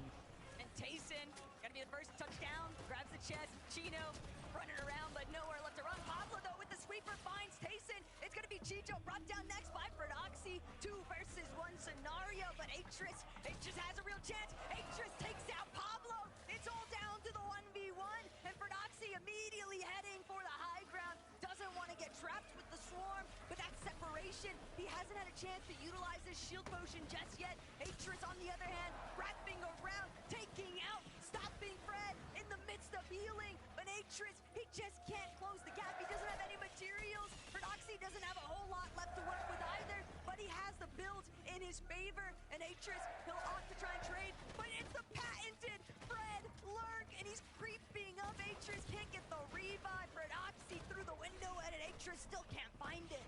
He got multiple pieces through that wall, and even the cone inside. He's trying to distract him long enough while he backtracks and tries to go revive for revive. So no longer going to be a 1v1. Tayson and Pablo are back into the game, but business as usual. Kazi, Tinka, and Aspect are looking to third party this fight. Oh my gosh, it's the same story over and over. The hesitation comes in, right? The elongated fight. We're still in a 2v2. We know the third party's going to come in, but if you take a look at the map, there's only 1 orange arrow. Maybe the full commit has not come in just yet. We'll have to see how this one plays out. It's almost like sending in the lone scout. Try and figure out, is this really worth getting involved with just yet? But Tayson, Atris, they've got such an advantage now over Pablo and Fernoxy. Their HP rapidly dwindling away here. Is Tayson now just waiting for that final opportunity, but without a shotgun, he doesn't feel confident enough, and for good reason, because one good bump shot could be the end of it. Fernoxy's gonna opt to try and get away, but Atris, just too accurate. Atris immediately panning the other direction. Oh, and Chris and Tayson takes it up on this time around. Atris had 9 medium bullets left. By the time he got Look that these elimination, down. 4 well-placed shots. He gets the elim, they win off spawn, and just like Fernoxy had those chances, a comeback opportunity for Tayson. But Vivid, you know, we've been watching that off spawn take place all day long. You have to expect that surely third party is still going to want to get involved. Yeah, I mean, the reboot, right? That's going to be on their minds. Is that going to be possible? We know when you go ahead and reboot, there's a giant beam that comes out from the sky. Lets everybody know, but oh my gosh, Darm, Damus, and Pix, they're in trouble. Yeah, they're in trouble. Pix is going to be down. Malibuca walks and pings. They have advantage in this fight, and they know how stacked the top side of the leaderboard is, and they're not scared. They want to continue to put the pressure. It's just a matter of, did they see Darm? Did they see Demus rotate over in that direction towards the rainbow field, and I do think they did. Crash pads coming out. They're trying to close the gap. Battle between 3rd and 7th, it's just not worth it. The juice is not worth the squeeze here for Bolin and Demas Storm. Fortunately enough for them, Malabuka not checking the bushes, a little bit lackadaisical. And this is how we know it's game 11, right? With only a couple chances left for some of these teams to pick up points. This is atypical for Malabuka, Wox, and Ping. We've seen them kind of base up early every single game. But now the push, the aggression, they got to be thinking of points they need.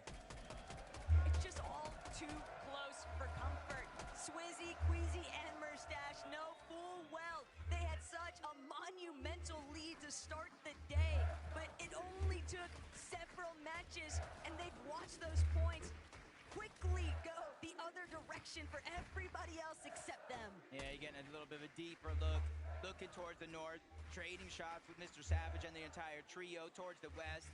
It is going to be goofy in the trio, even with a knock there. There's just too much time and distance separating these two teams. It's going to take a crash pad and a Flowberry Fizz, and it still might not even be enough as we jump on board Sadie Panzer, Yapko. The crowd just constantly letting them know how they feel, and since the zone is coming over towards the Kappa Kappa factory, you can see this is where they're going to set up to try to get that damage. I mean, yeah, this is something that we've seen across every single one of the games, right? Yapko just kind of based up early on. Seti, you might be looking at his inventory like, why does he have nothing in there? That's because he's going around the entirety of the map, making sure that his team is going to be set up very, very nicely for the rest of the game, while they go ahead and pick up all of the damage. Elsewhere, you see some of the action going on. Baka getting a knock onto Adapter. Hasn't cleaned up the elimination yet, but Darm has been found out. Walks and Pings, they take the 2v1. One step closer to sending the entire trio back to the lobby, but Malabuka ends it as well in the 1v1 against Demas. 3rd place is out of there. Malabuka might have missed them the first time, but they knew they had to still be local to the area. There's only so far that they can actually squirm away to, and the fact that they just get completely ran down here by Wox, Ping, and Malabuka, those are the types of aggressive plays you have to make when you are in 7th place and you're staring down a leaderboard that is so tight-knit. The crowd just constantly cheering for anybody on the MA or Havoc squads, letting them know, like, hey, take our energy, you guys have this.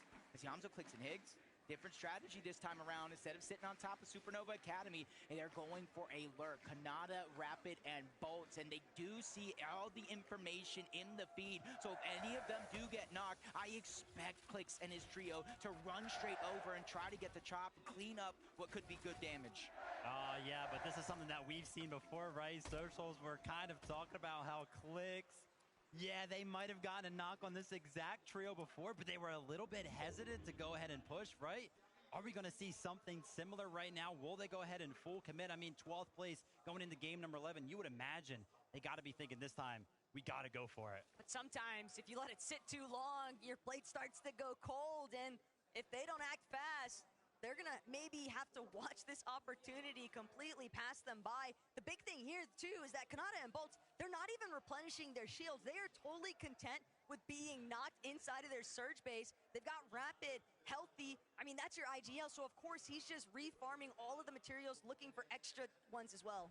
I mean, that's scary. You're sitting on the global stage right now. I can tell you right now, Jacob, if I was sitting up there with no shield on, knowing that so many of these competitors have been making plays on these exact type of bases. We've seen it time and time again, not only throughout the year, but throughout this exact competition, that plays, these sneaky plays for the bottom of these surge towers.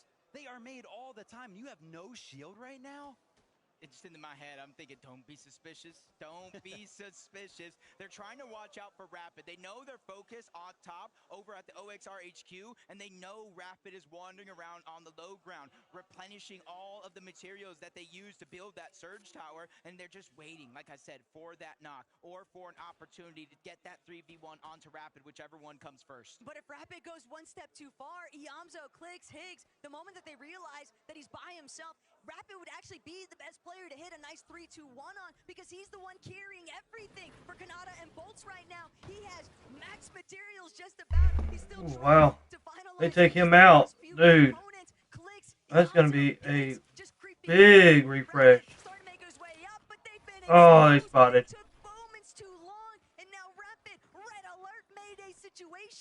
Chop him out.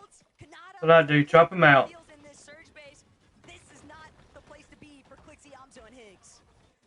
Instantly trying to go for that chop down. All three are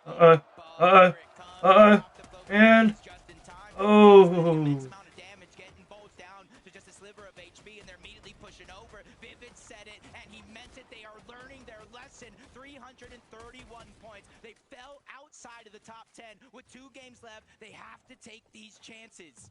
But Vivid, do you think that it's still worth trying to force this engagement, knowing full well that you're looking at a team like Kanata that's got more than enough surge, and they can afford to stick around with all these heals? yeah, he got 300 plus heals. Not including what's in their inventory. They're in the water, they got those trucks, and they got the inventory. They got a lot going on for them.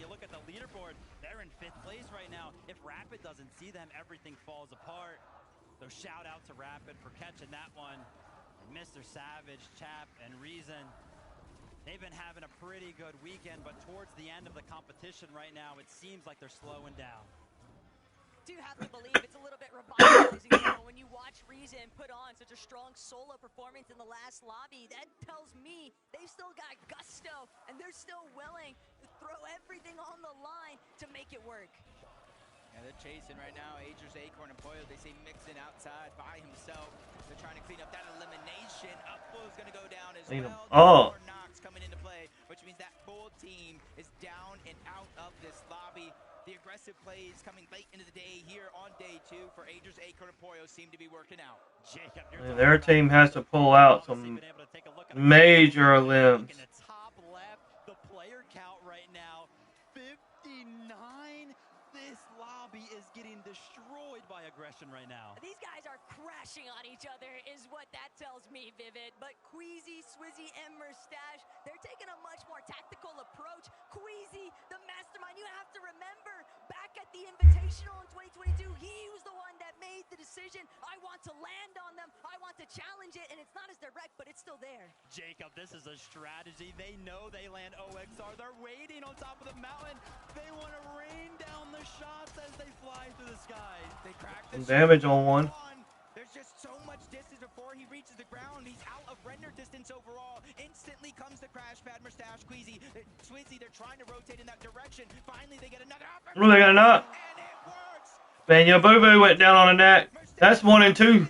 That's team 1 and team 2. But what's going to be there faster? The double revive or Swizzy, Merstache, and Queasy. They're doing everything they can to try and collapse onto this position. Banya's already been back up into the running, but they're going all in here. Swizzy, Queasy, Merstache, they're looking to control their own destiny. They want to take down Banya. They want to make it so that game 12 isn't even close. But Merstache, Queasy, Swizzy, they're just not able to close the gap. And Merstache, he's lost too much HP.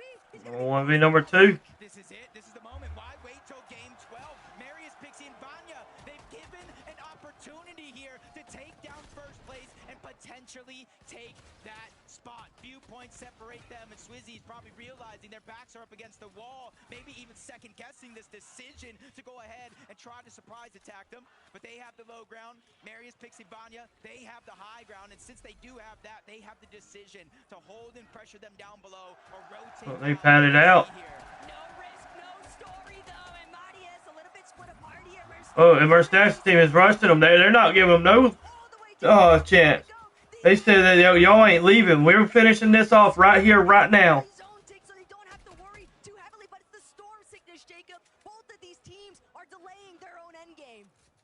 Something that we saw come into play in that last game, the Storm. There's some more splashes right here. Chunks of HP ripped off in the end game, but they're continuing to go. They want to chase this one down, but Pixie on the other side, he's the most elevated. Banya, he's on the low ground trying to heal the best that he can, but so Pixie is making sure to defensively hold that high ground. Marius as well. Flowberry, Fizz, just make sure. They're ramping up. They're jumping on them. And further, they continuously are getting chased, but you say, you know what? You want to fight? Come get it. They're throwing everything at this one. The inventory, all of the heals, they're disappearing. Marius is becoming fully aware that the investment is soon becoming not worth it. How aggressive they're going to get. They're coming right box to box, wall to wall right now. But think about the biggest differences shotguns. All they have is the Wrecker revolvers in comparison to Marius, who's rocking both, but it's a gray Sentinel at best, and that Wrecker revolver just not able to get close enough. Pixie, Vanya, Marius essentially at a standstill right now with Queasy. They have the majority of the heals. You already see the slurp juice in the inventory, med kits being used. Essentially almost 200 HP and shields combined between these two, so they do have a little bit more of an upper hand. And I think Marius knows they're running out of HP resources to keep this fight going longer, so they are definitely now officially on the clock this deep in the zone, and it's only the 4th one overall. Merstash and them still have splashes underneath. Vanya's dropping, almost gets boxed up. Merstash has his head on a swivel, Ooh, got a pop. Oh, Swizzy got popped. Queasy's down.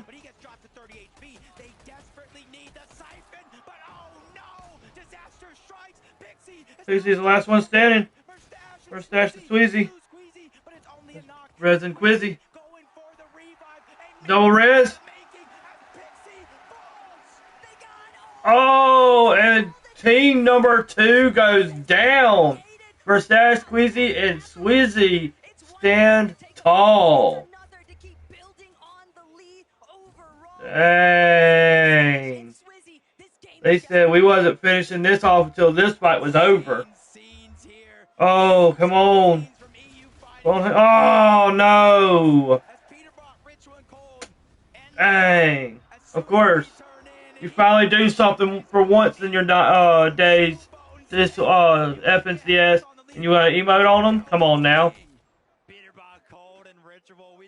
Clicks is higher up on the leaderboard than you are, Peterbot. So haha.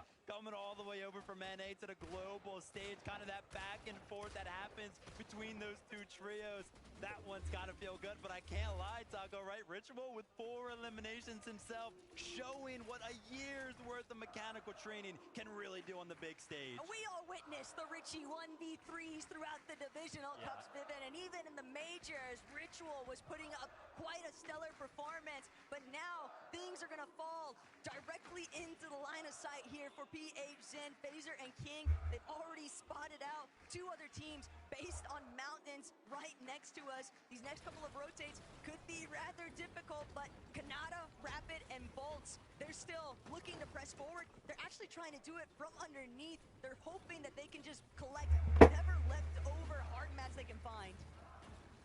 With a sold-out crowd, you know they're going for M8, you know they're going for Havoc, so everybody at home, watching on Twitch, watching online, you need to give your energy to NA if you want to see a miracle comeback, because 2nd, 3rd, 4th place, all of them down. 5th place, that's Kanata. Ooh, come on. Kanata's team. NA, we got to get it, and it's Kanata's team that we've got to pull for now, chat. We got to pull for Kanata, for NA. How do you feel seeing this rotation by Savage, Reason, and Chap? It looked relatively healthy, but they're not the only ones. Other teams in EU definitely making their presence known. Yeah, the chase is on right now for a couple of our teams, namely Malibuca, Walks, and Ping. The aggression early, they want to go ahead and catch up to Rapid, Kanata, and Bolts, right? That's the only team that is currently alive that is ahead of them right now. And as I say, that pressure starts to rain in. Why does this look like one of the practice lobbies right now, though? Down to our last 17 teams. I saw Pollo's help. Pollo went down. They're trying to see if they can bring down Agers and Acorn with it. Pollo's already been claimed. Acorn, Agers just trying to create a little bit of space, but they know this might be a fight that they can't avoid any longer. They're gonna have to try and take a crash pad out of here, but Malibuca, Walks, and Ping, they are fully wary of what lies ahead. Yeah, and you can see in the mini-map, Acorn, Agers, they immediately rotated out with or without the reboot card. A couple more teams rotating in and around this path for Pings, Walks, and Malibuca. Could be opportunities for elims or more damage, but they see that coming. They want to continue to rotate in. Right next to them, Queasy, Merstash, Swizzy, all trying to get this elevation differential for this next zone. But just above them on the other side of this mountain face, Kanata, Rapid, Bolts, they see. Ooh, Merstash got hurt. Sweezy. Oh, Merstash went down. Sweezy's low on health. Sweezy's kind of low on. Oh, wait. The storm just hit him too.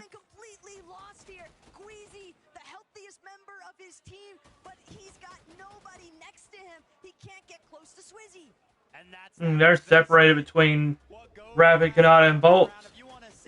Wizzy's 1 HP. Ooh.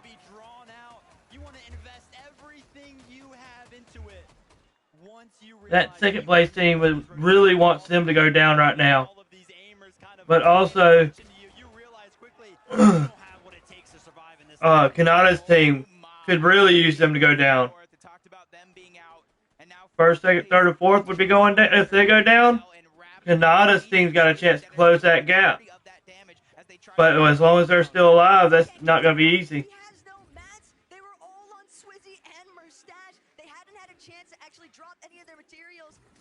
Why did he throw that? Oh. That's why. Okay. Okay, smart. That's a smart 200 IQ right there.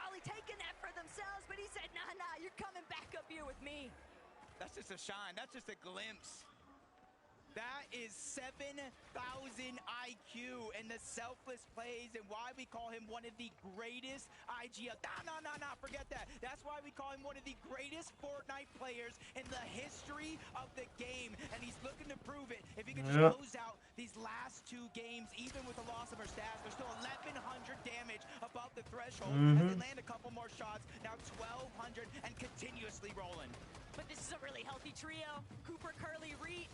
I don't know that that's what Queasy's really looking to chase up. He's not trying to bark up the wrong tree here after all. They've got to be a little reserved here, Vivid. They don't want to overextend their welcome. I mean, they're in the mix of things right now. They've gotten a couple of shots on a couple of trios right. Kanata and Bolts. They got it all true. Sweezy goes down. Sweezy goes down. Uh-oh. Uh-oh, chat. Uh-oh, chat. We got a chance to close the gap for first. Got a chance to really close the gap for NA now. Will it really be enough? The leaderboard will have to wait and tell a different story here. Malabuko, Lux, and Ping, though, fighting a battle of their own. They're now looking to see if they can overthrow the high ground. I drop Cammy, Hottie. They've been a little bit tagged up here, but it's Ping who eats the greater bulk of his shields there. Malabuko, Lux, now having to head towards the forefront. They're looking back. They're trying to provide some support.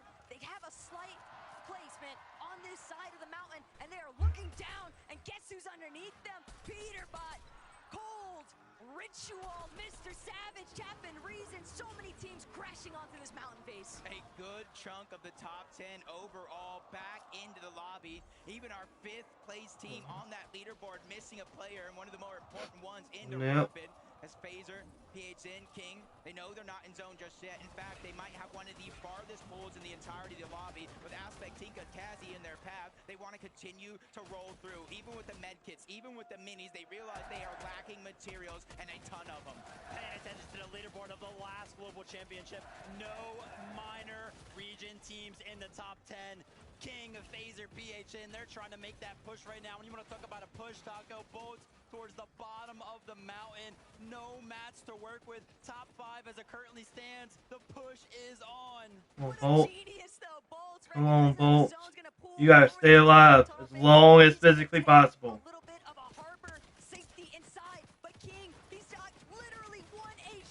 HP. The small shield potion, he's managed to get it off, but Phaser, only 2 builds remain. He can't keep continuing. They can't get PH in. Instead, Phaser holding on for dear life, but he needs the heal. Phaser goes down. He's gonna be eaten alive by the lobby. And goes King. Oh no, Bolts, you're gonna have to move. You're gonna have to move, Bolts. Nobody's watching you, Bolts. You're good. Come on. Who has to start to think, who has to start to act quick because he has only 8 builds, no heals in his loadout, and But he can get some mats down there. He gets a little bit of a refresh from other people's limbs. Making sure that he stays concealed towards that backside of zone. But on the And if he didn't have heals, he could have grabbed some too. they've actually managed to overtake one of the best positions that we've seen them in all weekend long. Peterbot, Cold, and Ritual, they don't want to walk away from this competition without at least putting some sort of a staple into it. They want to show everybody that, hey, listen, we had a tough time off spawn, but when we make it to the end game... Oh, and Bolts goes down. Dang. Top 5 is down. I hope so. He is by himself. Cold and Ritual are all down below, and he's done it. He's gotten the high ground. He's gotten an elimination. Here he is. He's finally woken up from his slumber, and he's continuing to pressure down and stealing the high ground away. He joins Ritual and Cold on the other side and takes what's theirs. Yesterday, Peterbot said, it's my day off, but today, it's a whole new beast coming alive here in the final hour. FKS gonna be taking He's waited too long. He's waited too long. He should have woke up 3 games ago. It's too late for them. They're not going to win this thing. They could take everybody out in this lobby, win the Victory Royale, and they still wouldn't have enough to make it.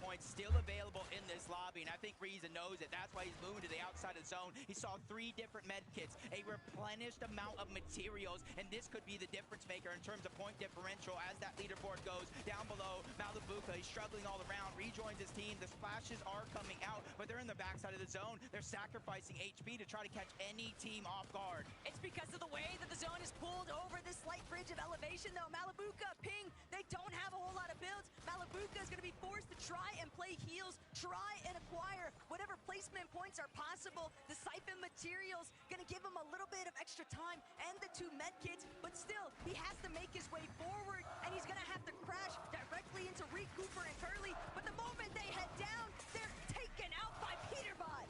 Reed just getting targeted from up above. He loses all of his materials, has no other choice, but another team contests towards the high ground. Cold, Ritual, and Peterbot, they're forced scrambling around, figuring out a way to reunite. The Flowberry Fizz does come out. That's Tisco, that's Striker, that's Kadu. They've taken down NA's best, but it's only for so long. Revenge comes in, and it comes in. Drop gold, drop gold, drop gold.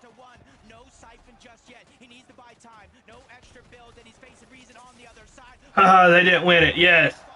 They didn't win it, thankfully. 3v3, chat. 3v2, because there's one. I dropped down. He's going to win it.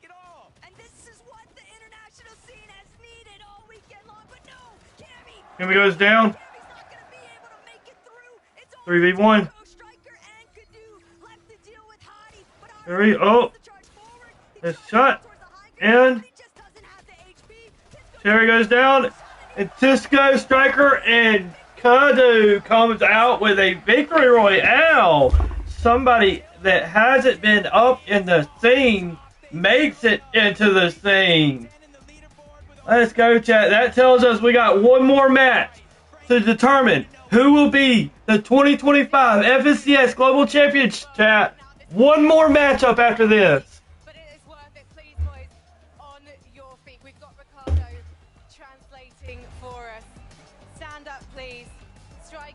I need to come to you first. What was going through your mind during that final fight? O que você estava pensando na tela, a última batalha? Que a gente tinha que ganhar, né? Entrar no comeback, dar os pontos para chegar no top 10 aí, subir na tabela. The only thought was they needed to win. They won the top 10, so that's the only one. That's everything they were talking. And that makes a lot of sense because I don't think a Brazilian team has ever placed inside the top 10 at a 14. Oh, and that's a Brazilian team. Before. Do you think this could be the year? Você acha que esse é o ano que um time brasileiro pode ficar entre o top 10? Tomara que os brasileiros consigam ficar, não só nós, sino também o King, Fraser, PH, que estão perto do top 10. Então, tomara que nós dois fiquem lá e seja história. And I'm going to come over here, if that's okay. Sorry, Ricardo. Kadu, what has this experience been like for you? To get a Victory Royale, is this like the ultimate prize for you right now? Como tem sido essa experiência para você ter esse Victory Royale? Bom, foi muito importante para nós, a gente precisava dessa vitória. Tava abaixo do top 15, eu acho que com essa vitória agora a gente vai ganhar muita confiança para a última partida. They needed that win. They were in top 15. That was very important here, and they can't wait for the last match. Well, guys, we cannot wait for the last match after. It has been incredible to have you guys here. Well done for doing it for Brazil. Please, Leon, faites du bruit! Now, after this last game, we're going to be crowning a world champion. So tell your friends. They're not going to want to miss this.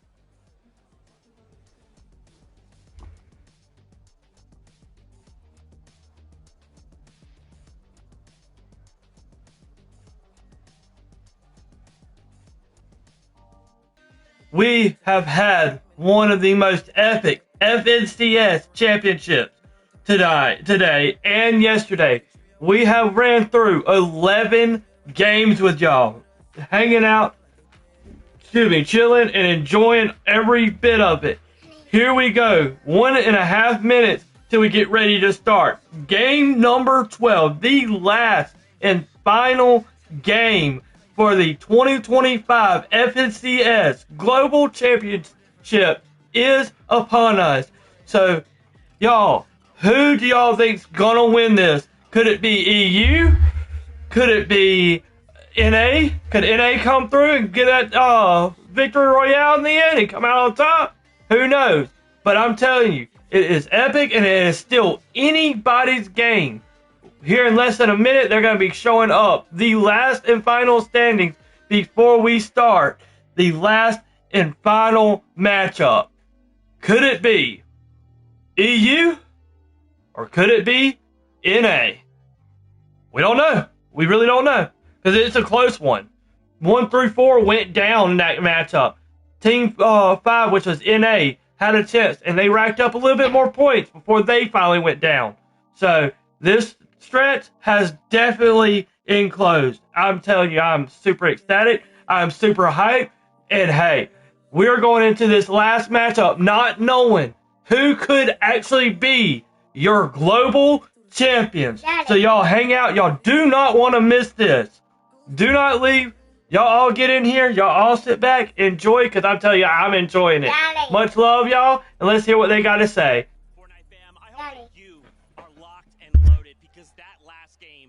So many developments. BR coming up, massive 16 elimination victory royale on land. Oh yeah, Brazil. That's what I like to see. Oh wow, 16 elims for Brazil in that matchup. Wow. Kadu's team. I hope I'm saying this name right. Kadu, Striker, and Tisco. They're Brazil. It was Cammy and Jari, right? There was a final sort of 3v2, so not easy for them whatsoever. They played really, really consistently, and something we haven't necessarily seen from them today. We saw it a little bit yesterday. I think they had a 5th and a 3rd in yesterday's game, so it's nice to see them finding that form right now. I think they listened to our complaints. We were asking, why is no one fighting for high ground on day 1, and then day 2, everyone is fighting for high ground right now, and they see there's all this contention going on the high ground. Why don't we third party this right now? We are a full trio. We can see that those are wood builds. Players are going down. This is our chance to steal it away from them. It looks so good. And again, what's up, Natty? We might not be fighting for first place, but we are fighting for life-changing amounts of money. We're going to be sending ourselves straight up those standings. Now, of course, Oh, snap. Oh, snap. 50 points separate first, second. 156 points separate NA from having a chance. Is it possible? I don't think it's possible. But, hey, anything can happen. It wasn't successful. Thinking back to last year's Globals, Queasy and Thomas, they had the option to land on Peterbot Boy to try and disrupt them. They didn't make the decision to do so. Now they're taking matters into their own hands. And traditionally, typically, we see it in Game 12. In this game, we saw it in Game 11. They understand how strong Vanya's team is. I mean, they had a 16th in their first game, Vanya. Since then, and since, of course, this game, they hadn't placed outside of 6th. So they had to take them out and had to disrupt their game in any way they could, because if Vanya, Pixie, Marius, if they make it off spawn into the end game, they know they're going to get a good game out. Although they did grow that lead just a little bit, it's a bit of a double-edged sword landing onto Vanya or going for Vanya, because Vanya knew the equation. They knew that they just had to run away. But when you have Queasy chasing you down, there's only so much you can do. But as they are being chased down, they're using their mats, they're using their heals. Everything that they need, everything that they have had to have a successful in-game is now gone. So by taking out second place a little bit early, they themselves got a little bit low in mats, a little bit low in heals, and were not able to recover. Can we just talk about how insane? Okay, this is gonna be super nerdy. Okay, super nerdy. When they fight and finally they take them out, they start to make this rotate up the mountain, right? Squizzy gets caught in the storm, makes it out with 1 HP, and you're thinking, okay, wait a minute, let's start looking at what they have. Queasy has nothing, no build. Squizzy has everything, 1 HP. Queasy turns out, throws the crash pad down to get Swizzy back in place. Are you kidding me? Queasy, that is the biggest brain play I've ever seen in my entire life. And guess what? We have a listen-in from that moment. That was a crazy moment right there. Follow me, okay? Everyone have OXRs, right? Yeah. Okay, follow me. We're gonna try something. But again, fist. Don't go in render of Canada, okay? Yeah. No render of Canada. Go this way. Last one, right now. 30 already? 30, 60. 50, 30. 35.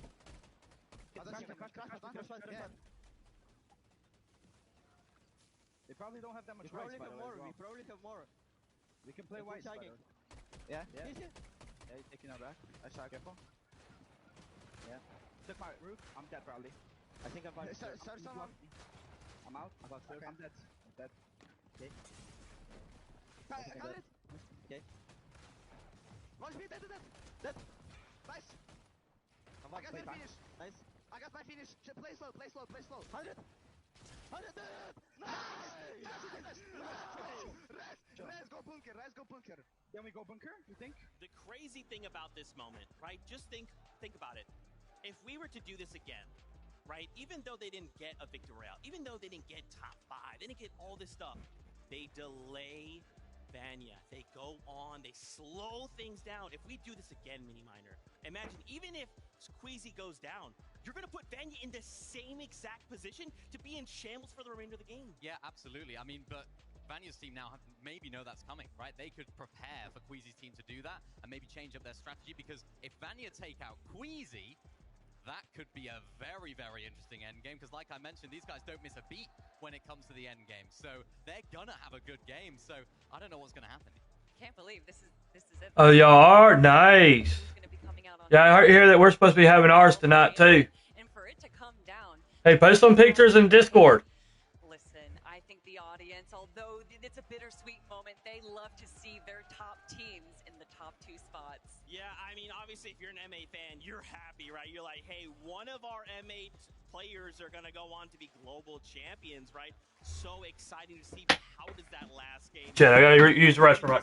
Wait. Off spawn again. Do we change things up? Do we play conservative? So many questions in that game, though. Something of note that happened. Peterbot, Cold, and Ritual finding themselves up on the high ground as well. With, they've been quiet for both days, and finally there in game number 11, we see him on hype. We see him pushing teams, kind of what we've been used to seeing in majors before this point.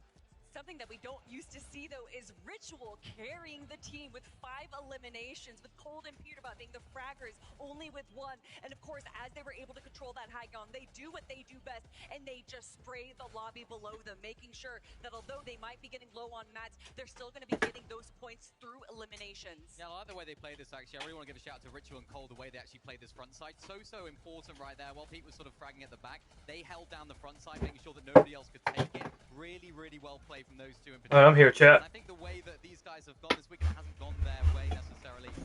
But of course, in this particular endgame, they were able to pop off. Remember, a lot of our big names that we were seeing on the leaderboard, sort of top 5, I think, were down and out in that endgame. So we didn't see our sort of hype team that we would expect to be in there. But still, a solid game from these guys is going to push them up in the standings. It's so good, guys. I'm just thinking about this, man. I gotta see those standings one more time. This is a fight for first and second place right now. It's a fight for first. Everyone else is fighting for that third place spot. And again, we might not be playing for first, but life-changing amounts of money. Oh, Peterbot's in 12th. Hoyos in 15th.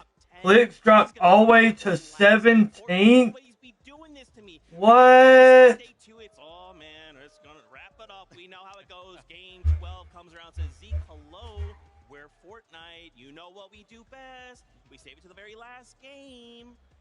Saving it for the last game is definitely something that we've seen time and time again. But to have all of our top teams, 3rd, 4th, 5th, and then 2nd place, going down early there makes me a bit nervous. I want to see all of these teams up and alive in the end game. I want it to be close. I want it to come down to the final moments. And that might just happen. I hope so. I really hope so. I mean, I'm just thinking about sort of Vanya's position. What would they like how Major 3's ended. Oh, man. Peterbot really gave us an outstanding end game, that's for sure. I know we had that in that list listening right there, we listened to Queasy saying, we're going to have more whites than them. We can play the Storm, which is exactly why they won that fight. We were sort of watching it just here, and I remember saying, I was like, yeah, they're going to win the fight because they have all these whites, of course, from their drop spot. We broke it down at the beginning of the weekend, how powerful that drop spot is. They can get the slurp juices, of course, from there, all the splashes that they get from there. Super, super valuable for them. And now, maybe we're going to see a little bit of a change of strategy for Vanya's team. Do they try and stack the whites, stay back in the Storm a little bit? Not too sure how they're going to play it out, but they have to respond. They have to do something to try and stop this this push from Queasy. You know what I want to see? I want to see that victory royale turn from 0-0 to 0-1 to get practically. Honestly, I think at this point it's like a 1% chance that NA is going to win this. I think we got a 96% chance for EU. They just have to try and...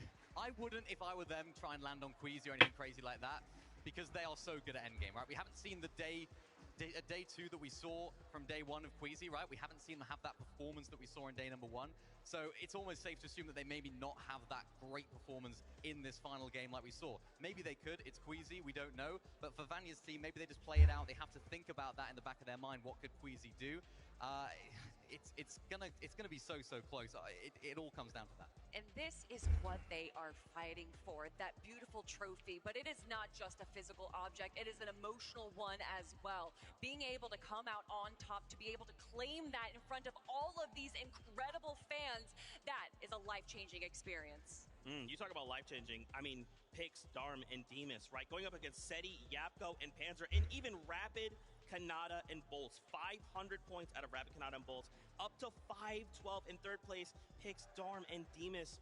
This could very easy. I mean, guys, just look at this. Yeah. Right from 5th place all the way up to 3rd place. I cannot stress this enough. This is life-changing. A lot of money.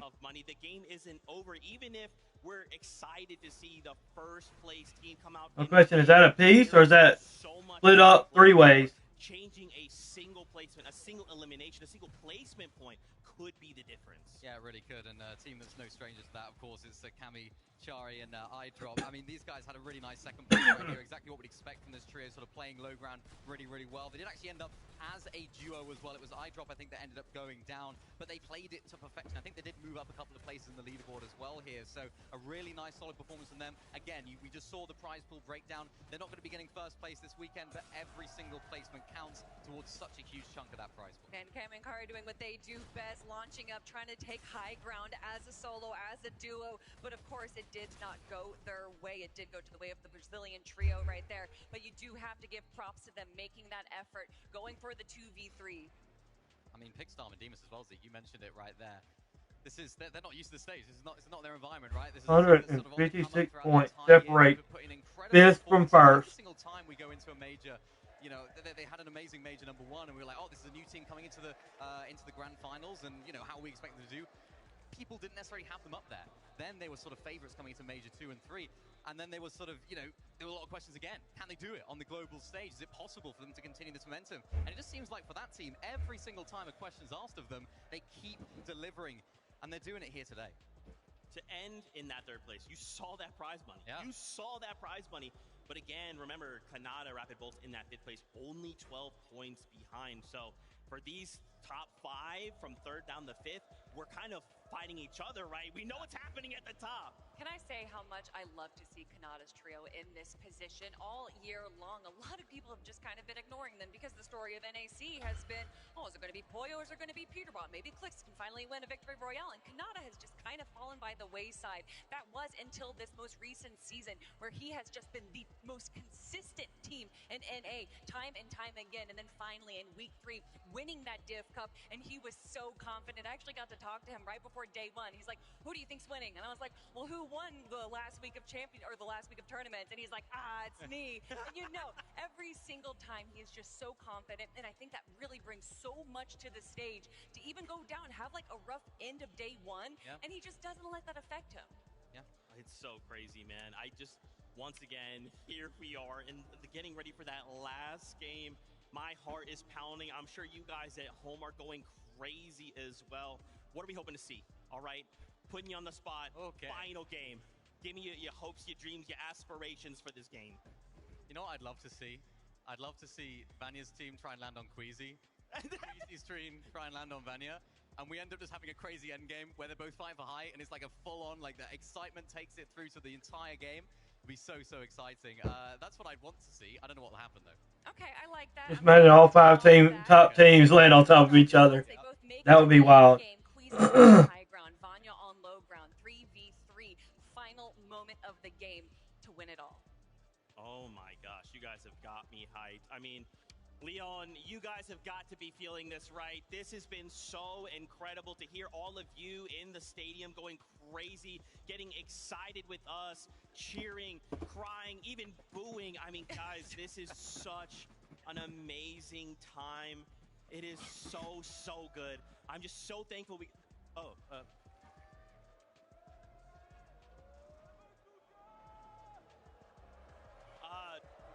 I'm sorry, guys. This is hot off the presses. I need Benji right now. I need the translator. Guys, this is plans for 2026. Benji, put the headset on. Oh my gosh. What's happened? What's happened? This is for you. This is hot off the presses. This is what is coming for 2026. Duos! Duos! We're going to duos! Oh, they got a mobile series too! Rank Pro-Am returns. LAN returns to Europe. Oh, Snapchat. Ooh, we get a Elite Series LAN. We're getting a mid-season LAN. Holy moly, we are stacked. What? We're getting a reload LAN, chat. Holy moly.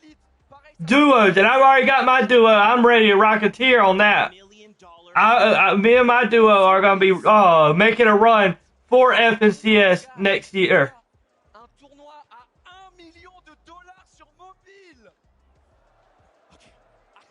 Ranked 2.0. Yeah. Ranked 2.0. Classé 2.0. Les gars, il va y avoir un nouveau classé. Incroyable, un nouveau classé, Zik. We're getting another Pro-Am. Un nouveau Pro-Am. Another Pro-Am. Tout en bas. Le Pro-Am, vous connaissez, il y en aura un aussi en 2026. And LAN returns to Europe. The LANs are returning to Europe. Les gars, on va parler français. On parle français. La LAN sera de retour en Europe. Il faut qu'on fasse en sorte que Epic choisisse la France. Epic Games, please, choice is France.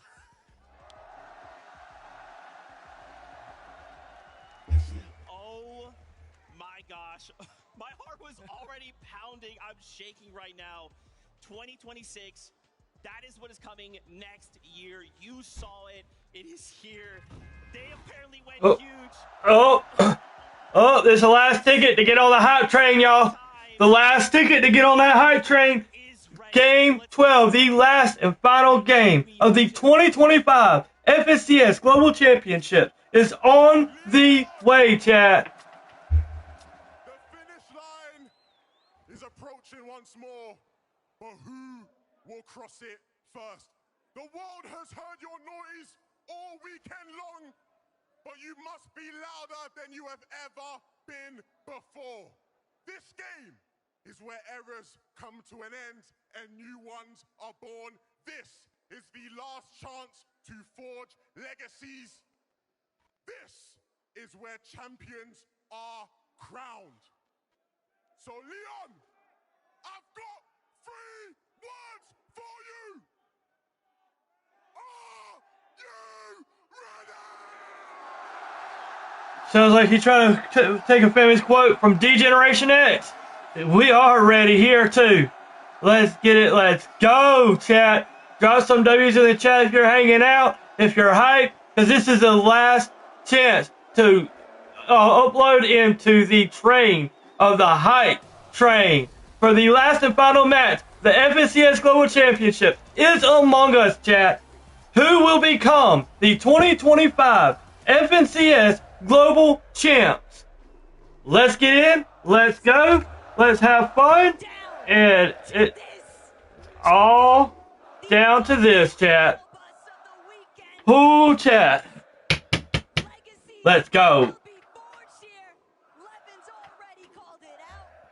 I know that there's so much action that's taking place with some of these off-spawn contests, but there's only two teams that everybody wants to see right now. That's Queasy, Swizzy, and Mustache. Vanya Boo Boo, Pixie, where are they at? Will they clash yet again? Swizzy Mustache. Goofy Vortex. Where's their trio? With almost a 50-plus point lead for Queasy, Swizzy, and Mustache. Nothing changes for them. They don't even need to necessarily win this game. They just need to continue to outscore Pixie, Marius, and Vanya, who are also uncontested at the OXR HQ. And the most insane thing about this all is it was Queasy in that last game that ended Marius, Vanya, and Pixie's run. They not only pushed over to their side of the map, they chased them down and sent them back to the lobby. Completely intercepted, completely ruined Vanya's game plan for his team, but Yuma goes down. off-spawn domination taking place here. He's got a big elimination onto Yuma. Flixie and Beto are not Ooh, with what? him, though. Koyota still looking to chase Pico out. And Pico What? nearly gets the better end. Pico, Flixie, and Veno is out? What? Way too early.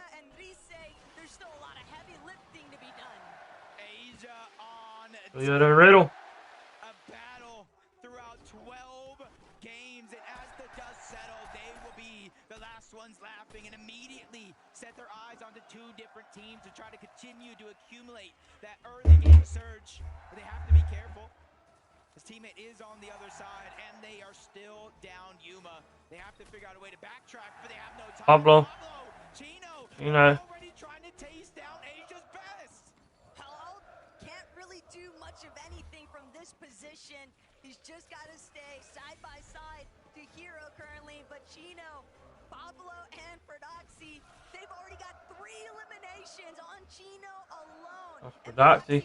Still keeping an open eye out for where Halat is headed next. Hero and his teammate glad to be far away from Chino, Pablo, and Ferdoxy, but these guys could be the real menaces of this lobby. They're just going to continue to try and get a clean sweep for everyone that comes into their path of fire here. Ferdoxy. Oh, Chad, I just want to see Clix' team get a victory royale. One victory royale, I'd be happy. To try and prevent himself from being taken out. Off-ball mix and focus. They took notice of what was going down, though. They decided to come crashing down on top of Chino, Pablo, and Ferdoxy. But Jacob, this is a box fight that I don't know if Chino's necessarily prepared to take it up, but he's got so many splashes. He'll be back to full HP in no time. And this is a team right now to start the game. I know they have 411 points, but they were at 399. Chap, Savage, and Reason, 403 above them. I dropped Hottie and Cammy, 434, and then even Ping Walks and Malibu at 441. If they continue to play in this pace, get these eliminations, and make it deep into the end game, they could overtake some teams on their way up the top of the leaderboard. For Pride, Glory, and line in their pockets with that much more money, what they came for, as Ferdoxy continues to move forward, not slowing down, and Havad is going to go down. And Ferdoxy's kind of been calling it out, even in the events leading up to this weekend. We know that we're contested. We know it's going to be tough. Winning likely out of the question for that trio, but they can still put on a strong performance to see what more prizing they can possibly secure. Seti, Epco, Panzer, 506, only 6 points shy of Pix, Darm, and Demas. It was honestly not too far away from their current drop spot, but you're seeing how stacked the leaderboard is when you kind of drop down outside of that top 2, or even top 3 or 4 for that matter. So it's going to take a good amount of eliminations if some of these teams on the outside wants to punch into the top 5, but better late than never could be the final opportunity that they have. As we continue to look around the map, seeing a lot of the same strategies going down as some of our previous games. Haven't seen a whole lot of reason in chat. Mr. Savage trying to take up a surge-based position, though, up against Swizzy, Queasy, and Mustache. Whether or not this actually pans out in their favor is yet to be determined, but chat, Mr. Savage, Reason, definitely have had their highlight moments throughout this tourney. Yeah, a team that's definitely had their ups and downs, and still, we talk about their story making it here. Barely, almost missing out on a chance at the grand finals, but it was a 1-point differential. They made it in. All they needed was a shot. 2 points. They made it in to qualify for the Global Championship, and now Savage is on the cusp of a potential top 5 if he can perform well with some eliminations in this game. King, FaZe, PH Sin. They faltered. They fell out of the top 10, but they're just 1 placing down inside of that top 11. Oh no! Pixie, Vanya, Medius, do they even have any idea of the intention that lies behind Snowy and Sod? They're looking to play massive spoiler here at OXR headquarters. If they catch Pixie and Vanya slipping, Marius racing across overhead. Right now, they're just trying to lock in their search. They're not really anticipating anybody to be nearby. And even with Vanya overhead, they're so preoccupied with just trading out these bloom battles. Marius, he's apart from the rest. Snowy, Sod, a singular 3-2-1 could be the difference here. Is Marius going to be able to stay strong?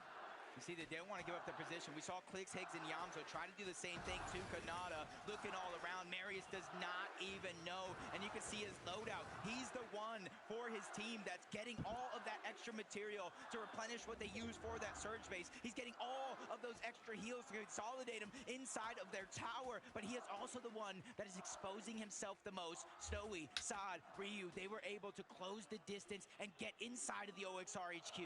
We've got another perspective. Malabuka, Ping, and Walks here at Kappa Kappa Factory. They are just chasing down Pigstorm and Demus. They don't want to allow these guys the opportunity to try and maintain their position within the top 5. Malabuka, Ping, and Walks going on to the aggressive forefront here, but it's Ping who's opening up big shots here onto Demus, forcing him to pull further back inside of the box here. Malabuka, Ping from a separate direction. Demus, Darm, Pigs, they're trying to keep the hopes alive for themselves. Rookies of the year, essentially, Jacob, but they still have to break through these veterans. Malabuka's using his experience not to get caught off guard in these situations, just trying to spray down a couple of their piece control, get them to expose themselves. But right now, it is going to be a 3v3, but you see at the bottom of your minimap, 2 teams from the Kappa Kappa Factory that could be looking for Surge to try to interrupt this one as Demus continues to scramble around. Oh no, 17 Demus is low. 2 builds left. Walks continues to put down the pressure. Good thing for him. I do believe it was Darm reunited in the same box trying to hold the covers, but that leaves out Pix to go down. They isolated the 1v1. Malabuka, Pings, and Walks are hunting down 3rd place. Darm, Demus, and Pigs might be phenomenal fighters, but Malabuka 3rd versus 6. simply having the material count in their favor. They've completely shut off Darm's entrance back towards Demus. Malabuka trying to see if he can make that wing flank approach. Malabuka, though, big tag, but an even bigger one onto Darm. Darm goes down. Oh, hold on. Which team was that? Was that 3rd team or was that 6th team that went? Oh, that was a team number 3 that went down, chat. With how tight that leaderboard is, Pick, Darm, and Demus. I just want to give them a huge pat on the back from underdogs to top dogs. These guys looking like a serious threat. Vanya, Pixie, and Marius. We saw that team floating around the OXR HQ. They did not get any opportunity to pounce onto Marius, so they're going to survive and live to tell the tale and hopefully shoot up that leaderboard. I did see Vanya at the very last moment, though. He was already setting up for the pre-edit, so if Snowy, Vrad, and Ryu aren't careful, they're going to find themselves getting caught completely off guard. Seti, he might not be a fan favorite this weekend, but he's still looking to try and take over. iDrop, Cammy, Hadi, it's teammates, or former teammates, I should say, just looking to gauge who really got the better end of the deal. Kind of decisions, crash pads, launch pads. And with Seti, Avco, and Panzer right in front, that is the team currently in 4th place, 506 points, just shy of getting into another big money spot of the top 3. Swizzy, Mustache, Queasy, even with the zone pulling so far towards the south, they know it's very, very important for them to get their Storm Surge first. And then they throw one of those upgraded launch pads down, they hit the Flowberry Fizz, and they cover over 1,000 meters quickly. But as we tune in, Cold is already down. Peterbot down. back foot, but it's actually Ritual that fell. Him and Cold, the two best fraggers in all of NA have a chance to fight back, but it's Malabuka, Watson Pings on the other side. Come on, Malabuka. They're in the mix as well, and one more team towards the north. Take them down. Keep them out of the top 10. Do not allow them to get the top 10.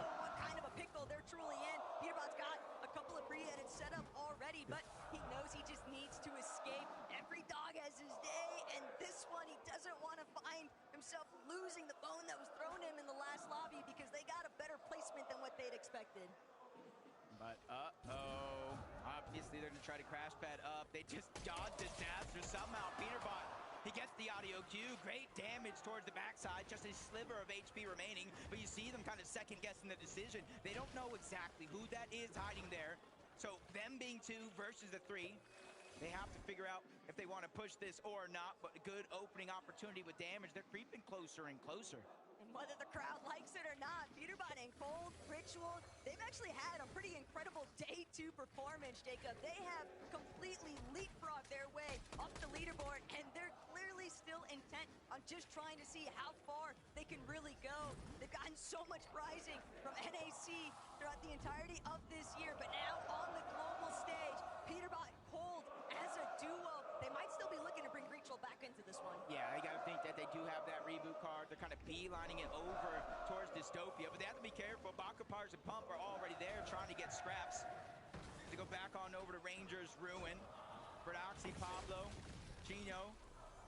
They got the boss down. The Queen is no more, and you're seeing what that does. Not only do they get that OXR rank, but multiple slurp juices, splashes that they can use. They already have 419 points. They can only... Why did it kick me? Why did it kick me? Come on, Fortnite. Why are you going to do me dirty like that? Come on. Hurry up. This is so stupid. This is 100% stupid. Why did it do me dirty like that, chat? Come on, get me in there. Come on, we're in the last game. It's ridiculous, man. It didn't even give me no notification that I was going to get kicked or nothing. Come on now, Fortnite. It's ridiculous. This right here shouldn't be a thing. If it sees that I'm in here watching it or something, it shouldn't kick me, period. Unless Fortnite itself crashes. Lost a viewer because of this. Thank you, Fortnite. Thank you. Oh my gosh, get me in. Beat himself, even with Ritual back, a sliver of HP, forcing out the splashes. Cold and him have to reunite and figure out a way. Peterbot went down. Wish I could have saw that. Now that he's on 0 ping, people forget Victor V, when he's playing on West, he's tackling on 60 ping. So now we're getting to watch an elite young fragger on the come up. So excited to see where this goes next, because even though the weekend hasn't necessarily shaped up to the position they wanted to be in, they've still got a lot of fight left in them. This is kind of how they had, bro. He just trying to fire off. He's just hoping that his aim Jumped on him. Oh, and he took fall damage. Oh, I got sniped, y'all. Come on now. Looking to run him down. They do have a chance, though. We saw Cold, we saw Ritual go back to Dystopia. Does he go and see Swizzy, Mustache, and Queasy yet again accessing the bunker? This team right here could be the team to win it all right here, chat. Just outside of Rangers Ruin and Foxy Floodgates. And they now have the Mythic. They have the Medallion. They have the Exotic. And they have time here to let every other team pass them on the zone and fight each other. Victor V just picking up where he left off. Unfortunately, Ritual just not healthy enough to stay on both of his feet. He's just going to be tackled. It's only Cold left alive from that trio. And now Victor V, he'll have the opportunity to heal. But not only that, 4 eliminations, it's so much surge. And Jacob, realistically, Epic, he's trying to help make the calls alongside Paper. They still want to keep pushing forward. But Ryu, he's going to bring down Epic Will. Victor V now looking to give a little bit of backup here to a support player. But Victor V, he's stuck in a 1 versus 2 situation. They're trying to close in onto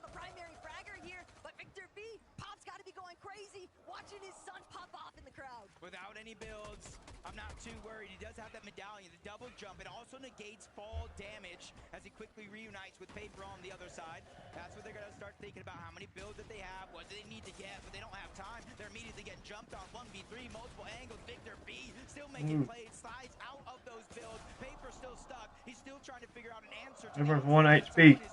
He continues to fight back. Ryu, though, almost full HP when it comes to the shield as well. Paper, no knock. Victor B is down. The full trio is out of here. A little bit of tragedy Old. struck there for Victor B, Paper, and Epic Whale, but they still did enough. They left Cold in such an awful Pigs and I don't see Yamza. out of that location. Gino, Pablo, and Fradoxy. Look at the elimination. Jacob already at 8. They have won their goal in sight, and that is to jump, force their way into the top 5. There's only one way to get Where's the Yamza? Yamza went down. the teams above you on that leaderboard to go down early. The level of competition inside of the top 10, I feel like, has never been higher. So you have to start to take matters into your own hands. And this is one of those teams, for Doxy specifically, that will play to win. He will make or break himself. Just think, chat. Typical Gamer almost got his chance to be here at LAN. Honestly, I'm starting to think that Typical Gamer broke Peterbot.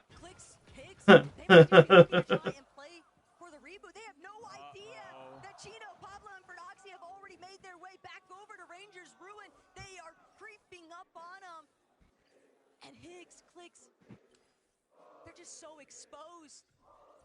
Holding my breath watching this, Jacob, because I know it's only a matter of time for 3, 2, 1 comes through, but Higgs, he nearly put Ooh. the defense, but it's just not enough. Come on, Click. Higgs is Come on, Click. Clicks scattered, left to try and fend for himself, but with 3 healthy players out of EU's power. Oh my gosh. No, I wanted to see them get that VR. At least one, but GG's. GG's, Click. Eliminations, Taco. They have 40 points on straight eliminations alone. We haven't even touched those placement points yet. They're shooting up the leaderboard faster than ever. I talked about the prize money differential, and that's This is a team that really needs to put on the gas. Rapid and Bolts, the same thing for them to start the game. They were in about 5th. At least get us in top 3 if you can, Kanata. Teams trying to get aggressive to get those points. See in the distance, 2nd place, Banyam, Nereus, and Pixie. Not going for the high ground just yet. 6th zone, more than half of the game left still to play. This is where players Peterbot eliminated himself yet again. Y'all see that? Y'all seen that in the kill feed? Y'all seen that in the kill feed? He eliminated himself again, chat.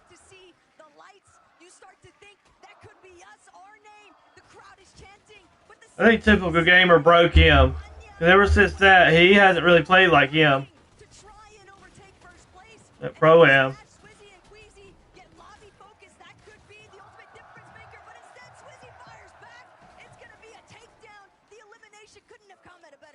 And that's 4 more points for them, inching themselves closer and closer to it being mathematically impossible for anybody to catch up.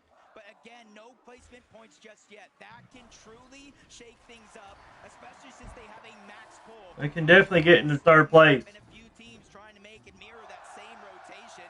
First comes the crash pad, then the Flowberry Fizz, and they can continue that rotation until they make the zone. But Taco, more than half of this zone is over open water. Not only that, but What?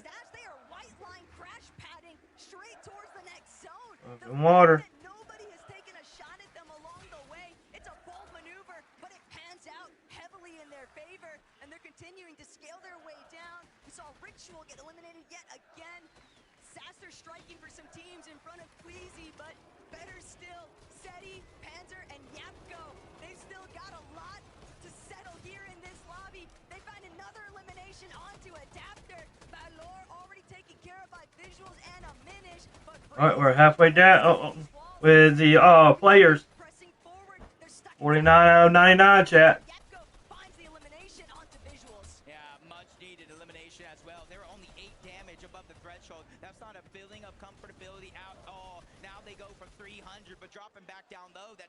show how active this lobby actually is, but they continue to steamroll. Mustache, Swizzy, and Queasy find their third elimination of the game, taking down NA West. And you know that Vanya, Pixie, and Marius, they can see it all in the elimination feed.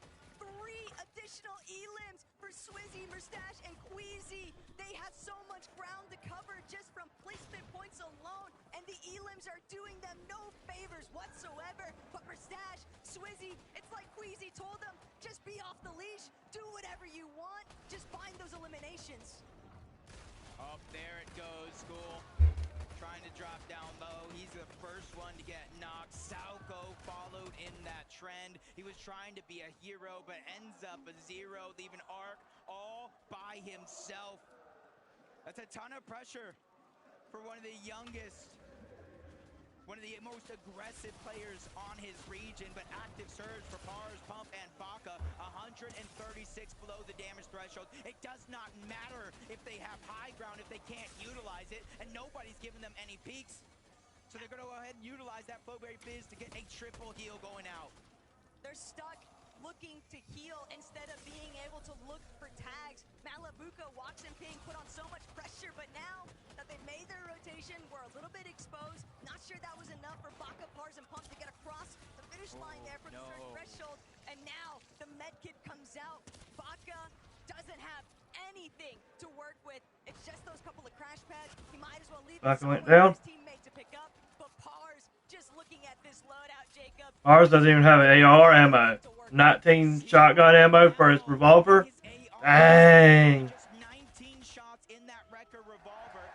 That's painful. Minimum has Pump on his team, but underneath, Sharks in the ocean. They're ready to take a bite out of NA West, but Malabuka's trying to beat him first. They crash pad towards the high ground, and they solidify it while Surge there goes Pars. Down goes Pump. Surge is now officially on the clock, which runs out, and he's out of the game for good. But these audio cues aren't doing Malabuka's team any favors, because Prodoxy, Gino, Pablo directly underneath, more than happy to see if they can close in. They knew that there were weakened trios directly above them, but they just want to see how bad off are they really. They're still trailing underneath, but Walks, Malabuka attempting to hold height. They might only be a duo, Jacob, but they have so much surge. 62 points.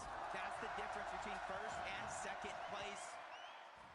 And the time is truly running out. They have to make sure Queasy, Mustache, and Swizzy somehow go down outside of the top 8 as they continue to move through. It's becoming more and more impossible. There's 600 plus damage above the threshold. They're looking down to the backside of the zone, trying to figure out where the weakness is for any of these trios trying to rotate in. Even with Kanata down below, they're lurking. No visual audios, but if you look at the sky, that's Marius, Vanya, and Pixie, but they lose Vanya throughout this mix. They're on that middle ground where all the chaos ensues. Vanya just barely managing to start to get his life back up to a healthy level. Swizzy, Mustache, Queasy though, they see the high ground. They're starting to go for the chop. Malabuka gonna be forced to drop eventually, but can Malabuka even get down? Oh, they got chopped. Malabuka. Oh, Malabuka goes down.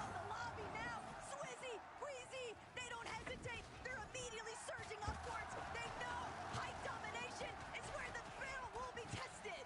On the high ground, and now they're getting challenged, but they're fighting for it all. It's Pixie, it's Marius, and Vanya. If Oh. they want the win, this is the moment. First team and second team's going against each other. Swizzy and Mustache goes down. Queasy's got to hold it. Vanya goes down. Vanya goes down. Marius is gonna have to pop that slurp juice and reunite with Pixie. But where's Queasy? Pixie and Marius, they're so incredibly low. They're not going to be able to save Vanya. They'll at least get everything that he had to offer at the final moments. But Marius, Pixie, as a duo, they've got to Still alive. They don't know where he's gone off to. Seti in the low ground. If Marius and Pixie aren't careful, they might run smack dab into the center of where all the congestion is building at. But they're crash padding up. They're trying to get back on the height. They know what is in front of them, and they want to take it by force. They already have second place locked in. It's all PhD goes down. Oh, Marius goes down. So to Pixie now. Oh, the top team goes down, chat. 20 points. Oh! Mustache Queasy, and oh man, we have officially figured it out. Merstash, Queasy, and Swizzy comes out as your 2025 FNCS Global Champs. It doesn't matter from here, chat. It doesn't matter from here, chat. It is over. Who shall win the last matchup, though?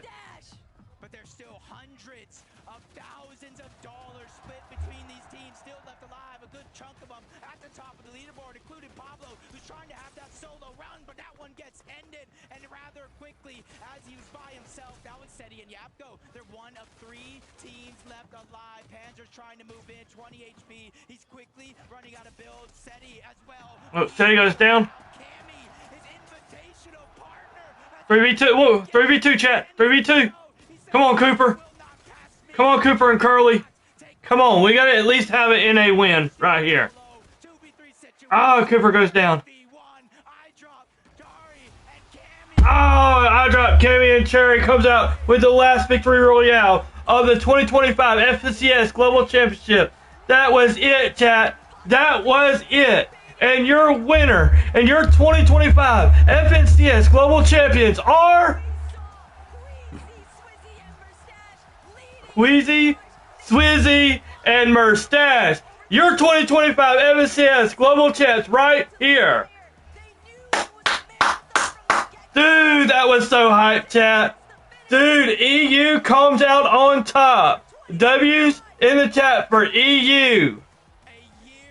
Alright, let me fix this right quick. Just to get to this point, 12 games, almost 700 points, 3 victory royales. Back to back to back victory royales. First time that has ever happened in the FNCS, and that team comes out as your champs.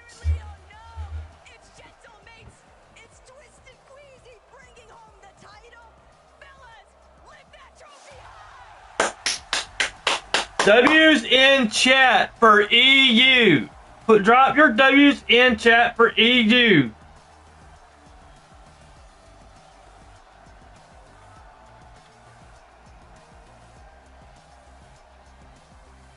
Your 2025 FNCS Global Champs right there. EU's Queasy, Merstash, and Sweezy. Dude, that was an epic, tense finale. It feels nice. I can't believe it. Still, like, we've been playing this year. We played so bad every grants. We should have won every grants, but now this is the day when we won. You might not have won an FNCS major final in 2025, but that doesn't matter right now. It doesn't matter. You are the best team in the world. Queasy, you are Second place, then second place, chat, and then third time's the charm. First place for the major, for the globals, chat, for the major one. Well, talk to me about today. Yesterday we were Chat, they are rich now. They're rich. They didn't go your way. Did you think This was a $2 million. Yeah. I was playing only for first. That's why we did what we did in the game 11. Yeah, this was a $2 million championship right here. We went into this like 99% we're gonna win. The first team doesn't. It's $2 million spread out throughout all teams. But still, they made a lot of money.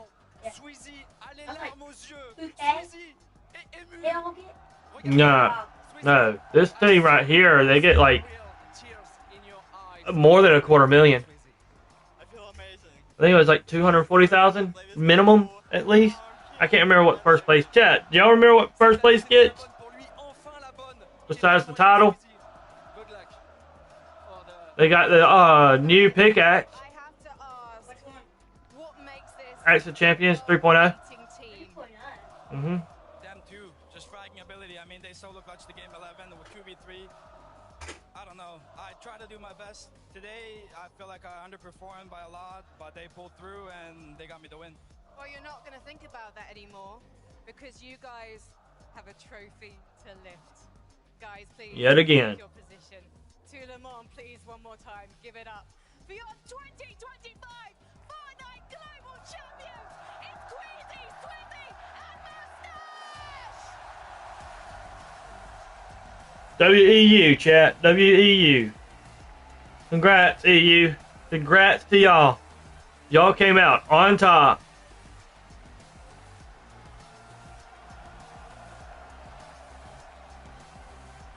Hey, but I think we had a Brazilian team in the top 5, didn't we? No, it wasn't Brazil. I want to know if Brazil made it in the top 10. But there was I think there was another team in there that wasn't in EU in the top 5, other than Canada's team.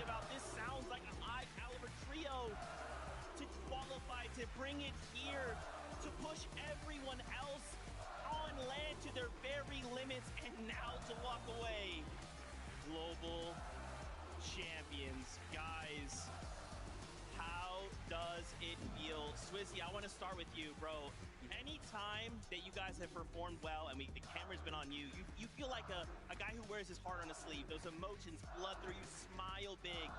How does this moment feel right now? It's feel amazing. I think I did the most mentality in our team. Like I saw their face our first game, and they say like, guys, lock in. Lock in, dude. And you said yourself, right? The fact that past times you've not been able to play with your actual teammates. The moment you get to play with your actual trio, you win the global championship. Yeah. Queasy, going all the way back to the Invitational, so close to claiming that first place spot, but you walk away in second. Last year, this same situation happens, and finally, you claim your rightful spot as a global champion.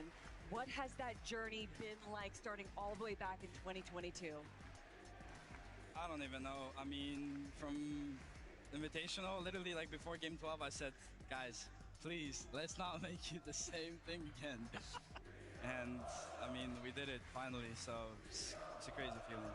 Moustache, brother, I mean, you've been hearing it for 2 days now. They see you on screen, this crowd goes crazy. Did that push you forward? Did that make you more nervous anyway, in any way? Not gonna lie, I want to say thanks to everyone who came here, who supported us, and because it meant so much for us, I think it gave me confidence, at least the first day. So yeah, I want to thank to everyone who came here and supported us. All right, we got to talk about essentially the winning moment for you guys in Game 11. I want to know what was going through the comms, whose idea was it, and how were you able to execute it? Basically, half break, we went to VOD review, we watched zones, we were figuring out, because day 1, our game plan was to get medal in bunkers. Day 2, the bunkers were gone. 2 of the games we ran for it, they got taken before we could get there, and kind of messed up our game.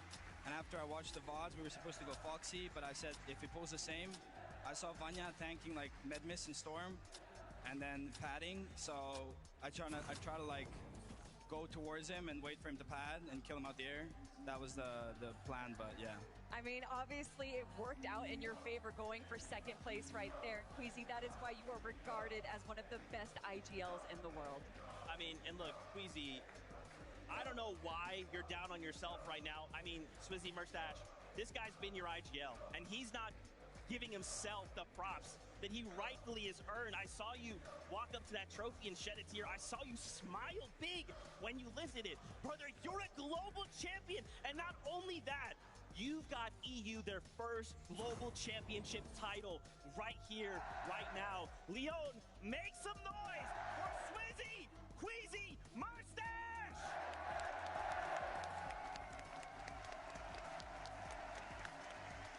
Forever in history, you guys have made a moment in Fortnite. Thank you guys so much. We're gonna let you guys go.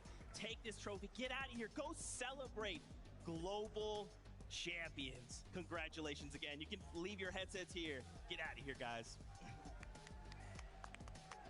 Come on, Leo, make some more noise! Congratulations, come here. Oh my God.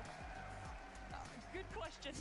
Good job. I'm telling you, if there's some way, shape, or form that me and my duo can go in there and actually win, like full-blown win, I will definitely make the announcement that I'm donating a portion of my earnings to childhood cancer taking it as far to landing on Vanya and basically putting them in a situation, stuff. hey, because, you know, you think about it, right? Minnie, you would think about, okay, maybe game 12 is that time. But no, they're one step ahead. Game 11. Let's push them to the very brink. Game 11, because that gives us game 12 as a buffer. And because of that, Minnie, they are now global champions. 3 points away from 700 points. Absolutely incredible stuff. Think back to Queasy. Dude, from match 2 all the way to the bitter end, they were first place. Then, of course, we go to the Invitational, the all-important moment that we remember from that time. Second place in that tournament. Made a big play, didn't work out. Then he goes on to get 6 out of 12 wins in Grand Finals with Vino. A record-breaking performance. And then last year with Thomas HD coming so close to taking home the title. He has done it. And I couldn't be more happy for him. He deserves it so much. And it's the final thing ticked off on his list. He hasn't got the LAN win yet, Kelly. But now, he's finally done. I mean, this is a story that hasn't even just been building up from the start of this year. It's been building up since the start of Fortnite. Yep. And there is no person better to finally grab that global champion than Queasy. Everyone, even before day one, before they got the back-to-back victory royales, said that Queasy is the best LAN player in the world. Yep. And he said, let me make honest people out of everyone that is believing in me. And we got to talk to so many people saying, who do you think has to win it all? And Queasy's name was brought up time and time again. I mean, and again, Queasy, when you wake up tomorrow and you start to doubt yourself, look yourself in the mirror and think, I am a global champion, and let that doubt fade away forever, brother.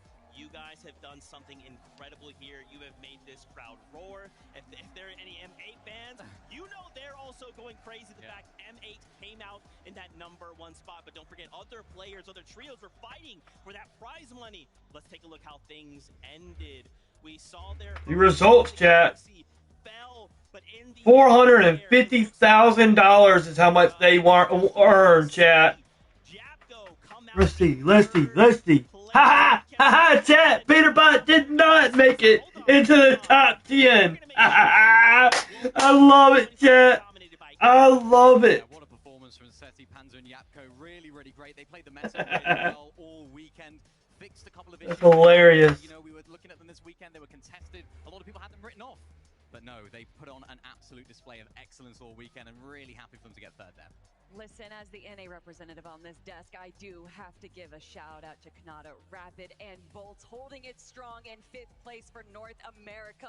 And a lot of people said, would you have expected Kanata to be the one to represent NA on top? And I say every time, yes! He is one of the best players in the world, the only player in the world to go to every single grand finals. To see him represent his region like that, it just makes me so happy. Yeah, I mean, obviously, NA, we're gonna have to come together. Okay, group huddle after this, because 2026, we know we're making a return to Europe. We're gonna need to show up there, but it's fine. EU, you guys can have one. That's fine. We still have 2 at the end of the day. My friends, final kind of closing thoughts after the weekend before we kind of start wrapping up and saying goodbye. I mean, what a weekend overall. The atmosphere here has been absolutely electric. All the fans here have put on an incredible display themselves, right? Let alone the players on that stage. Every single one of them put everything into preparing for this event. Of course, playing this weekend as well in front of a crowd, which at times wasn't necessarily as positive towards some of the players, but they showed grit, they showed determination, and they showed that they can pull through. And this, I think, has been my favorite globals. 100%. There is so many moving pieces that go into a global championships. Beyond the players, beyond us, there is just so many people involved that want to make sure that we bring the best show possible, and I think we did that this weekend, and a lot of that is due to the incredible fans that we had supporting, making sure that they made so much noise because they know that the Global Championship only happens one time a year. So if it's gonna happen now, we're gonna make some noise. Oh man, yeah, thank you so much, Leon, for all your love and support. You guys have truly made this something special. Thank you, thank you, thank you. As we start getting ready to say goodbye, let's get the rest of the crew in here. And of course, you know I want to get the crew, the French commentators who kind of helped bring this whole thing to life in venue. Fortnite fam, thank you so much. A big thank you to the players. A couple things before we go. Don't forget double XP going on till Monday. Hop in, get yourself all that XP. Make sure you play. So much to play for. You heard the news for 2026. It's about to be crazy. But as always, until then, we love you. Keep yourself safe. And we'll see you on that battle bus. Alright, chat. What a 2025 FNCS Global Championship with the winners of the 2025 Global Champs is Merstash, Sweezy, and Queasy. That's a wrap here.